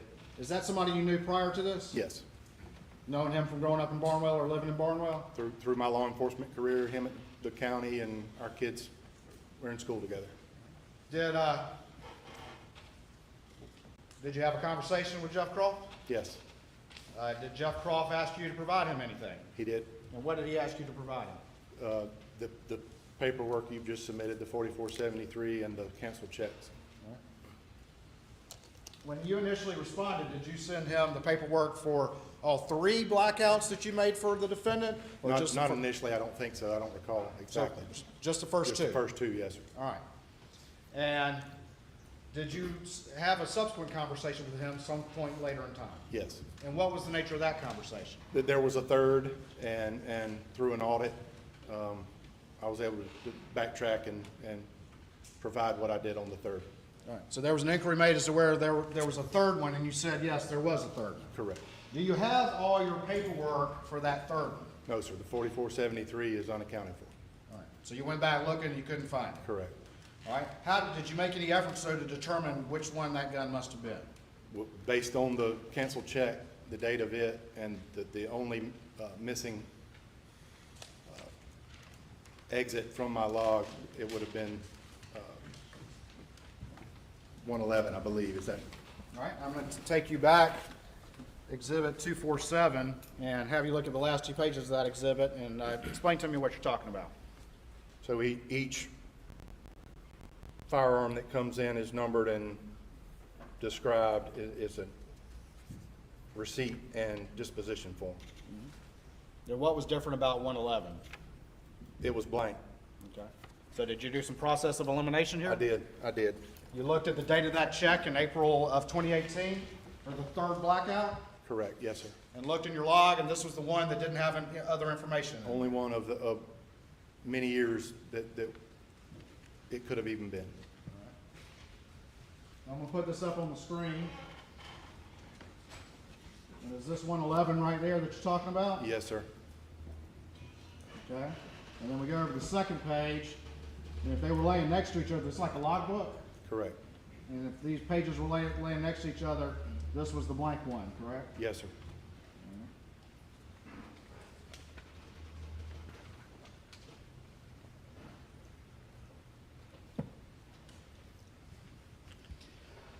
After you received that second communication with Jeff Croft, did you provide him that log paperwork that we just looked at? Yes, sir. Have you amended your federal firearms license forms to reflect that now? Yes, yes. It was just a missing form. I reflected it that it was sold to Maggie Murdaugh on 4/14/2018. All right.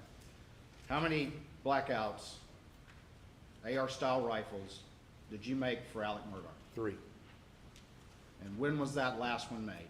2018, April? April of 2018. Hold on for me 1 second.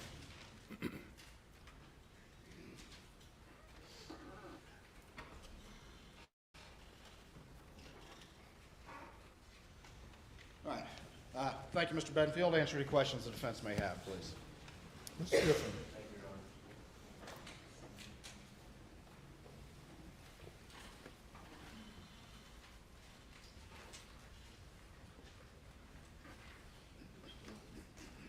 Good afternoon, Mr. Bedingfield. My name is Jim Griffin. I represent Alex Murdaugh. Can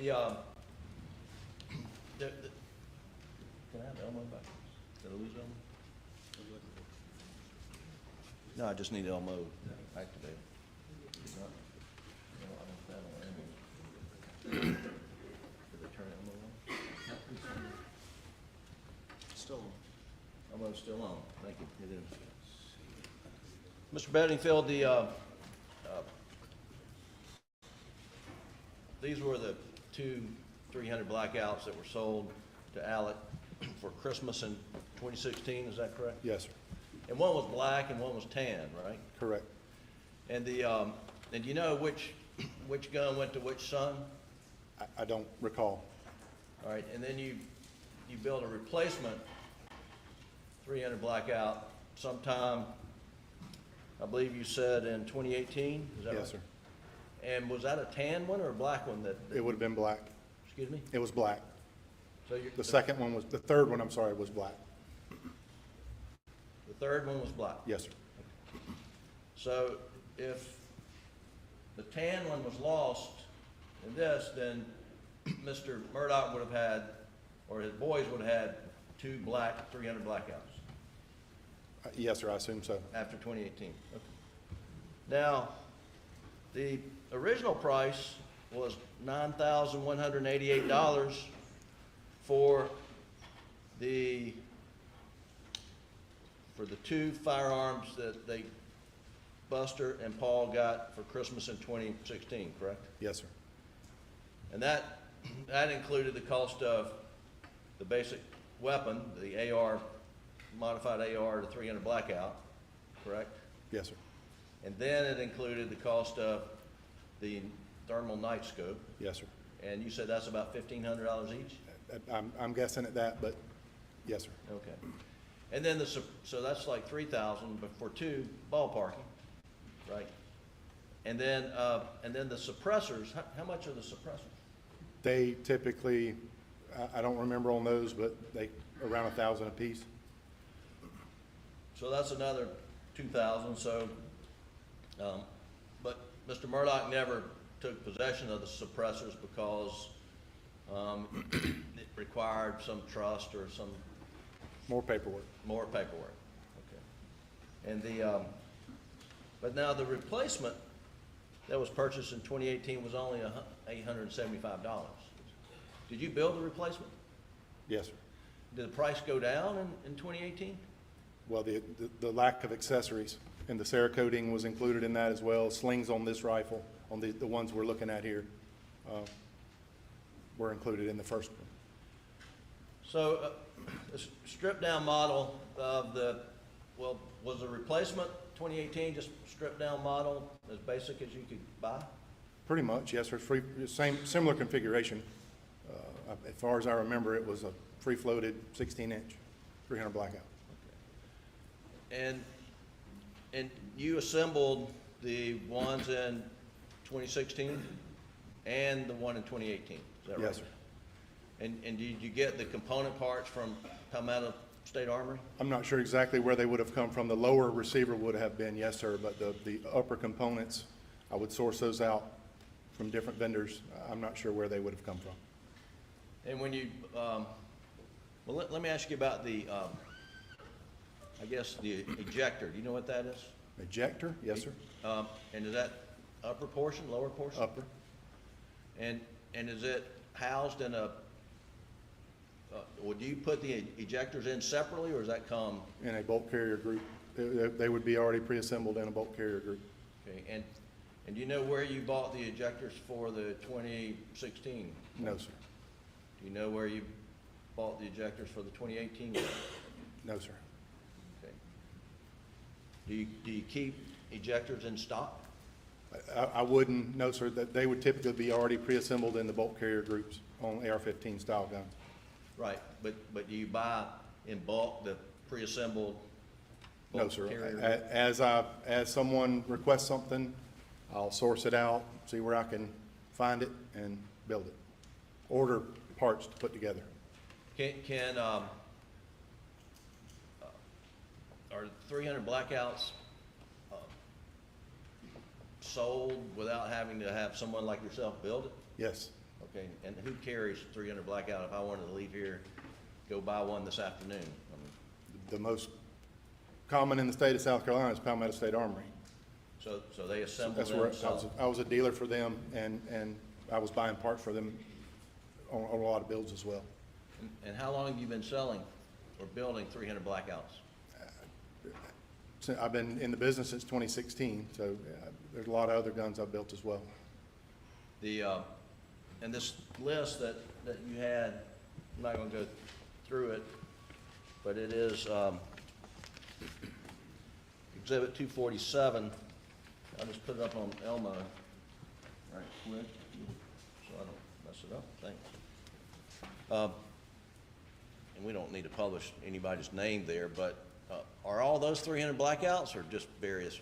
Various 45 caliber 9mm multi for the lower, 410 shotguns, 243 rifles. Okay, take that off.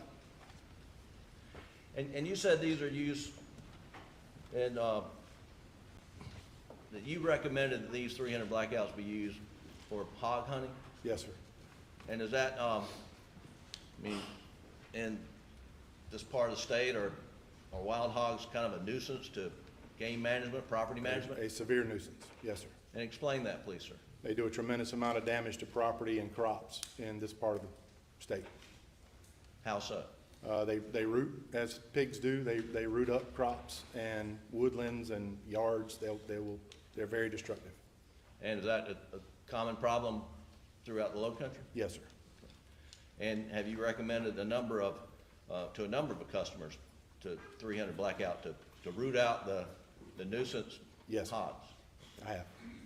Do you have any estimate how many 300 blackouts you've sold over the last 4 or 5 years? No, sir, I wouldn't. I've a little over 600 firearm transfers. I wouldn't know. Think it's more than 100? I don't know. It's a lot, but I don't know how many. All right. Okay.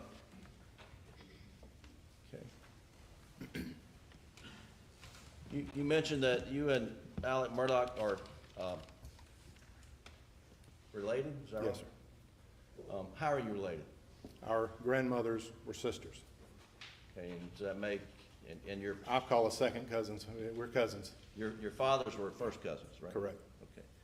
And over the years, you spend time with Alec and the boys? I have. Not a lot with Alec, mostly with John Marvin.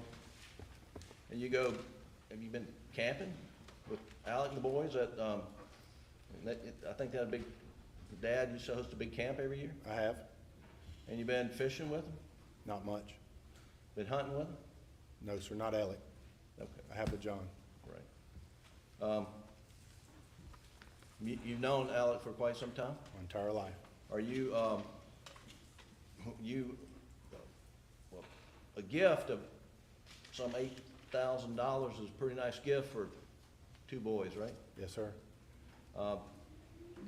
Did you ever observe Alec around his sons, what kind of relationship they had? I have. And how would you describe their relationship? It was always good. When he called me, he was excited about getting these for his boys. And it was a big Christmas for them, I Yes, take sir. it. Okay. All right. second, Your Honor.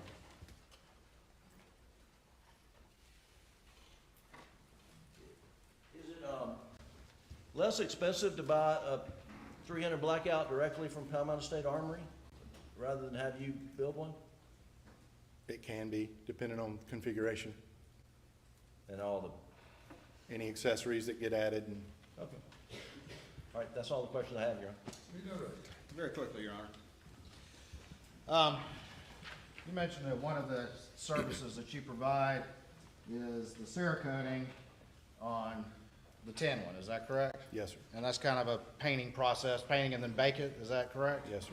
And if someone has a gun and, is it just tan you Cerakote it, or are there multiple colors you could potentially Cerakote? Multiple colors. Multiple colors. So if you want to customize your firearm, you can take it to somebody and get them to Cerakote it. Yes, sir. And I can have a gun I've owned for 10 years, and I decide that I want to get it Cerakoted, and I can take it to somebody who can put it in the color that I desire. Yes, sir. It doesn't have to happen right at the beginning. No.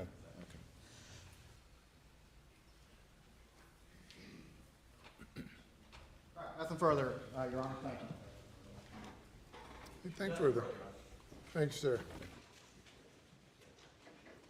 Call your next witness. State calls Lieutenant Britt Dove with SLED.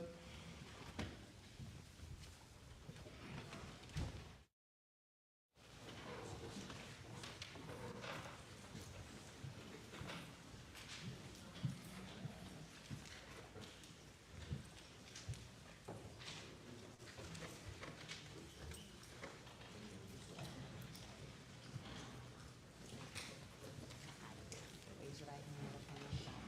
Do you affirm the testimony about to give this court in this trial shall be the truth, so help you God? I do. State your name again as you took the witness stand. Spell your last name for the record, please.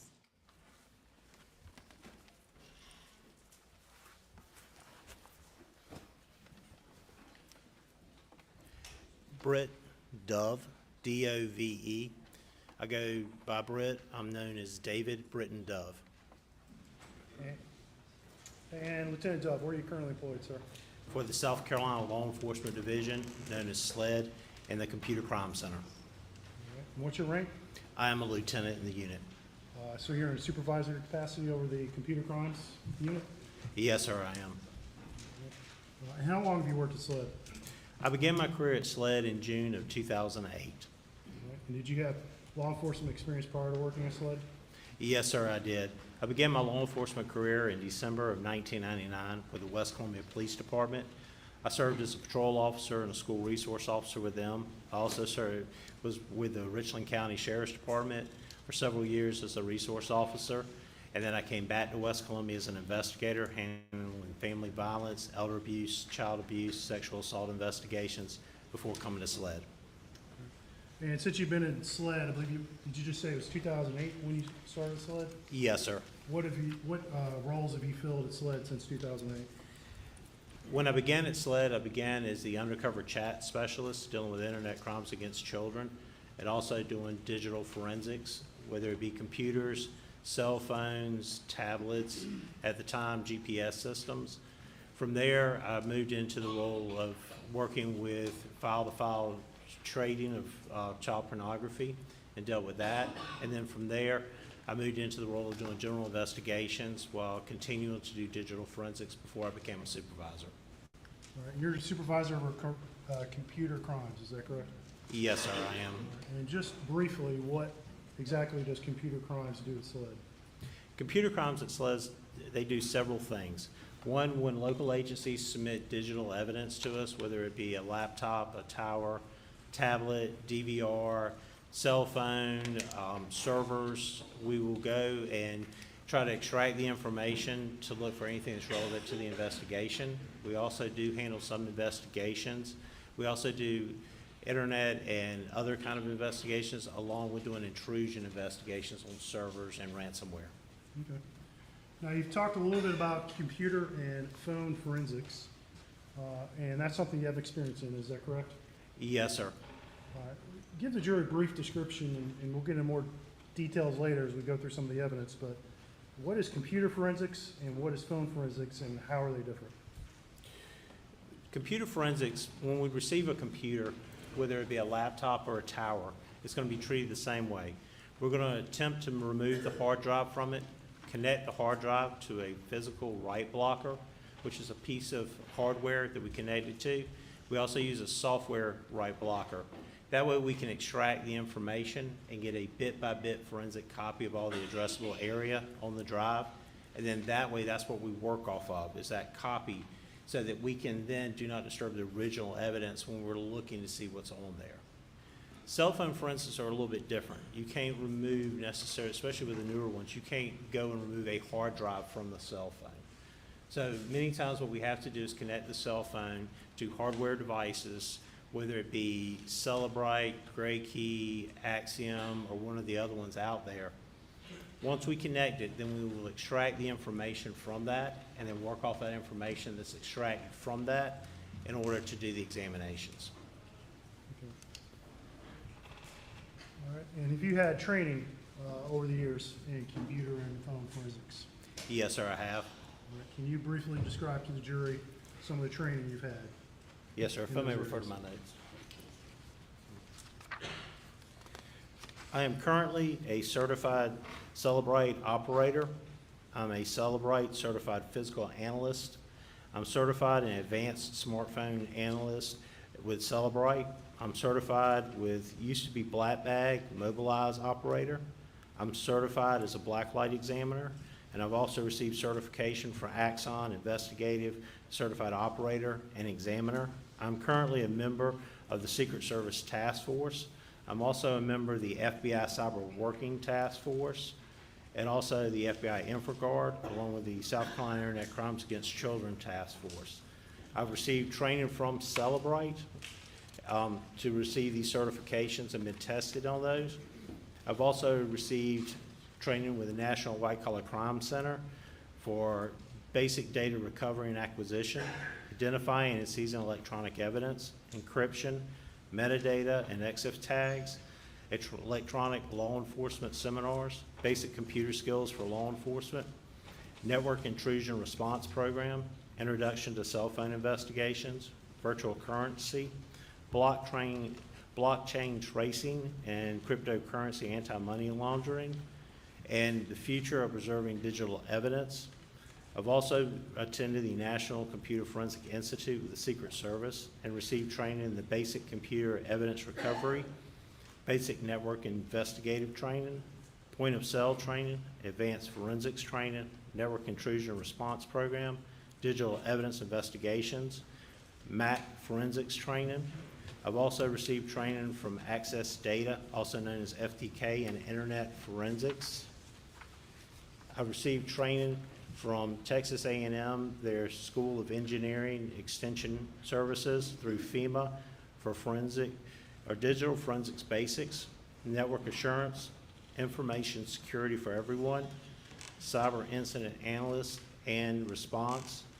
Also received training from HIDA courses at Atlanta, Carolinas, and social media resource investigations.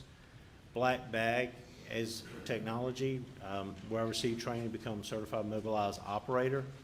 Also with basic technology for autopsy 8-hour online training, which is a forensic tool to use for computers. Intro to DFIR, the divide and conquer process. I've attended magnet forensics virtual summits for pattern of life analysis, timeline user generated activities. Virtual summit, taking a bite out of a Chromebook analyst. Virtual summit, taking the first steps into Windows and memory forensics. Virtual summit, the evolution of ransomware, attack, investigation, response, and prevention services. That's just to name a few. I have several more pages of them if you'd like me to read them. I think that should be sufficient for now, anyway. All right. Have you been qualified as an expert in court before? Yes, sir, I have. In what areas? I've been qualified as a computer forensic expert and also as a cell phone forensic expert. All right. Approximately how many times have you been qualified in court? 6 times total. All right. Your Honor, at this time, the state would seek to introduce Lieutenant Dove as an expert in cell phone forensics. Says the defense. No objection. Ladies and gentlemen, he is so qualified as an expert in the field of cell phone forensics. You may proceed. Thank you. All right, Lieutenant Duff, a few minutes ago, you briefly kind of discussed the process of extracting data from cell phones. Is that correct? Yes, sir, I did. All right, let's get into a little more detail of that process. First of all, when you receive a cell phone in a locked state, are you able to access the files on that phone? No, sir, we're not able to access all the files on there. Why is that? Because with modern cell phones, when they are in a locked state, the files are encrypted on there. They usually use 256-bit encryption, and they're based with the Apple phone, for instance, they're based at a file level encryption so that you are not able to pull the file out and look at it until you decrypt it or unlock the file. All right. And once the phone is unlocked, you're then able to access the data, correct? Yes, sir, we are. What is a phone extraction, first of all, and then what's a phone extraction? A phone extraction would be us retrieving as much information, user information off of that phone as possible. And then once we take that information, it's put into, depending on the software, a lot of times it's put into a zip file, and then we'll process that zip file with another piece of software to go through and decode and look at the information. Okay. And what kinds of information can you get from a phone via an extraction? There are several different types of extractions. One is an advanced logical extraction, which is kind of the surface level, what you would see on your phone if you looked at it. Then you have full file system extractions that go deeper, which will get hidden files that you may not see, like databases in there that are running in the background that you won't see, but yet it contains information. And then the ultimate is a physical extraction. Now, physical extraction involves things whether you're going to root a phone or you're going to jailbreak a phone. And what that means is, basically, I'm going in and removing all security features from your phone so that now it's wide open and something could happen to it, which we don't practice rooting or jailbreaking phones because it is a huge security risk for the owner. And I think you kind of mentioned this, but there are different types of phone extractions, correct? Yes, sir, there is. And just name a few of them. There's the advanced logical extraction, like I described, it's just kind of the surface level that you go through. It's what you see on your phone. If you look at it, you see the text messages, call logs, pictures, things like that. Then you have the file system, which are going to get you databases in there. They're going to get you things that you're not seeing, along with the surface level. And then, of course, you have the physical, which ultimately gives you programming ability to the phone. So there's three general categories or types of extractions, is that correct? Yes, sir. Okay. All right. And imagine in doing this in your computer lab, you have access to multiple types of software to help you extract and process this data off these phones. Is that correct? Yes, sir, we do. All right. And what's some of the software you use to help you with these phones? Some of the software we use, we'll use Celebrite, whether it's their UFED Touch, which is a hardware device to extract information.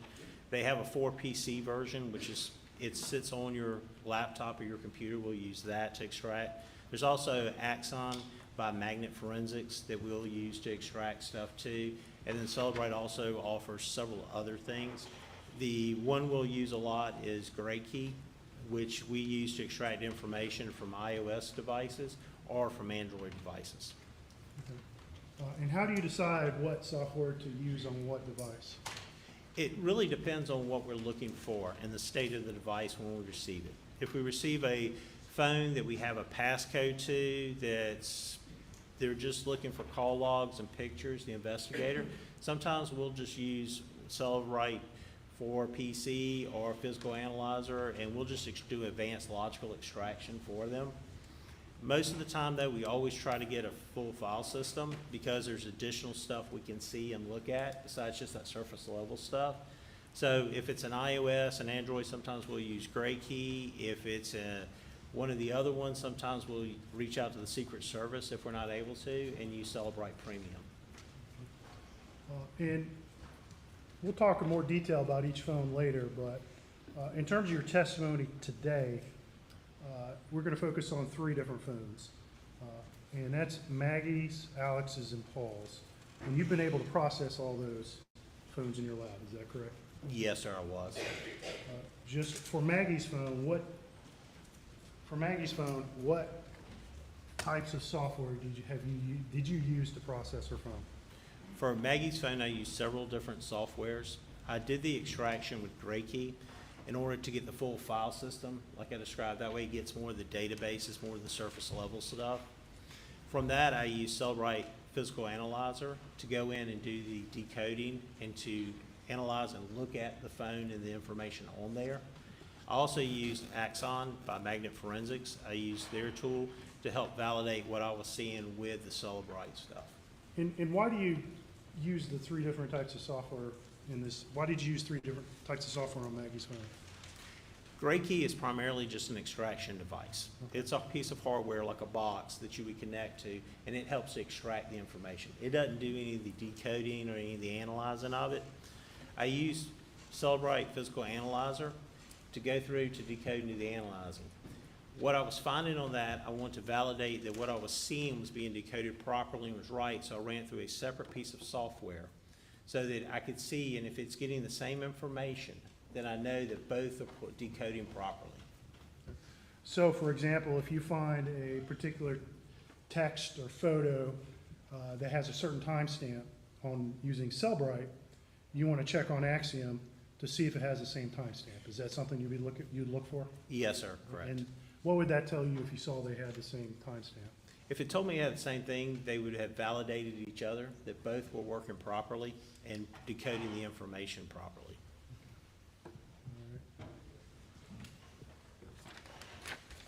All right, and you received a phone that's been identified, that you identified as Alex's phone, is that correct? Yes, sir, I did. We'll get into the details of you receiving it a little later. What pieces of software did you use to analyze Alex's phone? Alex's phone, I used GrayKey to do the full file system extraction. At first, I didn't have the password for that phone, and then I was able to obtain that password. So I used it to the full file system, and then I ran it through Cellbrite Physical Analyzer, and then turned around and used Axon to validate my results, to make sure they were decoding properly. Okay. And Paul's phone, which you've had an opportunity to process as well, correct? When I received Paul's phone, it had a locked passcode that I was not able to bypass with GrayKey. At the time, the software version that was running on the phone, the model of phone, it would not get a full file system and would not obtain the passcode. So I reached out to the Secret Service because they had additional resources to see if we could use their resources to obtain the passcode and the extraction. And ultimately, that was successful, correct? Yes, sir, it was. And that was John Van Ouden with the Secret Service? Yes, sir, that was my point of contact. That's who I took the phone to and signed over to. And then I received the phone back along with the hard drive containing the extraction he performed. All right. And circling back to Maggie and Alex's phone, you provided passcodes for those 2 phones, is that correct? Originally, I was provided a passcode for Maggie's phone. For Alex's phone, I received 2 phones at the same time on that case, or within a day or 2 apart. One was from him, had a passcode. The other one did not have a passcode with it. But I attempted, because we were creatures of habit, to use the same passcode on both, and it worked on them. Okay. All right, let's, you've already referenced this, but let's go back and talk about the kinds of information you pull off these phones. And there's user accessible information that would normally be accessible by a user of the phone, correct? Yes, sir. And let's run through real quick again. What are some examples of that type of information? That would be call logs, voicemails, photos.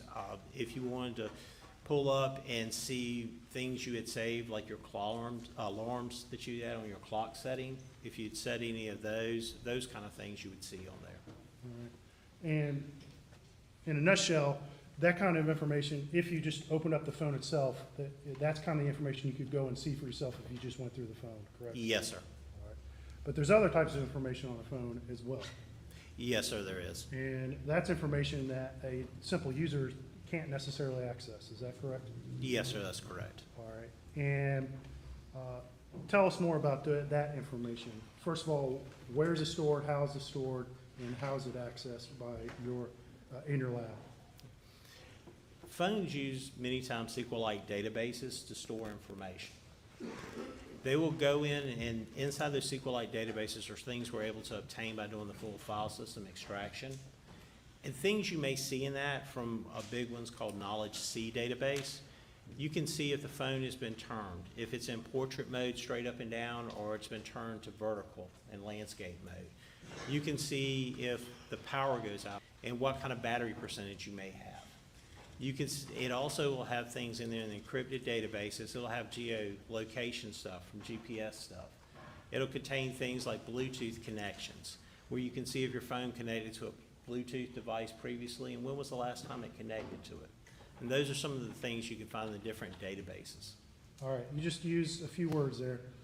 First of all, I think you said SQLite, right? Yes, sir. What is that and what does that mean? The SQLite database is a database that's contained, the best way to think of it is think of just one solid file. All the information is contained inside that file. That file will go through, and once it fills up, it will delete out the oldest stuff and keep the newest stuff.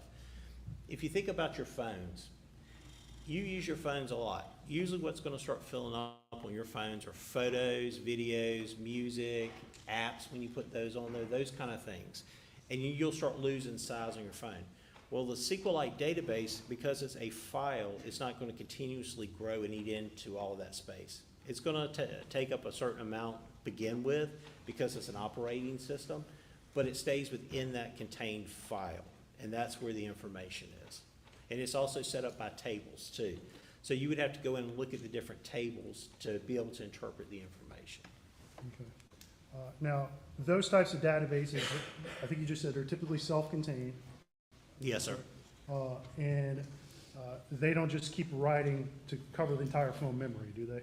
No, sir. If you had a SQLite database like Knowledge C, for example, it's not, if you just continuously took your phone and went and changed the orientation of it, or you went and started doing things like plugging it into an outlet to charge up or unplugging it, doing different things like that, it's not going to eat up all your memory in the phone. Your memory is going to be mainly eaten up usually by photos, videos, apps that you download, things like that. And is there a shelf life of this type of database information on a phone? Does it override itself after a period of time? Yes, sir, it does. Okay. And just generally speaking, how often is that type of database stored on a phone? How long is this for, I should say? It depends. Depends on how much you're using that database. Some databases will do, it may overwrite information if you're using a lot within 2 days. If it's a location, like an encrypted cache database, it may hold it for 45 days. It's just going to depend how much, because it's self-contained, it needs that room. So it's always the newest in, the oldest out on that database, and it goes through constantly doing that. So it depends, it really depends on how much you're using that database, whether you may see something that's 45 days old in there, or you may see something that's 2 days old or 2 weeks old. All right. And you mentioned a Knowledge C database. Is that a type of SQLite database? Yes, sir, it is. And what are some of the things you would expect to find in a Knowledge C database? Many times in the Knowledge C database, you'll see different things where you may see orientation changes. You may see if somebody pushes a button on their phone, like a power button, or it used to be a home button in the older model of iPhones. You could see different things like that. You can also see things that will talk with the power log database, where it'll show you the % of battery life you have left. If you plug it in, you start charging it. It'll go through and look at all those kind of different things to see, or just a few of the things it'll look at. Okay. All right, and you mentioned location storage, and that's a type of Knowledge C database, correct? Yes, sir. All right, so it's not unlimited storage for location points on a phone, correct? Well, let me correct that. Actually, Knowledge C, you have a separate databases that do location.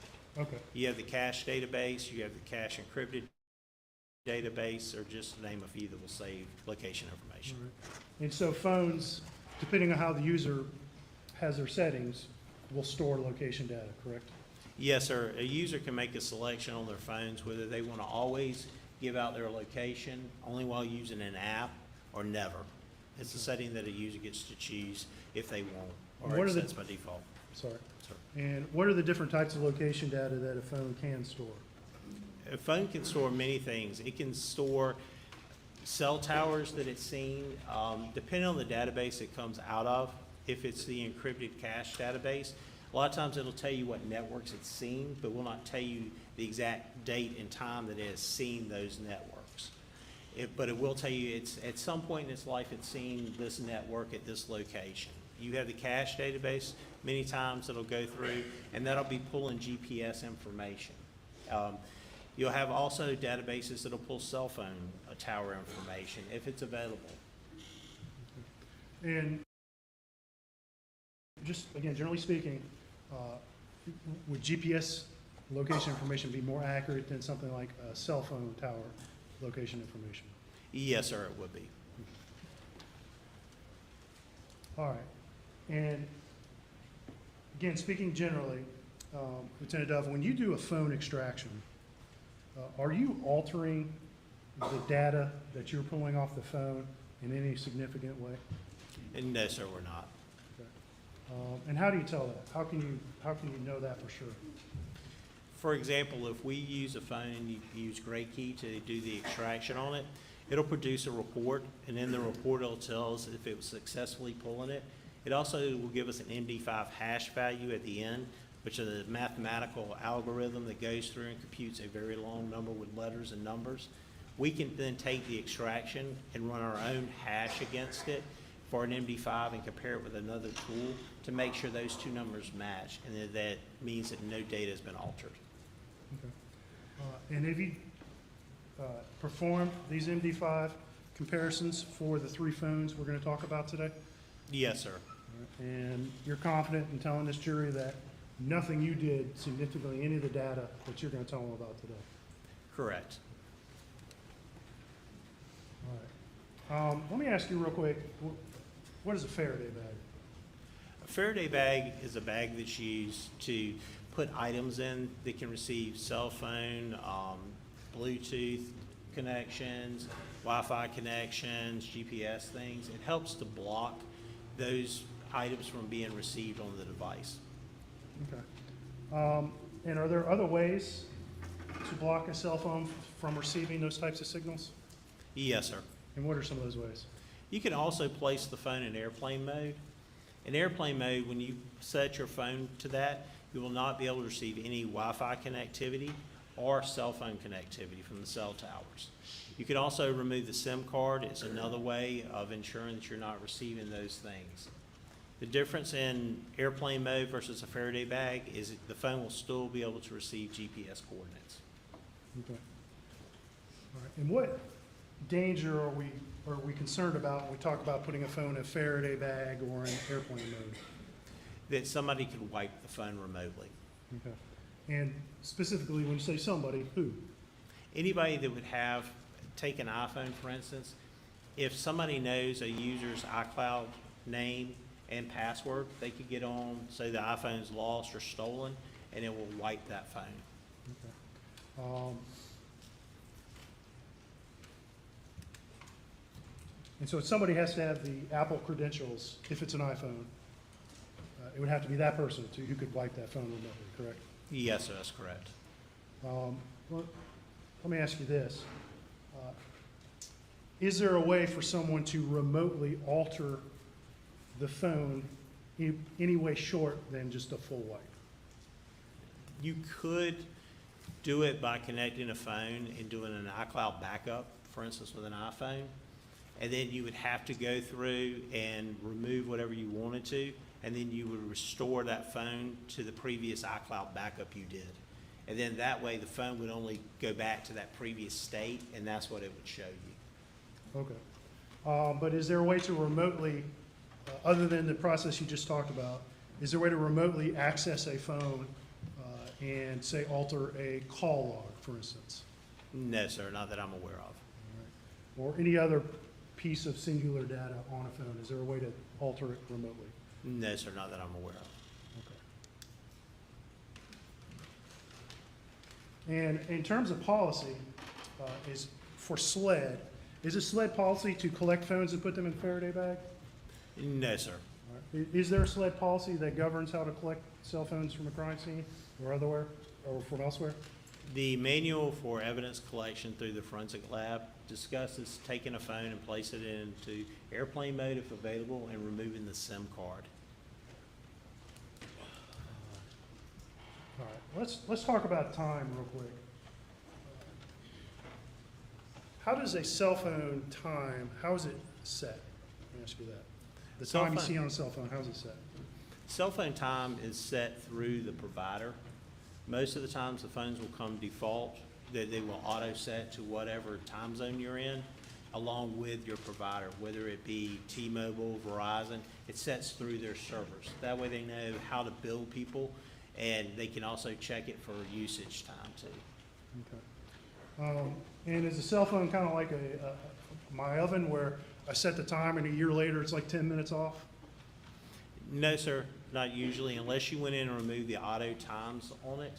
But then you would see traces of that when you look at it, that somebody's changed the time zone. It will go back to the original time zone. Whereas if you drove from South Carolina to Alabama, for instance, right after you cross that state line, within a minute, your phone's gonna update to that current time zone, which is an hour behind us automatically.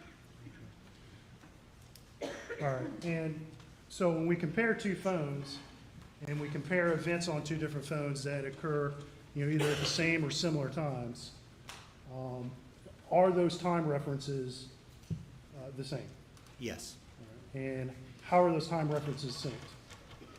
They're synced through the server. Each phone's gonna be synced through the server individually, and then when you look at them, you can see what time zone they were set in, along with the reports, along with looking to see, and then you can always confirm if you needed to through like call detail records or something else, if you wanna go another step into validating the call logs versus what it's seeing from the cell phone provider. Okay. I'm going to show you, it's in evidence as State's Exhibit 204. 204 is...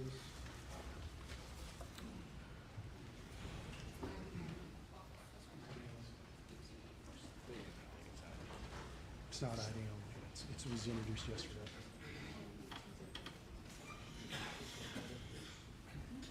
Stand for a moment. Okay.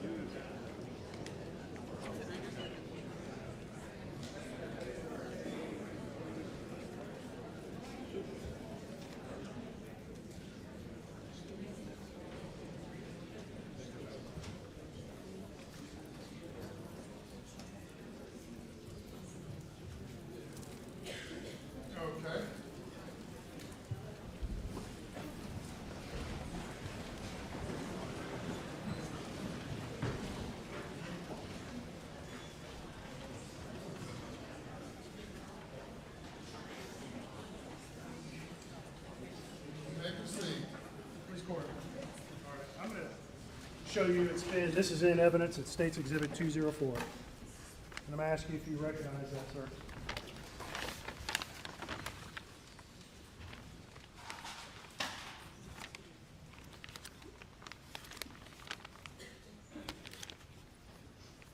Yes, sir, I do.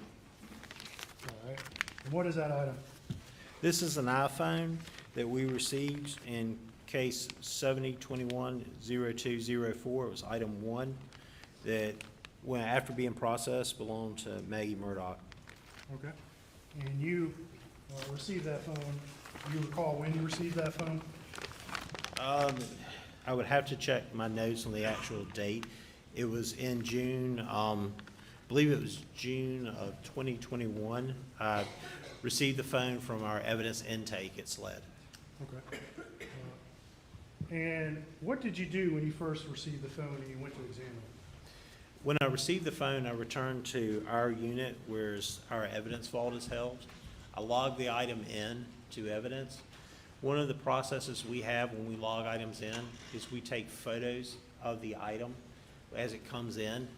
If it's got a cracked screen to it, we'll photograph that. If it doesn't have it, we'll photograph that. Once the item then is photographed, we'll go through, we'll process the phone as far as for evidence, where we'll go in We'll look at the phone, we'll pull the SIM card out if it hadn't been pulled out, we'll check the IMEI number, we'll log it into our system, we'll place stickers on the phone and on the bag itself. Once that's done, then we'll take it to our evidence vault and sign it into a shelf in our evidence vault. Okay. I'm gonna show you what's been marked as State's Exhibit 277. Do you recognize that, sir? Yes, sir. This is a photo I took when I examined this item. All right, and that item being? Item 1, iPhone belonging to Maggie Murdaugh. And at this time, State will move to introduce Exhibit 277 to evidence. Admitted. And I'm going to show this. Are we up on the elbow? We are.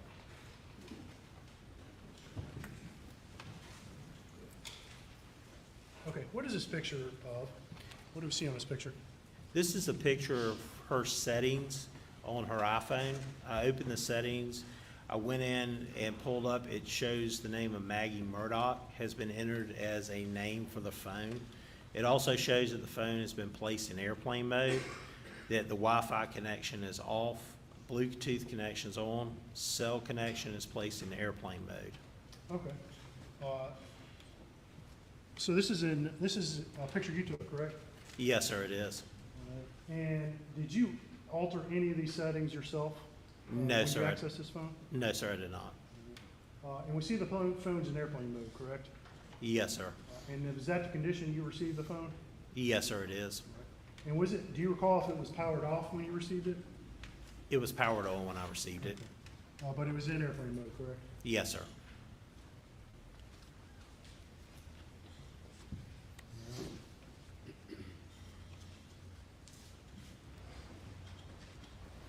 I'm going to show you State's Exhibit 276. Do you recognize that, sir?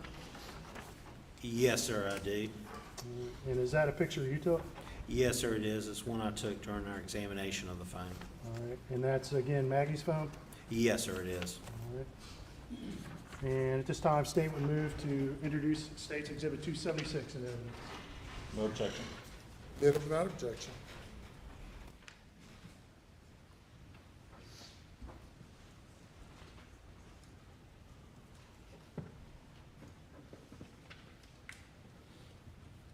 All right. And real quick, briefly, what is that picture of? This is a picture of one of the screens on the phone that show the different apps on there. It also shows on there that there has been notifications received to those apps, such as CVS Pharmacy. It shows the little number 1 there, that has been received a notification to that app. All right, and when you see a notification like that, what does that mean to you? What does that tell you? That they have been, one, that they have their notifications turned on, because if you go through and set your apps not to notify you, then you won't receive them or see them, that a notification's been turned on for that CVS app, for instance, and that she has received a notification on there. All right, I'm going to show you, it's been marked as State's Exhibit 275. And do you recognize that, sir? Yes, sir, I do. What is that? This is the location service from Maggie Murdaugh's phone. During my examination, I pulled this up, and it shows whether apps and different things, if one, location service was turned on, but then 2, if it was always running, if it was only while the app was being used, or it was set to never. And at this time, State would move to introduce Exhibit 275 in evidence. Objection. Did it without objection.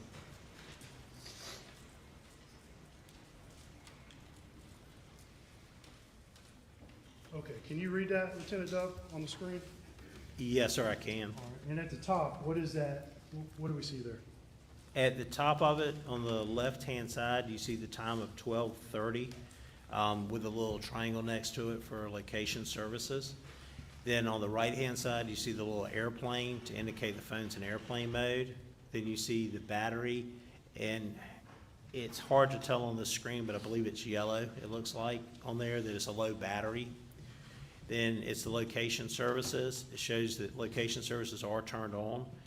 Then it goes down through several different apps, not all of them, but then shows like AccuWeather is set to never record locations. You got Amazon, Alexa, that's always, the App Store only while using the app, the Apple Store while using the app, Apple Watch faces while using, Apple Watch workout while using, and BCBS toolkit while using.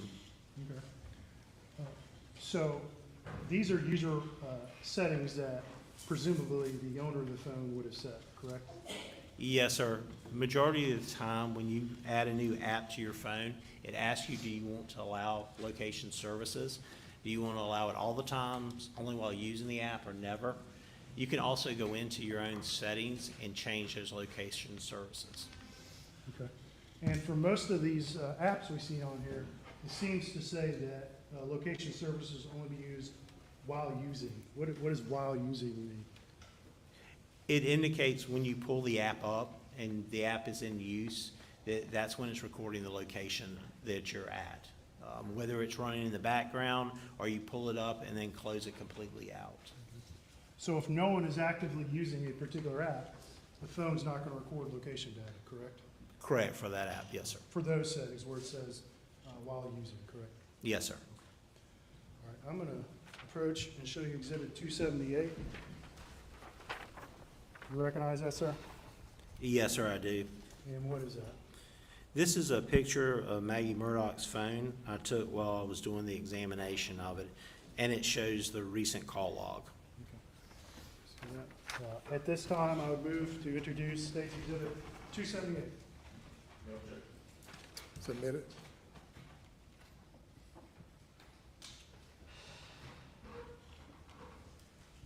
And this is the recent call log from Maggie Murdaugh's phone, correct? Yes, sir, correct. And we see some entries that are red and some are black. What does that mean? The red entries on there indicate missed calls, calls that have been received by the phone but were not answered. And we see the word Alex followed by a numeral 5. What does that mean? That would indicate the phone is recorded that there were 5 missed calls from the person identified as Alex in that contact list. And in addition, we see a missed call from Buster, correct? Yes, sir, correct. And 2 missed calls from John Marvin, is that correct? Yes, sir, that's correct. And can we see the times or dates on this screen right now? It shows the date on there as far as the day of the week. It does not show the calendar date or the times. Okay. And finally, I'm going to show you Exhibit 279. Do you recognize this? Yes, sir, I do. What is that? This is a photo of Maggie Murdaugh's phone. When I was doing the examination, one of the other things I did was open the messages to look at it and take a photo of that. And that's a picture you took, correct? Yes, sir, I took that photo. And so at this time, State would move to introduce State's Exhibit 279 into evidence. No objection. Submitted. All right. And this is those recent messages for Maggie, correct? Yes, sir, it is. All right. And what types of messages would show up in this inbox? In this inbox, you would receive SMS messages, a regular text message, and also MMS messages, which ones may also have a photo attached to them, would show up. Okay.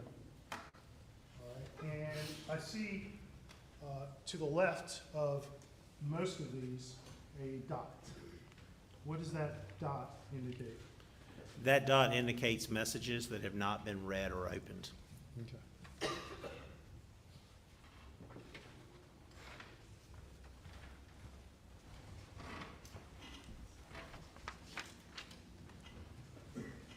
Okay. So after you took those processing pictures of Maggie's phone, what did you do? I continued to process the phone. I took the gray key extraction I did with the phone. I ran it through Celebrite Physical Analyzer, went through it, looked for information relevant that may help the investigators, also to see what kind of things were going on the day of June 7th, 2021. And then from there, after I finished that one, that's when I ran the extraction through Axon to try to see if I could validate what I was seeing. Okay. And you mentioned it, but this was a full physical extraction on Maggie's phone? It was a full file system extraction. Okay, full file system, okay. And you processed it in Cellbrite? Yes, sir. And does Cellbrite produce a full file system report? Yes, sir, it will. All right, and explain to the jury what that is and what it does. A full file system report from Cellbrite is going to have everything that it can decode and then put in a readable format for you. It's going to give you things like your health database stuff, like to show you your steps that you're taking, your calls that you've made or missed or received, your emails, your text messages. It's going to tell you if you connect it to a Bluetooth device.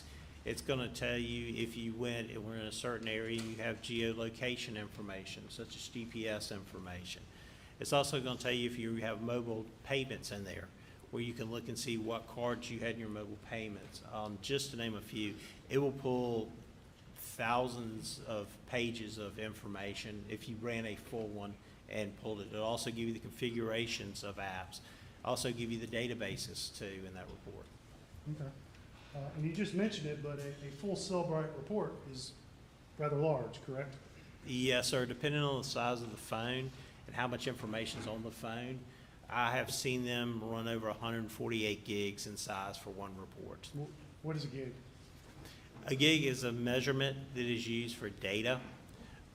Most phones nowadays, when you get them, are going to go 64 gigs as your smaller end, and they go up from there to 128 or 256 or even a terabyte now. It's how much data it'll hold. And phones, let's say just new models the phones that Apple's selling, what's a common size that's sold by Apple today? Most of the time, people will acquire a 126 or 128 gig size. Then the next size up is the 256. This full-size Cellbrite report that you produced for Maggie's phone, do you recall how large it is? No, sir, not the full file system, I don't.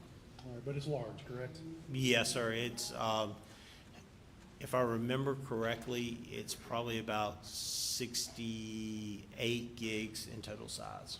And if you wanted to print everything in that report, could you approximate how many pages it would take? No, sir. I would be venturing to guess.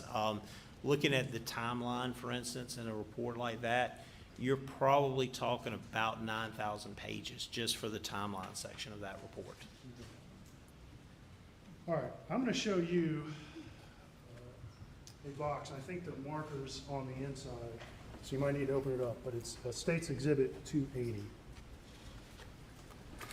You can open it up and take a look at it.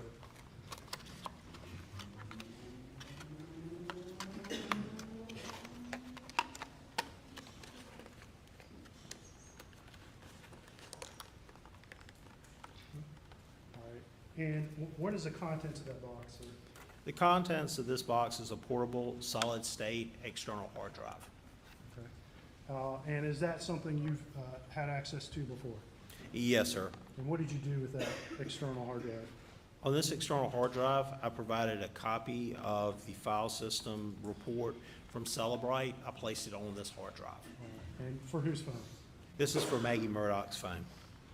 And you estimated it was in the neighborhood of about 60 gigabytes, is that correct? Yes, sir. Plus or minus? Yes, sir. It could be plus, probably plus that.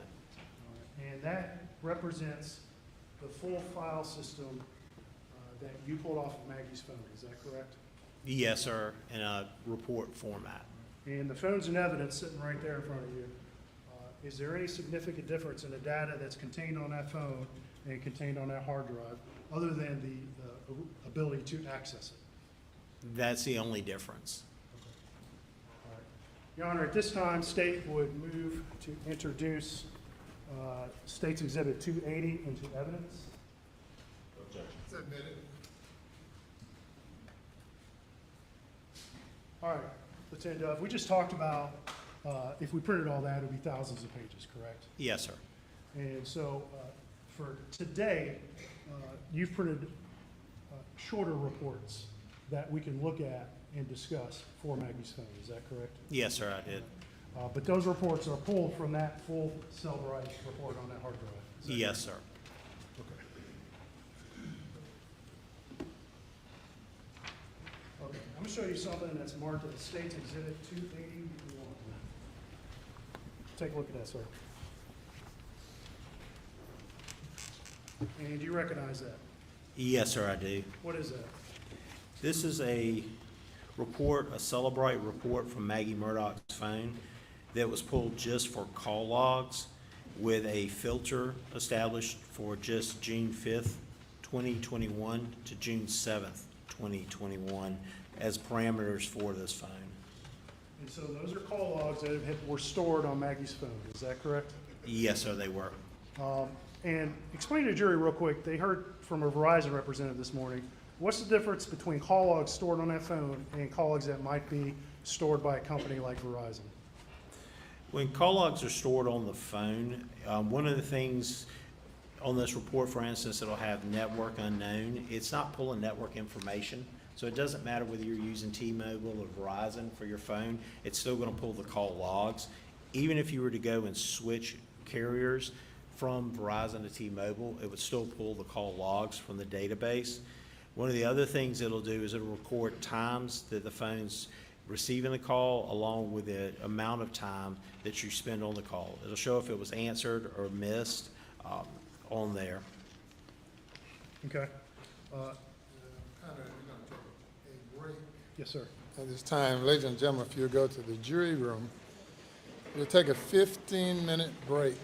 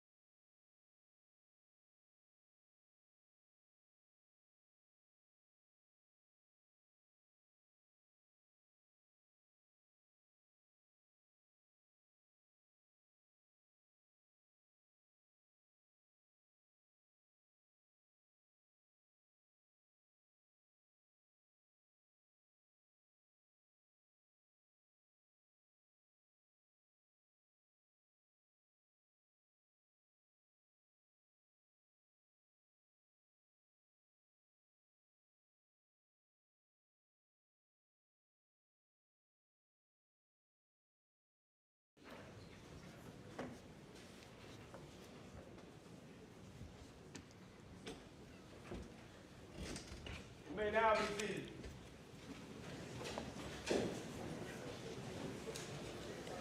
If you'll bring the jury, please.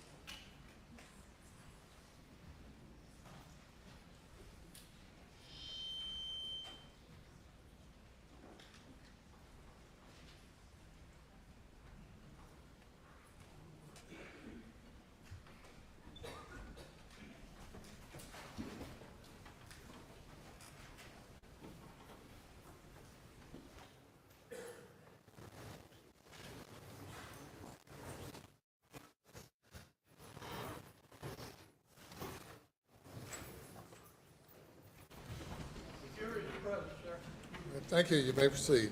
Thank you, Your Honor. And Judge Dove, I believe we were discussing State's Exhibit 281 before the break. Is that correct? Yes, sir, that's correct. And what was that again? This is a Celebrate report from Maggie Murdaugh's iPhone extraction. It has just call logs. for the date range of 6/5/2021 to 6/7/2021. Okay. And I believe you said it contains information, the date and time a call was made, correct? Yes, sir, it does. Whether it was an outgoing or incoming call, correct? Yes, sir. And whether a call was answered or not, is that correct? Yes, sir. All right. And at this time, state will move to introduce State's Exhibit 281 into evidence. Submitted. All right, Lieutenant, this report is 20 pages long, correct? Yes, sir.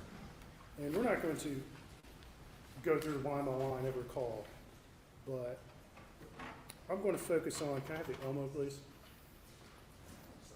Okay. Let's take a look at Maggie's call log from the night of June 7th.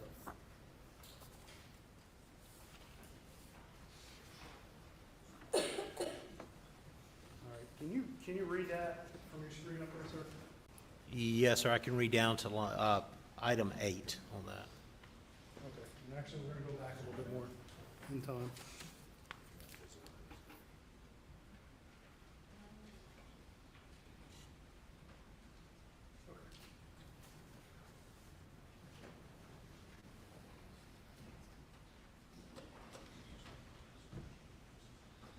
All right, and let's look at line 14 on this report. Do you see that, sir?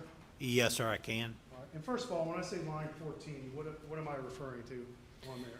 On the left-hand side of the picture, there's a column, and when you build a report, it adds the numbers just to make it easier to keep track of in that report. If you added this report with another piece of item, whether it's text messaging or voicemails, it would change the numbers. Okay. And on line 14, what is that data entry? What does that represent? It represents a call that was outgoing on this phone. All right. And we see a number. Don't read the number, but we see a number and a name below it in the second column there. Is that correct? Yes, sir, that's correct. And what's that name? Barbara. Okay. And did you say that this is an outgoing call or an ingoing call? It shows the direction as an outgoing call. Okay. Now, I look at line 13, and I see another entry that says Barbara. What is that? That is the same call. It's entered in 2 different databases, and it pulls from both databases because it's both call logs. All right. And so there's 2 databases for call logs on Maggie's phone? Is that what you're saying? Yes, sir. And just briefly, what does that mean? There's 2 different logs. There's several different SQLite databases in a phone, and it's going to contain the information in different places.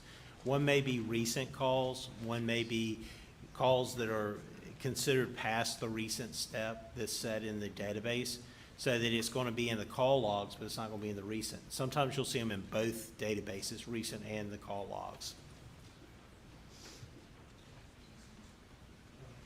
Okay. All right. And so what time is that call that you see on the entry there, lines 13 and line 14? At line 13, it's on 6/7/2021 at 7:50, 19 seconds PM -4 UTC. Okay, so that's 7:50 PM Eastern Time, correct? Yes, sir, it is. And in the next column, we see a number, and it says 246. What does that mean? That is the duration of the call. Okay. So at 7:50 PM, Maggie placed a call to Barbara. Is that correct? That lasted 2 minutes and 46 seconds. Yes, sir, that's correct. And we see a slight time difference between line 13 and line 14. It's about 4 seconds. And that's just simply the different way the different logs record the data. Yes, sir, it's because they're going into different databases, so there is a lag in that. But your testimony today is, what is the exact time that call was placed to Barbara? That call was placed to Barbara at 6/7/2021 at 7:50, 19 PM. Okay.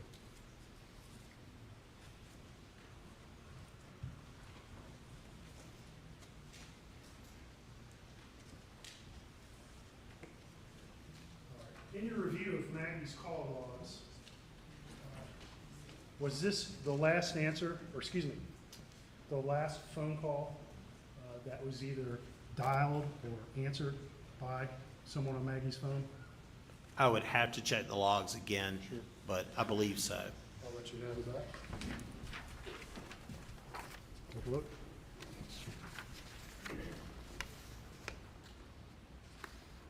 Yes, sir, that's correct. That's the last answered call or one that was shown in the direction of outgoing. All right. No more outgoing calls that night, correct? No, sir, June 7th? correct. And no more answered calls the night of June 7th, is that correct? Correct.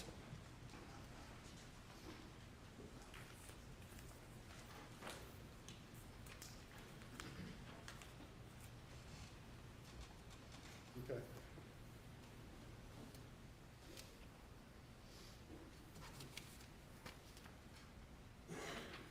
Okay, we're gonna look at lines 9 and 10. I don't know if you can see that on your. I got it reversed, my bad. There we go. Okay, let's look at lines 9. You can't quite see the line, you can see line 10, correct? Yes, sir, I can. And there's a staple there, but above that should be line 9, correct? Yes, sir. All right, and then we also see lines 11 and 12, correct? Yes, sir, we do. All right, and what do lines 11 and 12 show?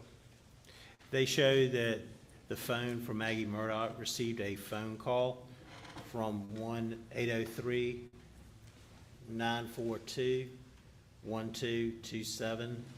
On line 11, it has the name Alex associated with it, shows the direction as incoming. And was that call answered? No, sir. Okay. And again, we see 2 line entries for the same call, is that correct? Yes, sir. However, there's a difference. One line, line 11 says Alex, and line 12 says PA. Is that correct? Yes, sir. But they're the same number, though, correct? Yes, sir, they are. And again, briefly explain why we see a Alex and a PA between those 2 lines. Because they're 2 separate databases that these were entered into. And when you set up your contact list, you can go through and if you wanted to set a name for either a spouse, a child, or a good friend, you can set it how you want it to be. And that's going to show up from the contact side of it. Okay. But it's the same call, correct? Yes, sir, it's the same call, same phone number that it was received from. Okay, let's look at line 10 and 9 directly above that. Again, the 9 is slightly obscured. But what do we see there? What activity do those 2 lines represent? Those 2 lines show calls from 1-803-942-1227. Line 10 has it as PA. Direction shows an incoming call, and it shows it as a missed call. Okay. And again, it's Alex and PA, but it's the same number ending in 1227, correct? Yes, sir, correct. And you've had an opportunity to examine a phone associated with 1227, correct? Yes, sir, I have. And whose phone is that? That was Alex Murdaugh's. And again, that time is what?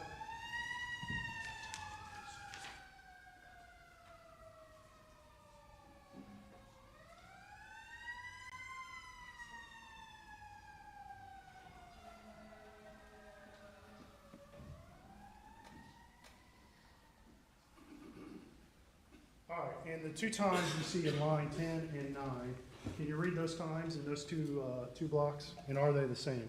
Yes, sir, they are the same. It is 6/7/2021 at 9:06:14 p.m. UTC -4. Okay.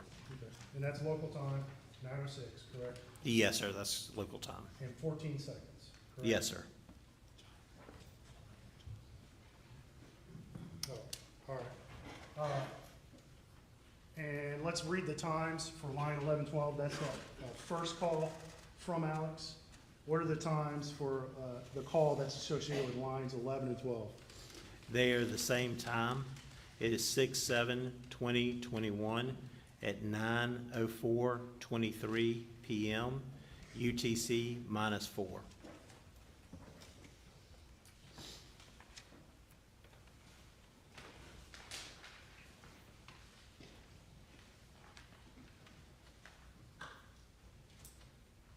we're gonna talk about a few more lines here.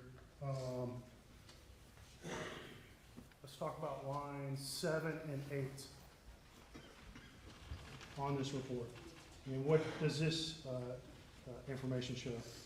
It shows a phone call of 1-803-942-1227.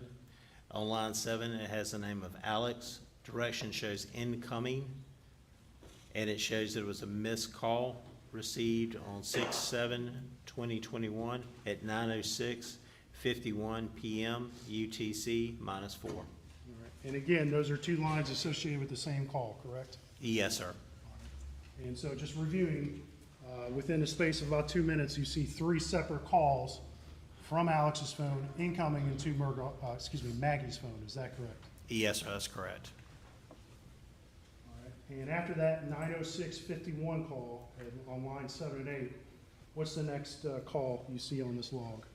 Moving up the call log, the next call I see is from 1-803-942-1227. On line 5, it has the name of Alex. The time received on that call is at 9:45:32 p.m. UTC -4. All right. And that's lines 5 and 6, correct? Yes, sir. For the same call, correct? Yes, sir. All right. And finally, let's talk about lines 3 and 4. What information do you see there? On lines 3 and 4, they're the same call from 1-803-942-1227. On line 4, it shows it as PA. Direction is an incoming call, and it was received at 10:03:58 p.m. UTC -4 as a missed call. All right. And to clarify, these last 5 calls from Alex, were any of them answered? No, sir.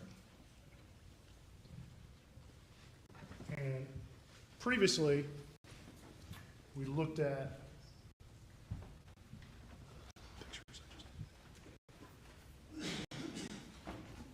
when you took pictures of Maggie's phone, you took a picture of her call log, correct? Yes, sir, I did.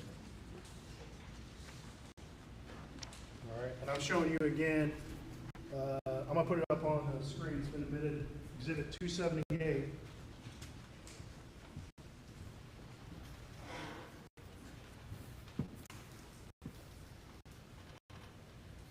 And we saw that numeral 5 next to Alex's name, correct? Yes, sir, that's correct. And that represents 5 missed calls. Yes, sir, that's correct.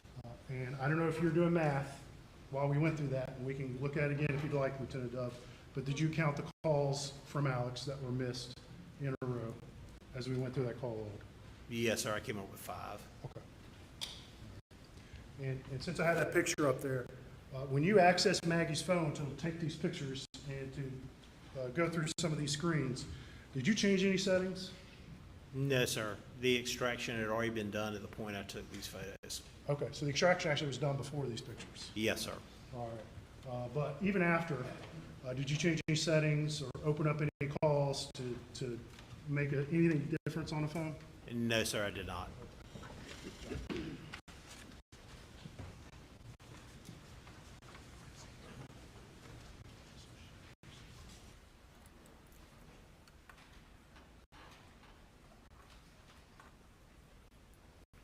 Just looking at Maggie's call log on the phone itself again, this is still 278. We talked about calls with Barbara that were 7:50 p.m. on the call log, correct? Yes, sir. And looking at this screen, we see a call before that, before Barbara, is that correct? Yes, sir.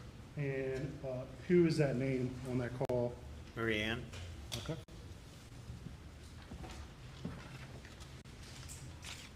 And was that a completed call? Yes, sir. It shows as a completed call, not a missed call. Okay, and can you look at the screen and maybe you can't, can you tell from this screen itself whether it was an incoming or outgoing call? No, sir, I cannot tell for sure from the screen. If we looked at it on the call log we just talked about on Exhibit 281, you'd be able to tell that information, correct? Yes, sir. Okay.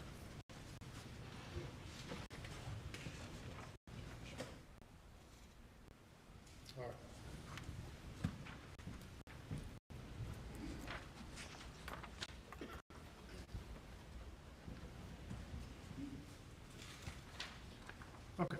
So let's move on.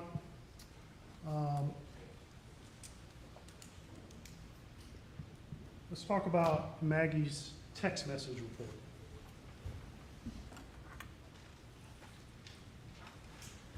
I'm going to show you something that's marked as Exhibit 282. Do you recognize that, sir? Yes, sir, I do. What is that? This is a Celebrate report I produced from Maggie Murdaugh's phone that has text messages with a report filter that was set from June 7th, 2021 to June 7th, 2021 for just a 1 day's worth of text messaging. And what kind of information does that report have on it? General information it has, on the beginning of the report, it's going to have information about the device as far as the Apple ID and what the name is that's associated with the phone, the type of phone, just general data as far as device information. On the other pages, you'll see text messaging that's on the phone, who they were from, the text message, the dates, and it'll also show the status if it was read or an unread message. And when you look to see if it was read or unread, if a message had been read, would the phone record that time and date the message was read? Yes, sir, it does. At this point, the state's going to move to introduce State's Exhibit 282. Submitted. Thank you. All right. Now, let's talk a little bit about how the text messages are organized in this report. Is it strictly chronological through? No, sir, not always. Sometimes they can get a little out of order, depending on when the text messaging and the filters you set on the report. Okay, and how did you set that up on this report? I can get back to you to look at.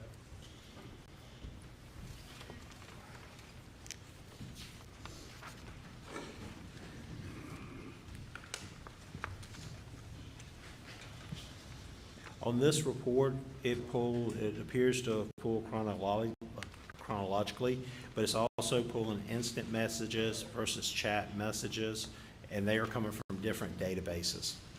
Okay. So if it came from a different database, it's separate, but but all the SMSs should be in chronological order, correct? Yes, sir. All right. So let's look at a few texts here.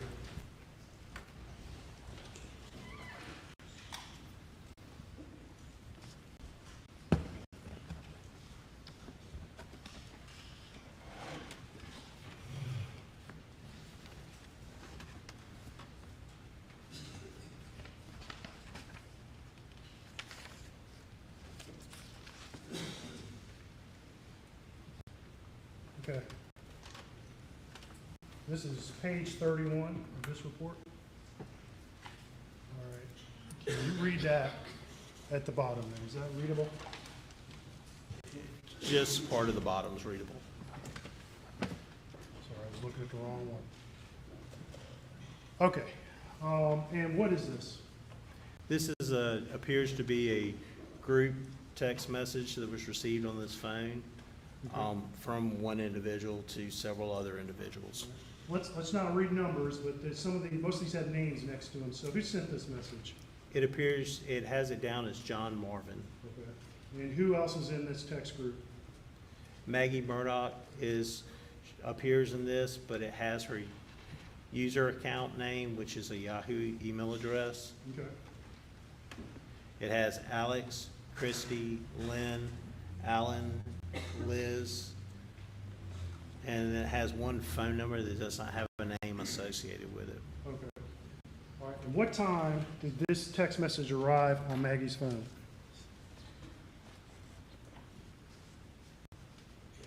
It appears that the text message was received 6/7/2021 at 8:31 p.m. UTC -4.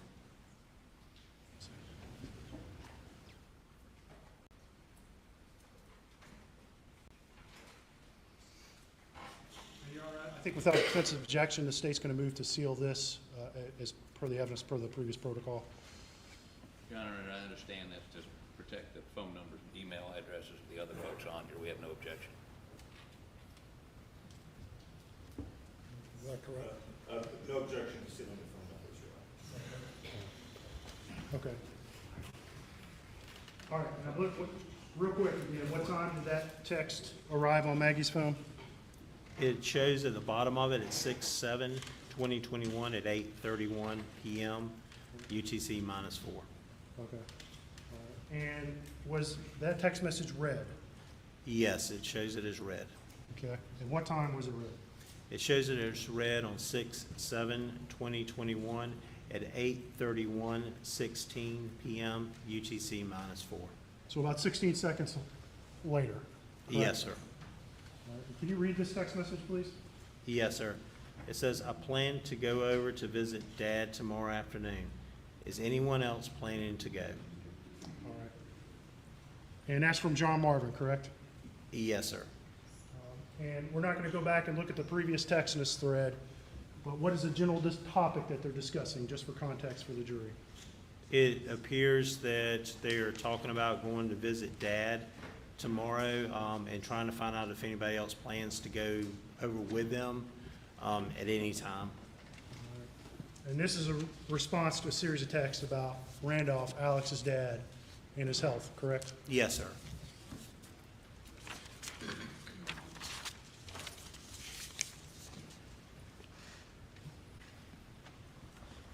I'm going to turn over to page 32, and we see another text. And this is that same text group, correct? Yes, sir, it is. And this is another text that arrived on Maggie's phone, correct? Yes, sir, it Who did. sent that text? It looks like Lynn G. All right. And what does it say? It says, I'm in court all week with an emoji. Okay. All right. Was this text read? Yes, sir. It shows it as read at 8:49:27 PM, UTC -4 on 6/7/2021. Okay.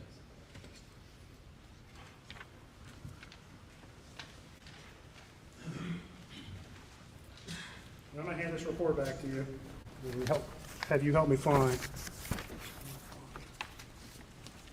I believe Maggie receives a text later, and it might be from Rogan. Could you find that text in there for me, please? Yes, sir.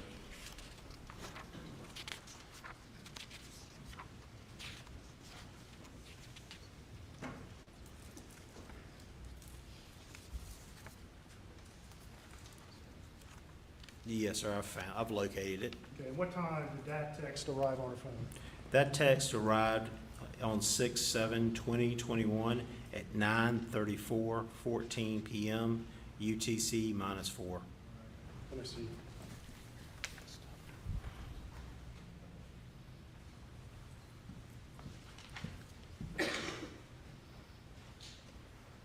All right, and that's text is from who?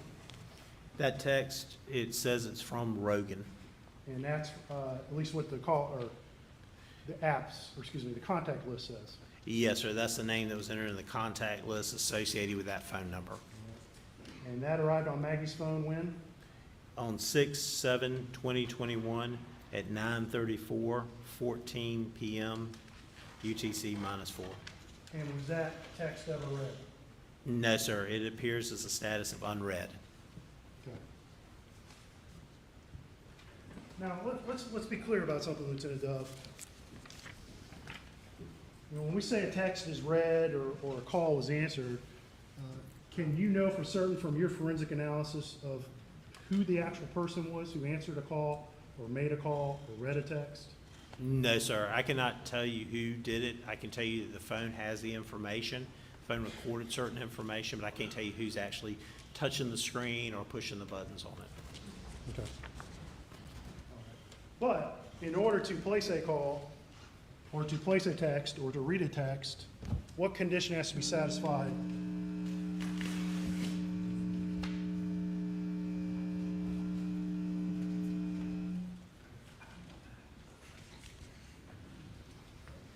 All right, we'll continue for now. Where was I? What condition has to be satisfied in order for someone to make a call on a phone?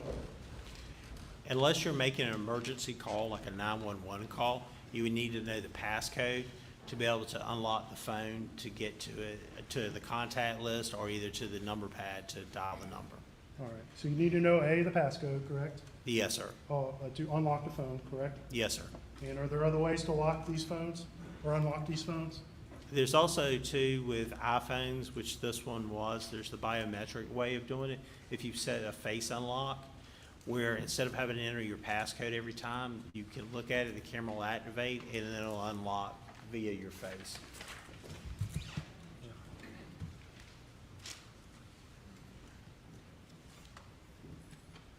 All right. So that was 282. Can I see 282 again? Sorry. I'm going to show you, I believe there's some texts from Alex that Maggie received that night. Can you find those in that report, sir? Yes, sir.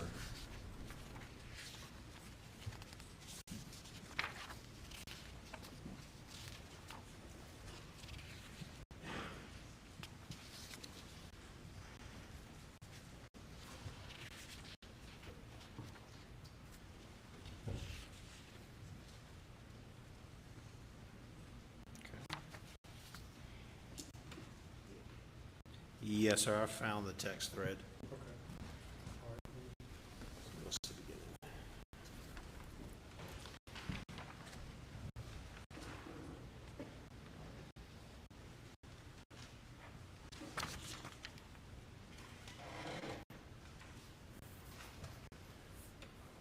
All right, let's look at page 16. And can you read that, sir? Are you referring to the bottom text on that one? Yes. Yes, sir, I can. Okay. All right, and who's that text from? It's from Alex. All right, and it was sent to Maggie's phone, correct? Yes, sir, it was. At what time did that arrive on Maggie's phone? It shows 6/7/2021 at 9:08:58 p.m. UTC -4. Okay. And was that text ever read? No, sir, it shows the status is unread. All right. And I can hand you back the report if you need to refer to it again. But we previously discussed a text at 8:49 and 27 that from Lynn G, I believe, that was read, correct? Yes, sir. Is there any texts that arrived on Maggie's phone after that time that were read? No, sir, there was not.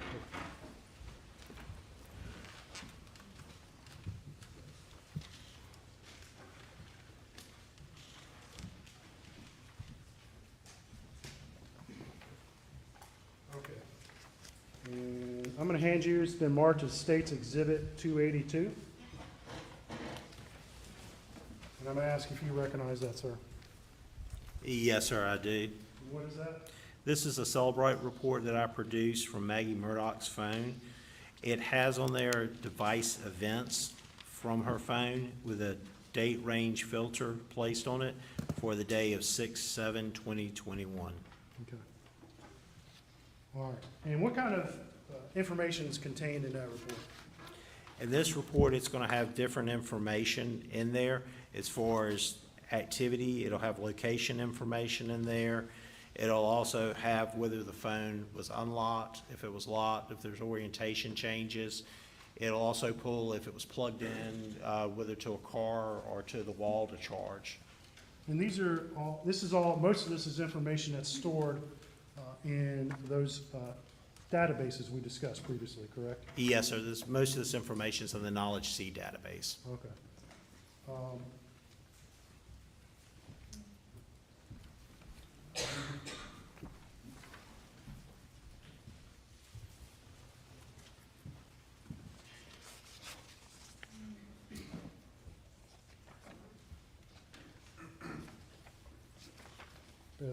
Beg the court's indulgence. And how many pages is this report? I don't remember offhand. I think it could be 87. I can't remember if that's the 87-page report that I produced for that one. Okay.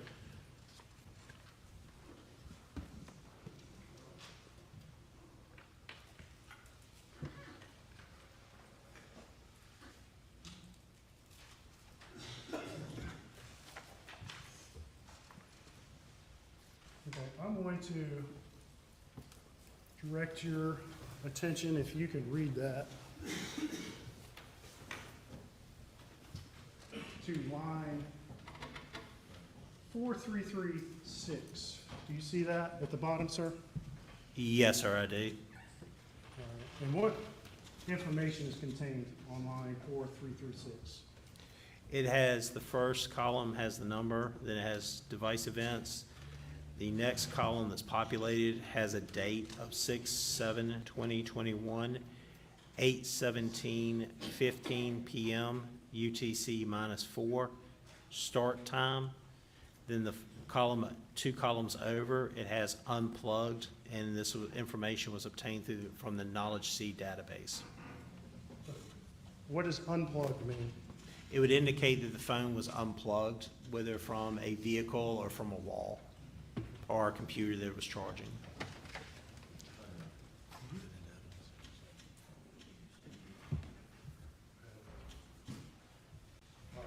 And I'm going to show you again, states 283. And you previously explained that was a report you prepared off of Maggie's Cellbright phone, correct? Yes, sir. And it's a timeline report, correct? Yes, sir, the device events. All right. And at this time, state would move to introduce Exhibit 283 into evidence. Okay. Get it?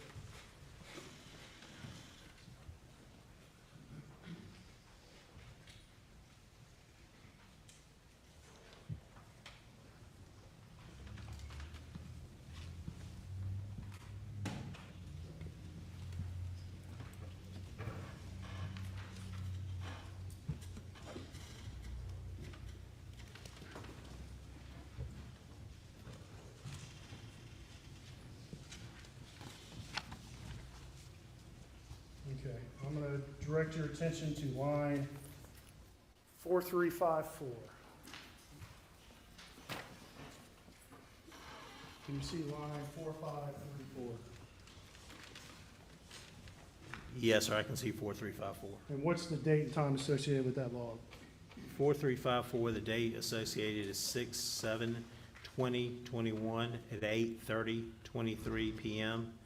UTC -4. And what is that data entry? That entry shows Poshmark buy and sell fashions. Would that be a website? Yes, sir. And what does that indicate to you was occurring on this phone at that time? That it was possibly running in the background. Okay. Would this be a website that had been previously accessed on this phone? Yes, sir.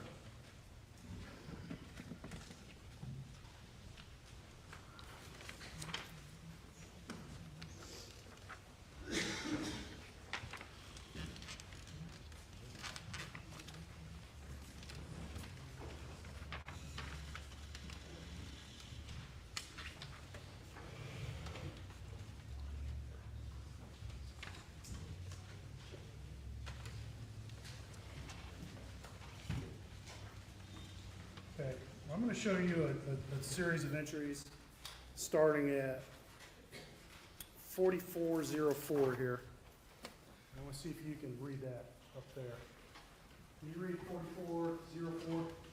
Yes, sir. All right. And above that is 4403, correct? Yes, sir.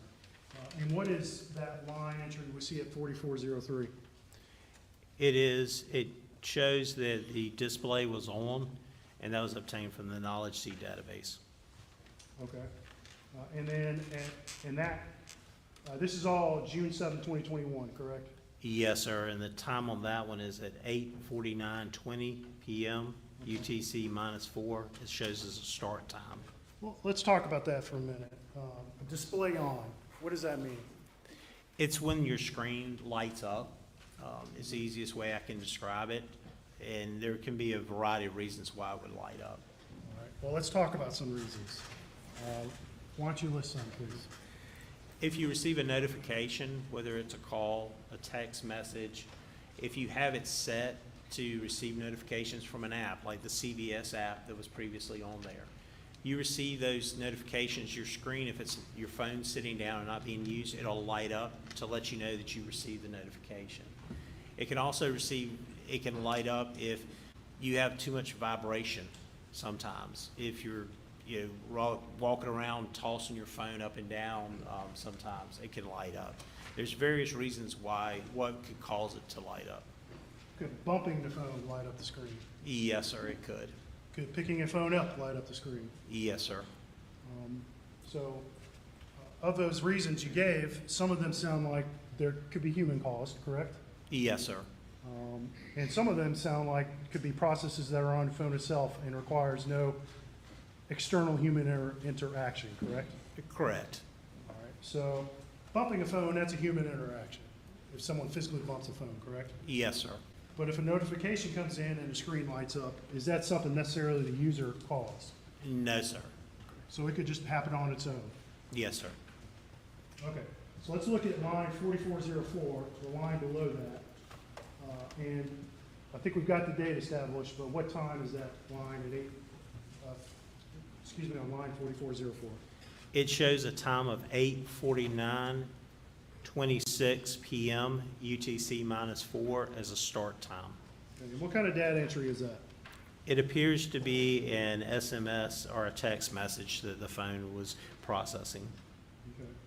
And then below that, on line 4405, we see a device event, correct? Yes, sir. And at the same time, correct? Yes, sir. And what does this say? It says that was the 8:49:26 p.m. is an end time, and it shows device locked. Okay, well, let's look at 4406 below it. What kind of event is that? That shows an event of the device unlocked. Okay, so the phone's unlocked at 8:49:26, correct? Yes, sir. Okay. And then at line below that, 4407, we see the display is back on, correct? Yes, sir. It shows display on. Well, what did we just previously talk about that happened at 8:49:27? That's when a text message was received.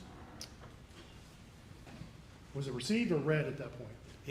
I would have to go back and look at the report. I believe it was read. Okay. It was read? Yes, sir. And so when you see this sequence of events on this timeline log, what would you associate that with, knowing the fact that there was a text message read at that time? That a text message was received on the phone, that the phone was unlocked to read the text message. Okay. And I think I might find that report again, which is, just to refresh your memory, 279.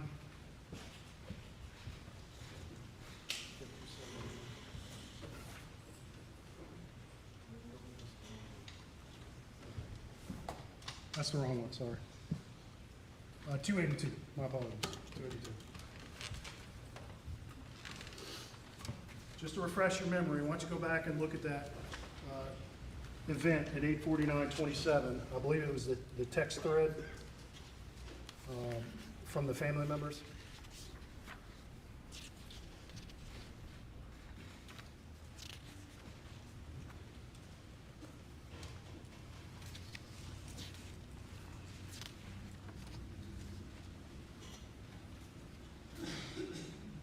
Yes, sir, I found it. And what time did that text message arrive on the phone? It arrived at 8:31:47 p.m. All right, and what time is it read? It's read at 8:49:27 p.m. Okay. And so just so we don't get things confused or mixed up, that text message had been on the phone for a few minutes anyway, by that point, correct? Yes, sir. But it wasn't read until 8:49:27, correct? Correct.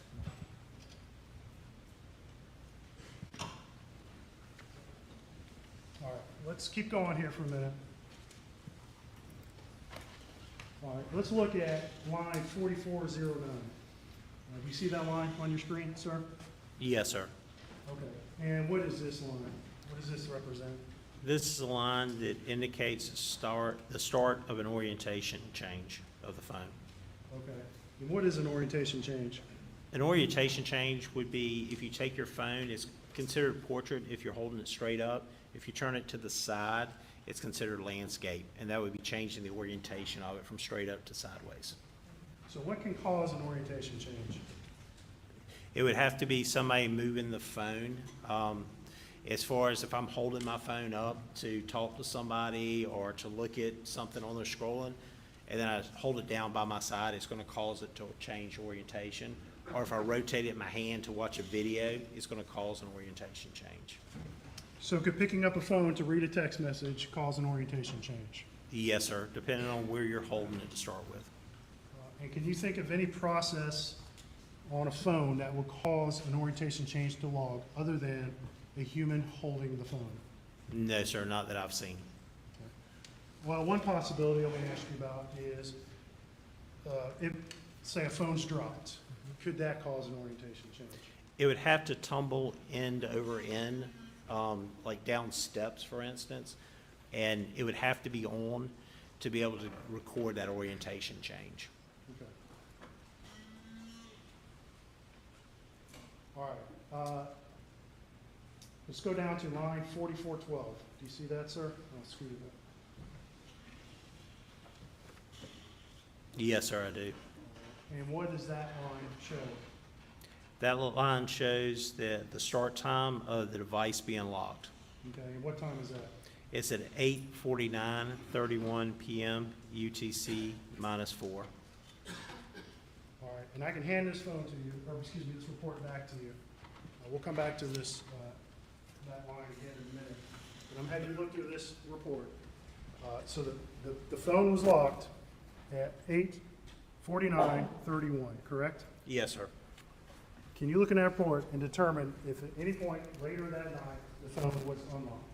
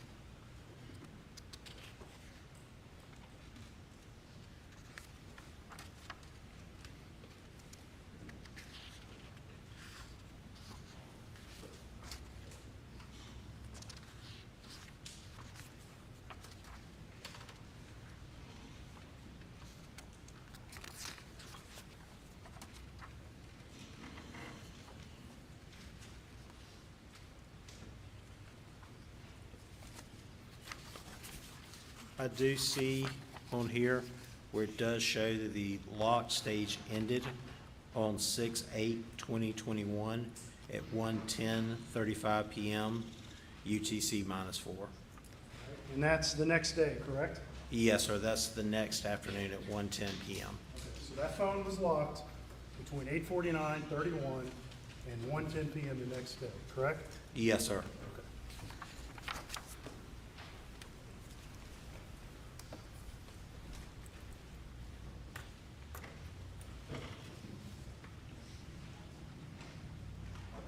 All right, and I'm going to go right back to look at line 4414.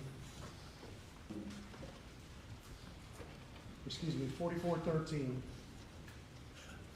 We just discussed 4412, which is the phone being locked at 8:49:31, correct? Yes, sir. Do you see any entries? What time is the next entry on this report? Could you repeat which number you're looking at? On line 4412, we see the phone is locked at 8:49:31, which is what you just testified to, correct? Yes, sir. What time is the next event on this log? The next event on the log shows a display off at 8:53:08 p.m. Okay. Is there anything that occurred on this report between those two times on this phone? Not on the device activities report or the device event report. And at 8:53:08, what do we see? We see that it's the end time for the display off. Okay, and that's line 4413. Yes, sir. And then we see at 4414, what happened? It's an orientation change. Okay. And then 4415, what happens? The display comes on. Okay. You just said it was an orientation change, correct? Yes, sir. And what does that, from your expert opinion, tell you is going on with this phone? It's an end time for an orientation change from landscape. In my opinion, the phone's going from being landscaped to being held like this, or in a position like this, to going into the portrait position, which is up. And you previously testified that there's only a very small number of things that can cause an orientation change, correct? Correct. And it's most likely that that's a human-caused event, correct? Correct.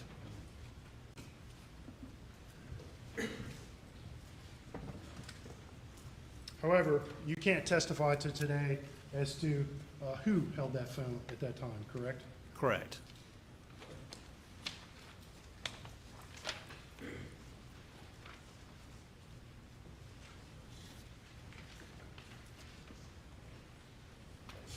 All right, and let's keep going here for a little bit.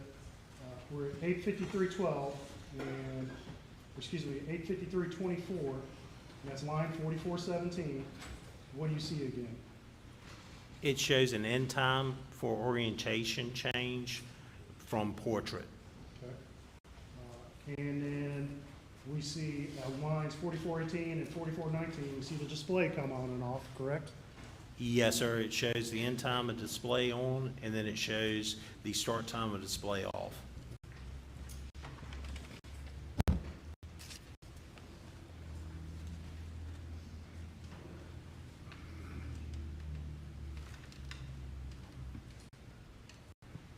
All right, we'll go to the bottom of that page and we'll look at lines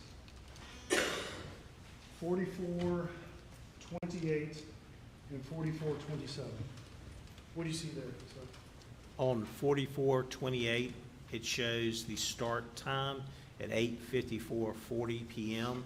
of the orientation change to landscape. At 4429, it shows the end time, which is at 8:54:44 p.m. orientation change from landscape.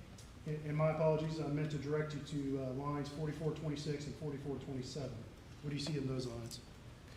On those lines, it shows at 8:54:34 p.m. It shows the start time of the camera and the phone. All right. And how long is that camera on for, that you can tell? It appears to be on for 59 seconds. Or, yes, 59 seconds. I'm sorry, 1 second. 1 second. I'm sorry, doing math sometimes gets me. It's okay. All right, so that camera's on for 1 second. In your opinion, what does that tell you is happening on this phone? It appears the phone's being moved and the camera's activating in the background to see if it would recognize somebody's face that would unlock it. So the phone is attempting to face unlock, correct? Yes, sir, that's what it appears. But you just specified that after 8:49:31, the phone never unlocked, correct? Correct. So with this camera entry, does the phone successfully unlock? No, sir. Now, can you tell us what that camera was looking at? Do you have any data that would suggest specifically what the camera was looking at? No, sir, I don't know what the camera was being pointed at. So it could be looking at the ground, Yes, sir. the sky, Yes, sir. somebody's face other than Maggie Murdaugh? Yes, sir. But if that camera had seen Maggie Murdaugh's face, what would you expect to happen? I would expect for it to unlock.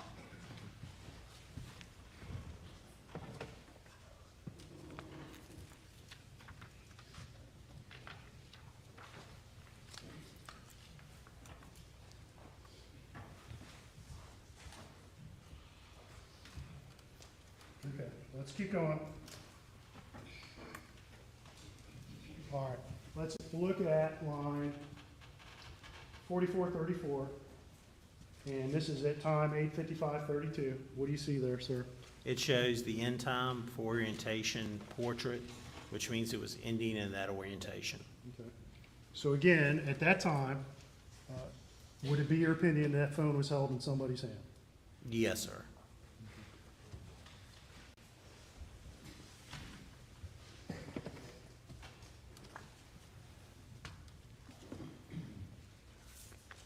Okay, and let's look real quick, the bottom of that page, and that's line 44, 41, and what is that information there? And 4441 comes from the activity sensor data, and that's at 9 o'clock even PM, and it shows steps. It also shows distance traveled. Okay, and let's talk about the steps for a minute. You've produced another report that specifically focused on steps that you pulled from this phone, correct? Yes, sir, correct. All right. And that shows more granular data of when steps occurred than this report shows, correct? Correct. And so just because we see 9 o'clock on this report, does that mean that steps occurred exactly at 9 o'clock on this phone? No, sir. It's the 2 after the 9 o'clock on that, which means it would be a range as Okay. far as, example would be like 9 to 10 for the total steps. And you prepared another report that would show specific steps during a specific time range, correct? Yes, sir. Okay.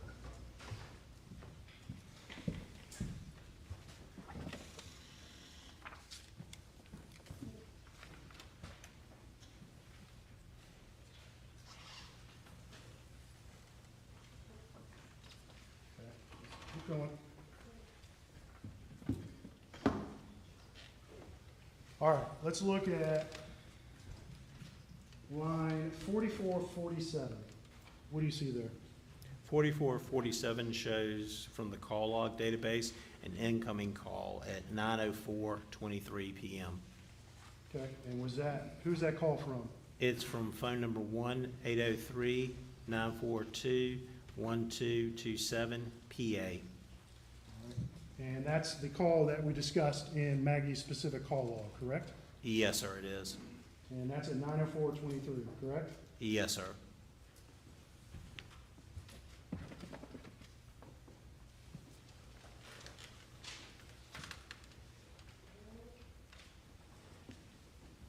And was that call answered? No, sir, it showed no time that that call was answered. All right, let's look at the bottom of that page, line 4454. At 9:06:12, what do we see there? At 9:06:12 shows the start time of an orientation change to portrait. Okay. And again, in your opinion, what does that tell you about whether this phone is in someone's hand? In my opinion, it would be in somebody's hand that was changing it from landscape up to portrait, lifting it. And that's at 9:06:12, correct? Yes, sir.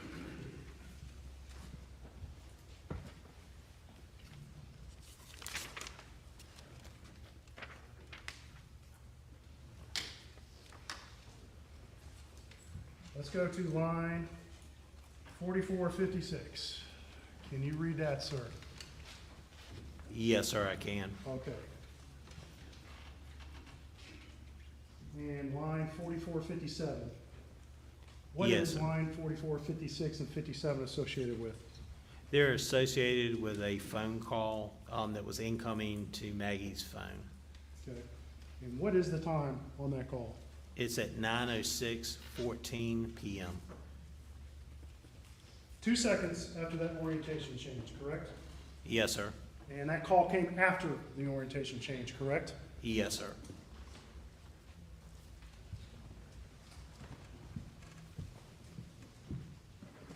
And again, you can't tell us whose phone, or your digital forensics can't tell us whose hand that phone was in at that point. Correct. All you can tell us was the phone was locked at that point, correct? Yes, sir.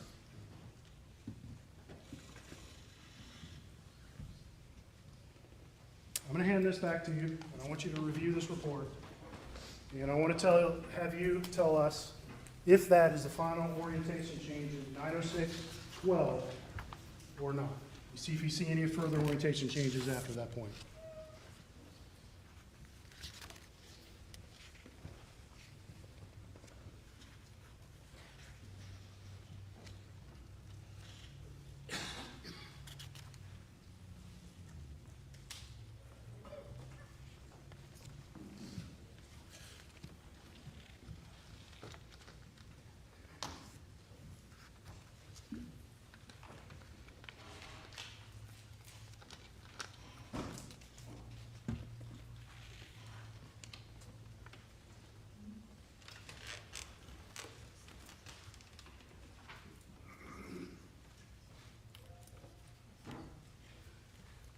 I do see the end time for the orientation of portrait that it recorded.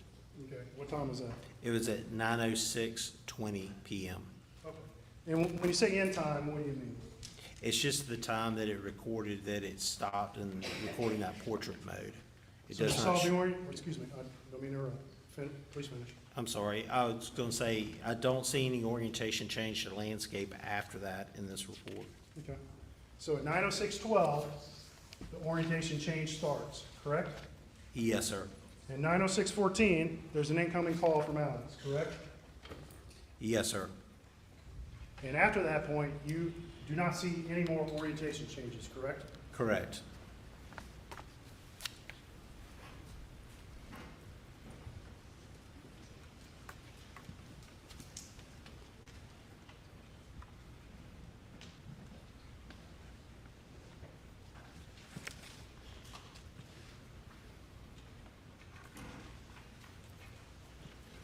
All right, let me direct your attention.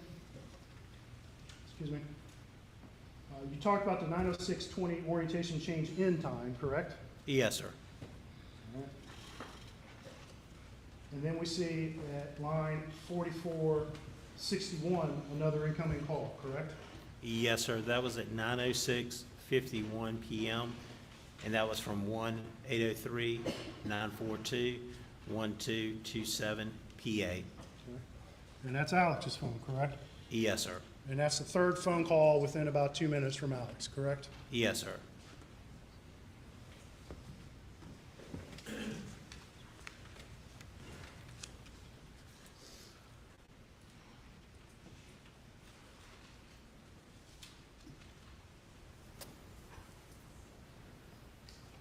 All right. And I see an entry at line 4464 at 9:07. Do you see that, sir? Yes, sir, I do. And that's a display on and off, correct? Yes, sir. And we've already discussed there could be a number of reasons for that display coming on and off, correct? Yes, sir. And the data you see on the phone is not going to be able to tell you exactly why that screen came on, will it? Correct. All right, line 4466. What is this? 4466 shows a text message received incoming at 9:08:58 p.m.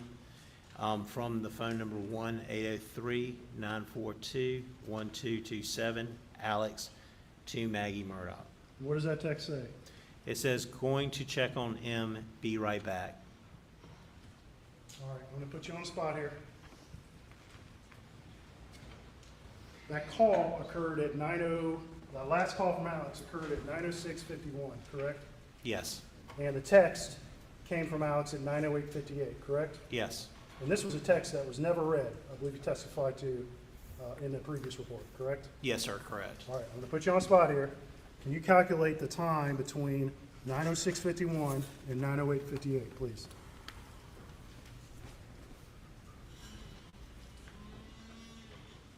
Take your time. If you need a pen, we can get you. It appears to be 2 minutes and 7 seconds. There's 2 minutes and 7 seconds between that call from Alex to that text from Alex, correct? Yes, sir, correct. Thank you.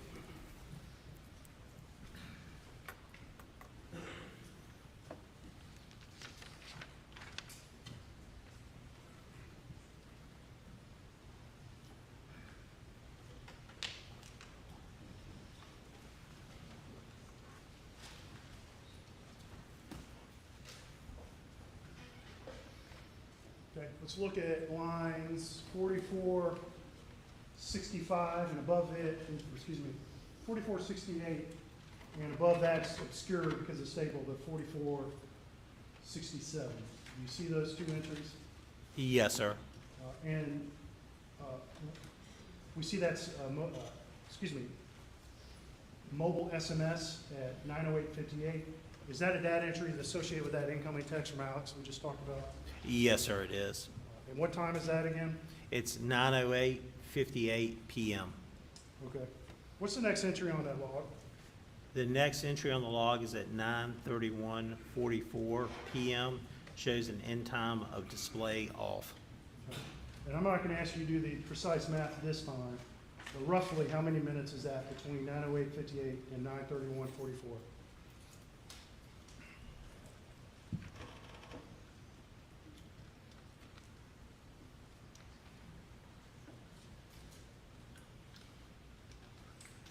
Approximately 22 minutes.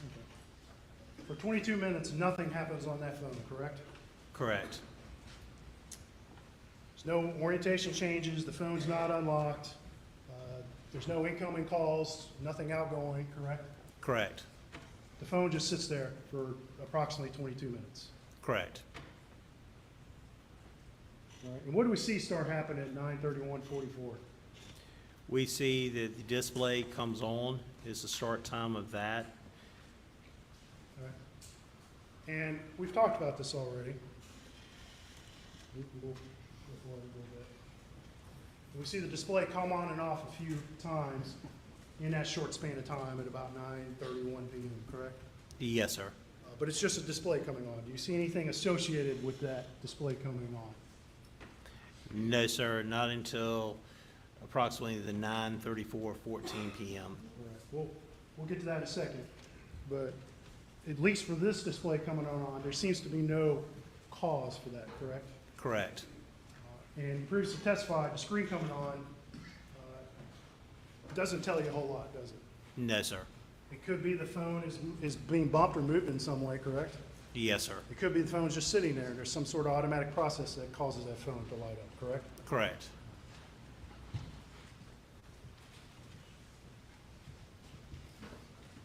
All right, let's talk about, you start talking about it, but we see a instant message on line 4477, correct?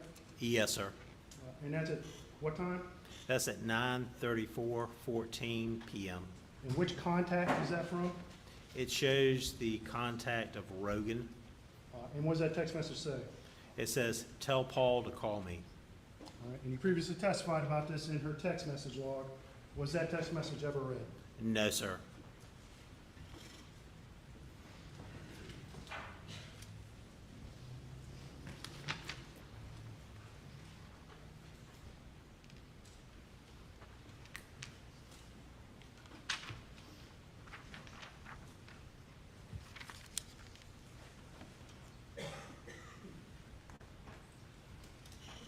Skip down a little bit. And I'm on line 4498. Yeah, 98. And we see there, it looks like an incoming call, correct? Yes, sir. And who's that from? It is from PA with the phone number of 1-803-942-1227. And was that call answered? No, sir.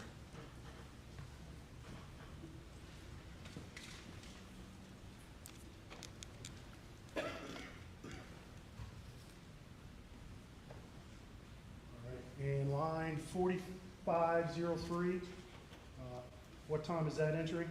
That entry is at 9:47:23 PM. And what is that? It is a text message that was received on that from Alex. It says, "Call me, babe." And was that text ever read? I know that's referencing the previous report. No, sir, that text was not read.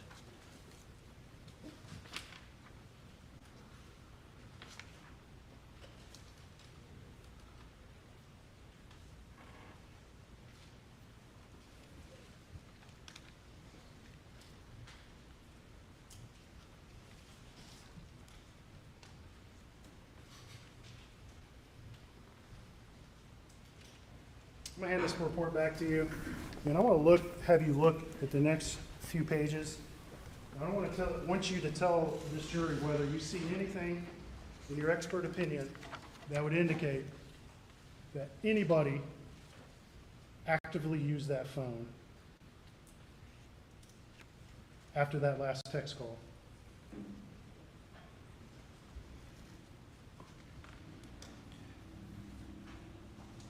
Not on 6/7/2021. Okay.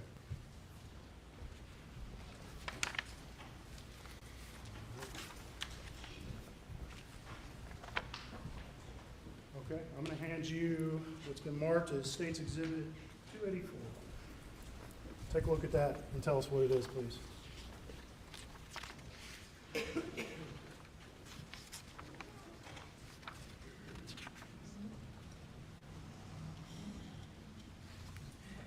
This is an Axiom report by Magnet Forensics that I prepared from Maggie's phone with health data information and steps.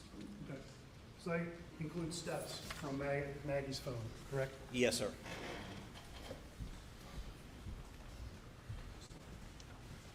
At this time, State will move into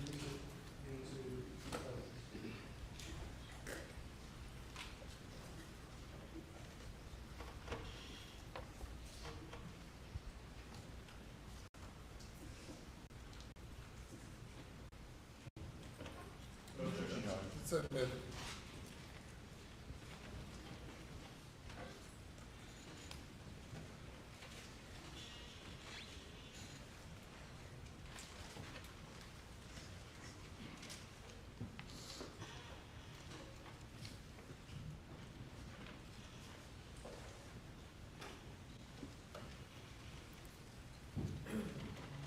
I think I'm going to direct you to record 22, if I'm looking at the right thing.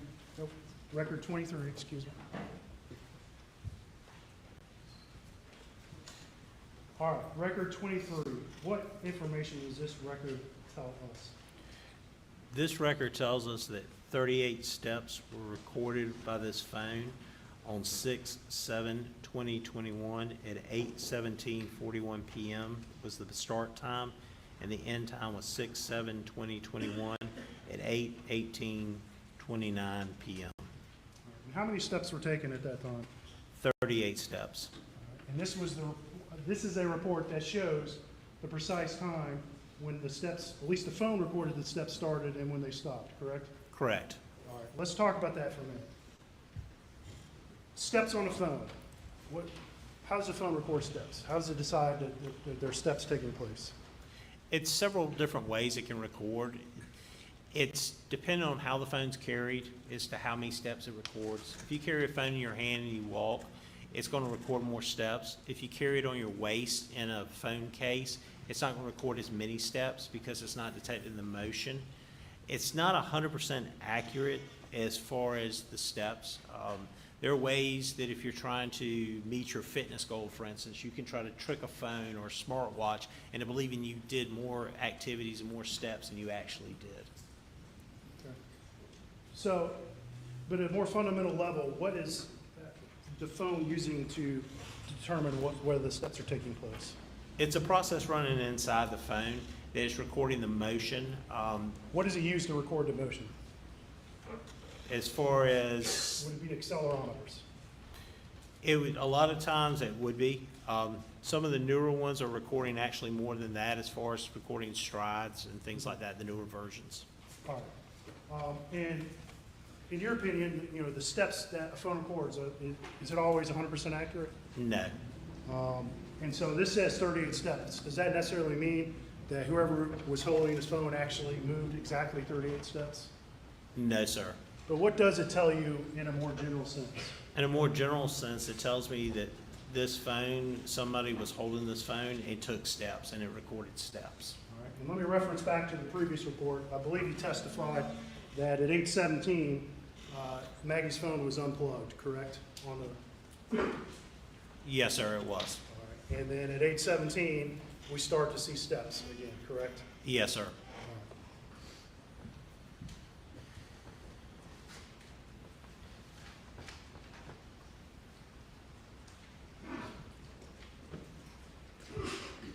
All right, let's look at record 25.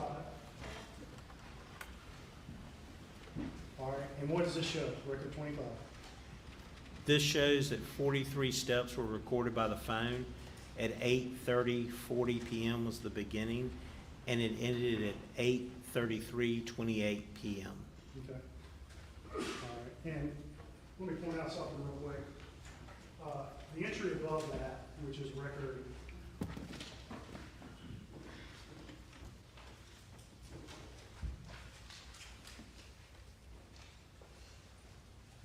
I don't think there's a record number associated with it, but it says 810. Oh, my bad.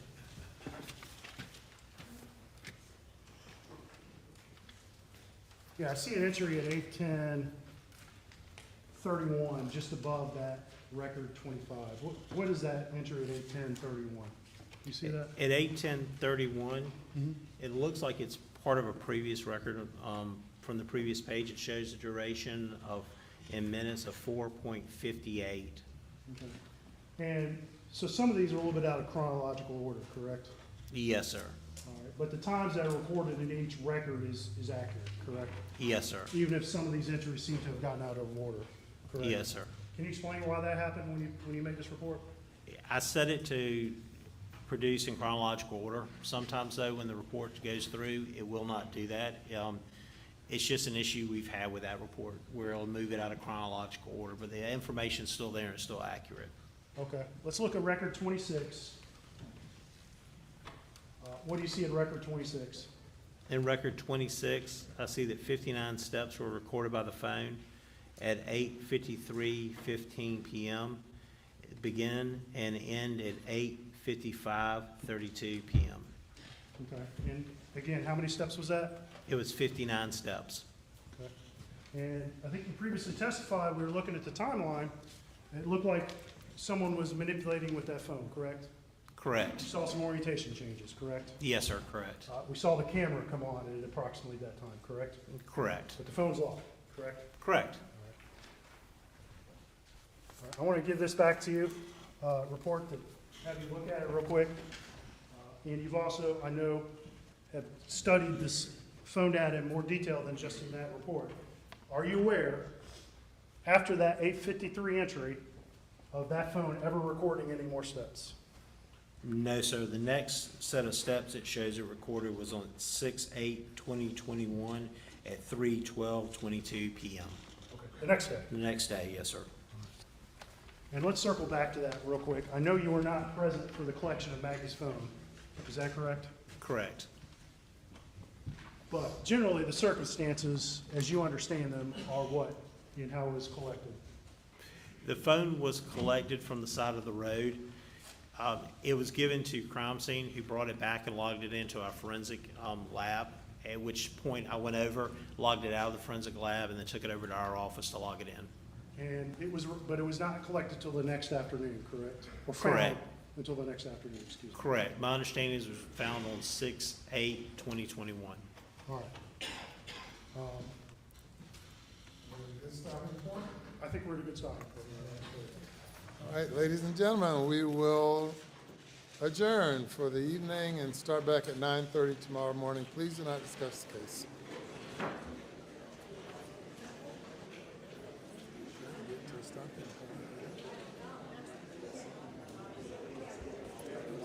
Well, this is the end of the day, and the jury is going home on day 5. So we'll pick this up in the morning on day 6. And then we'll keep going. We have a ways to go. Thanks for joining me. You guys have a great day.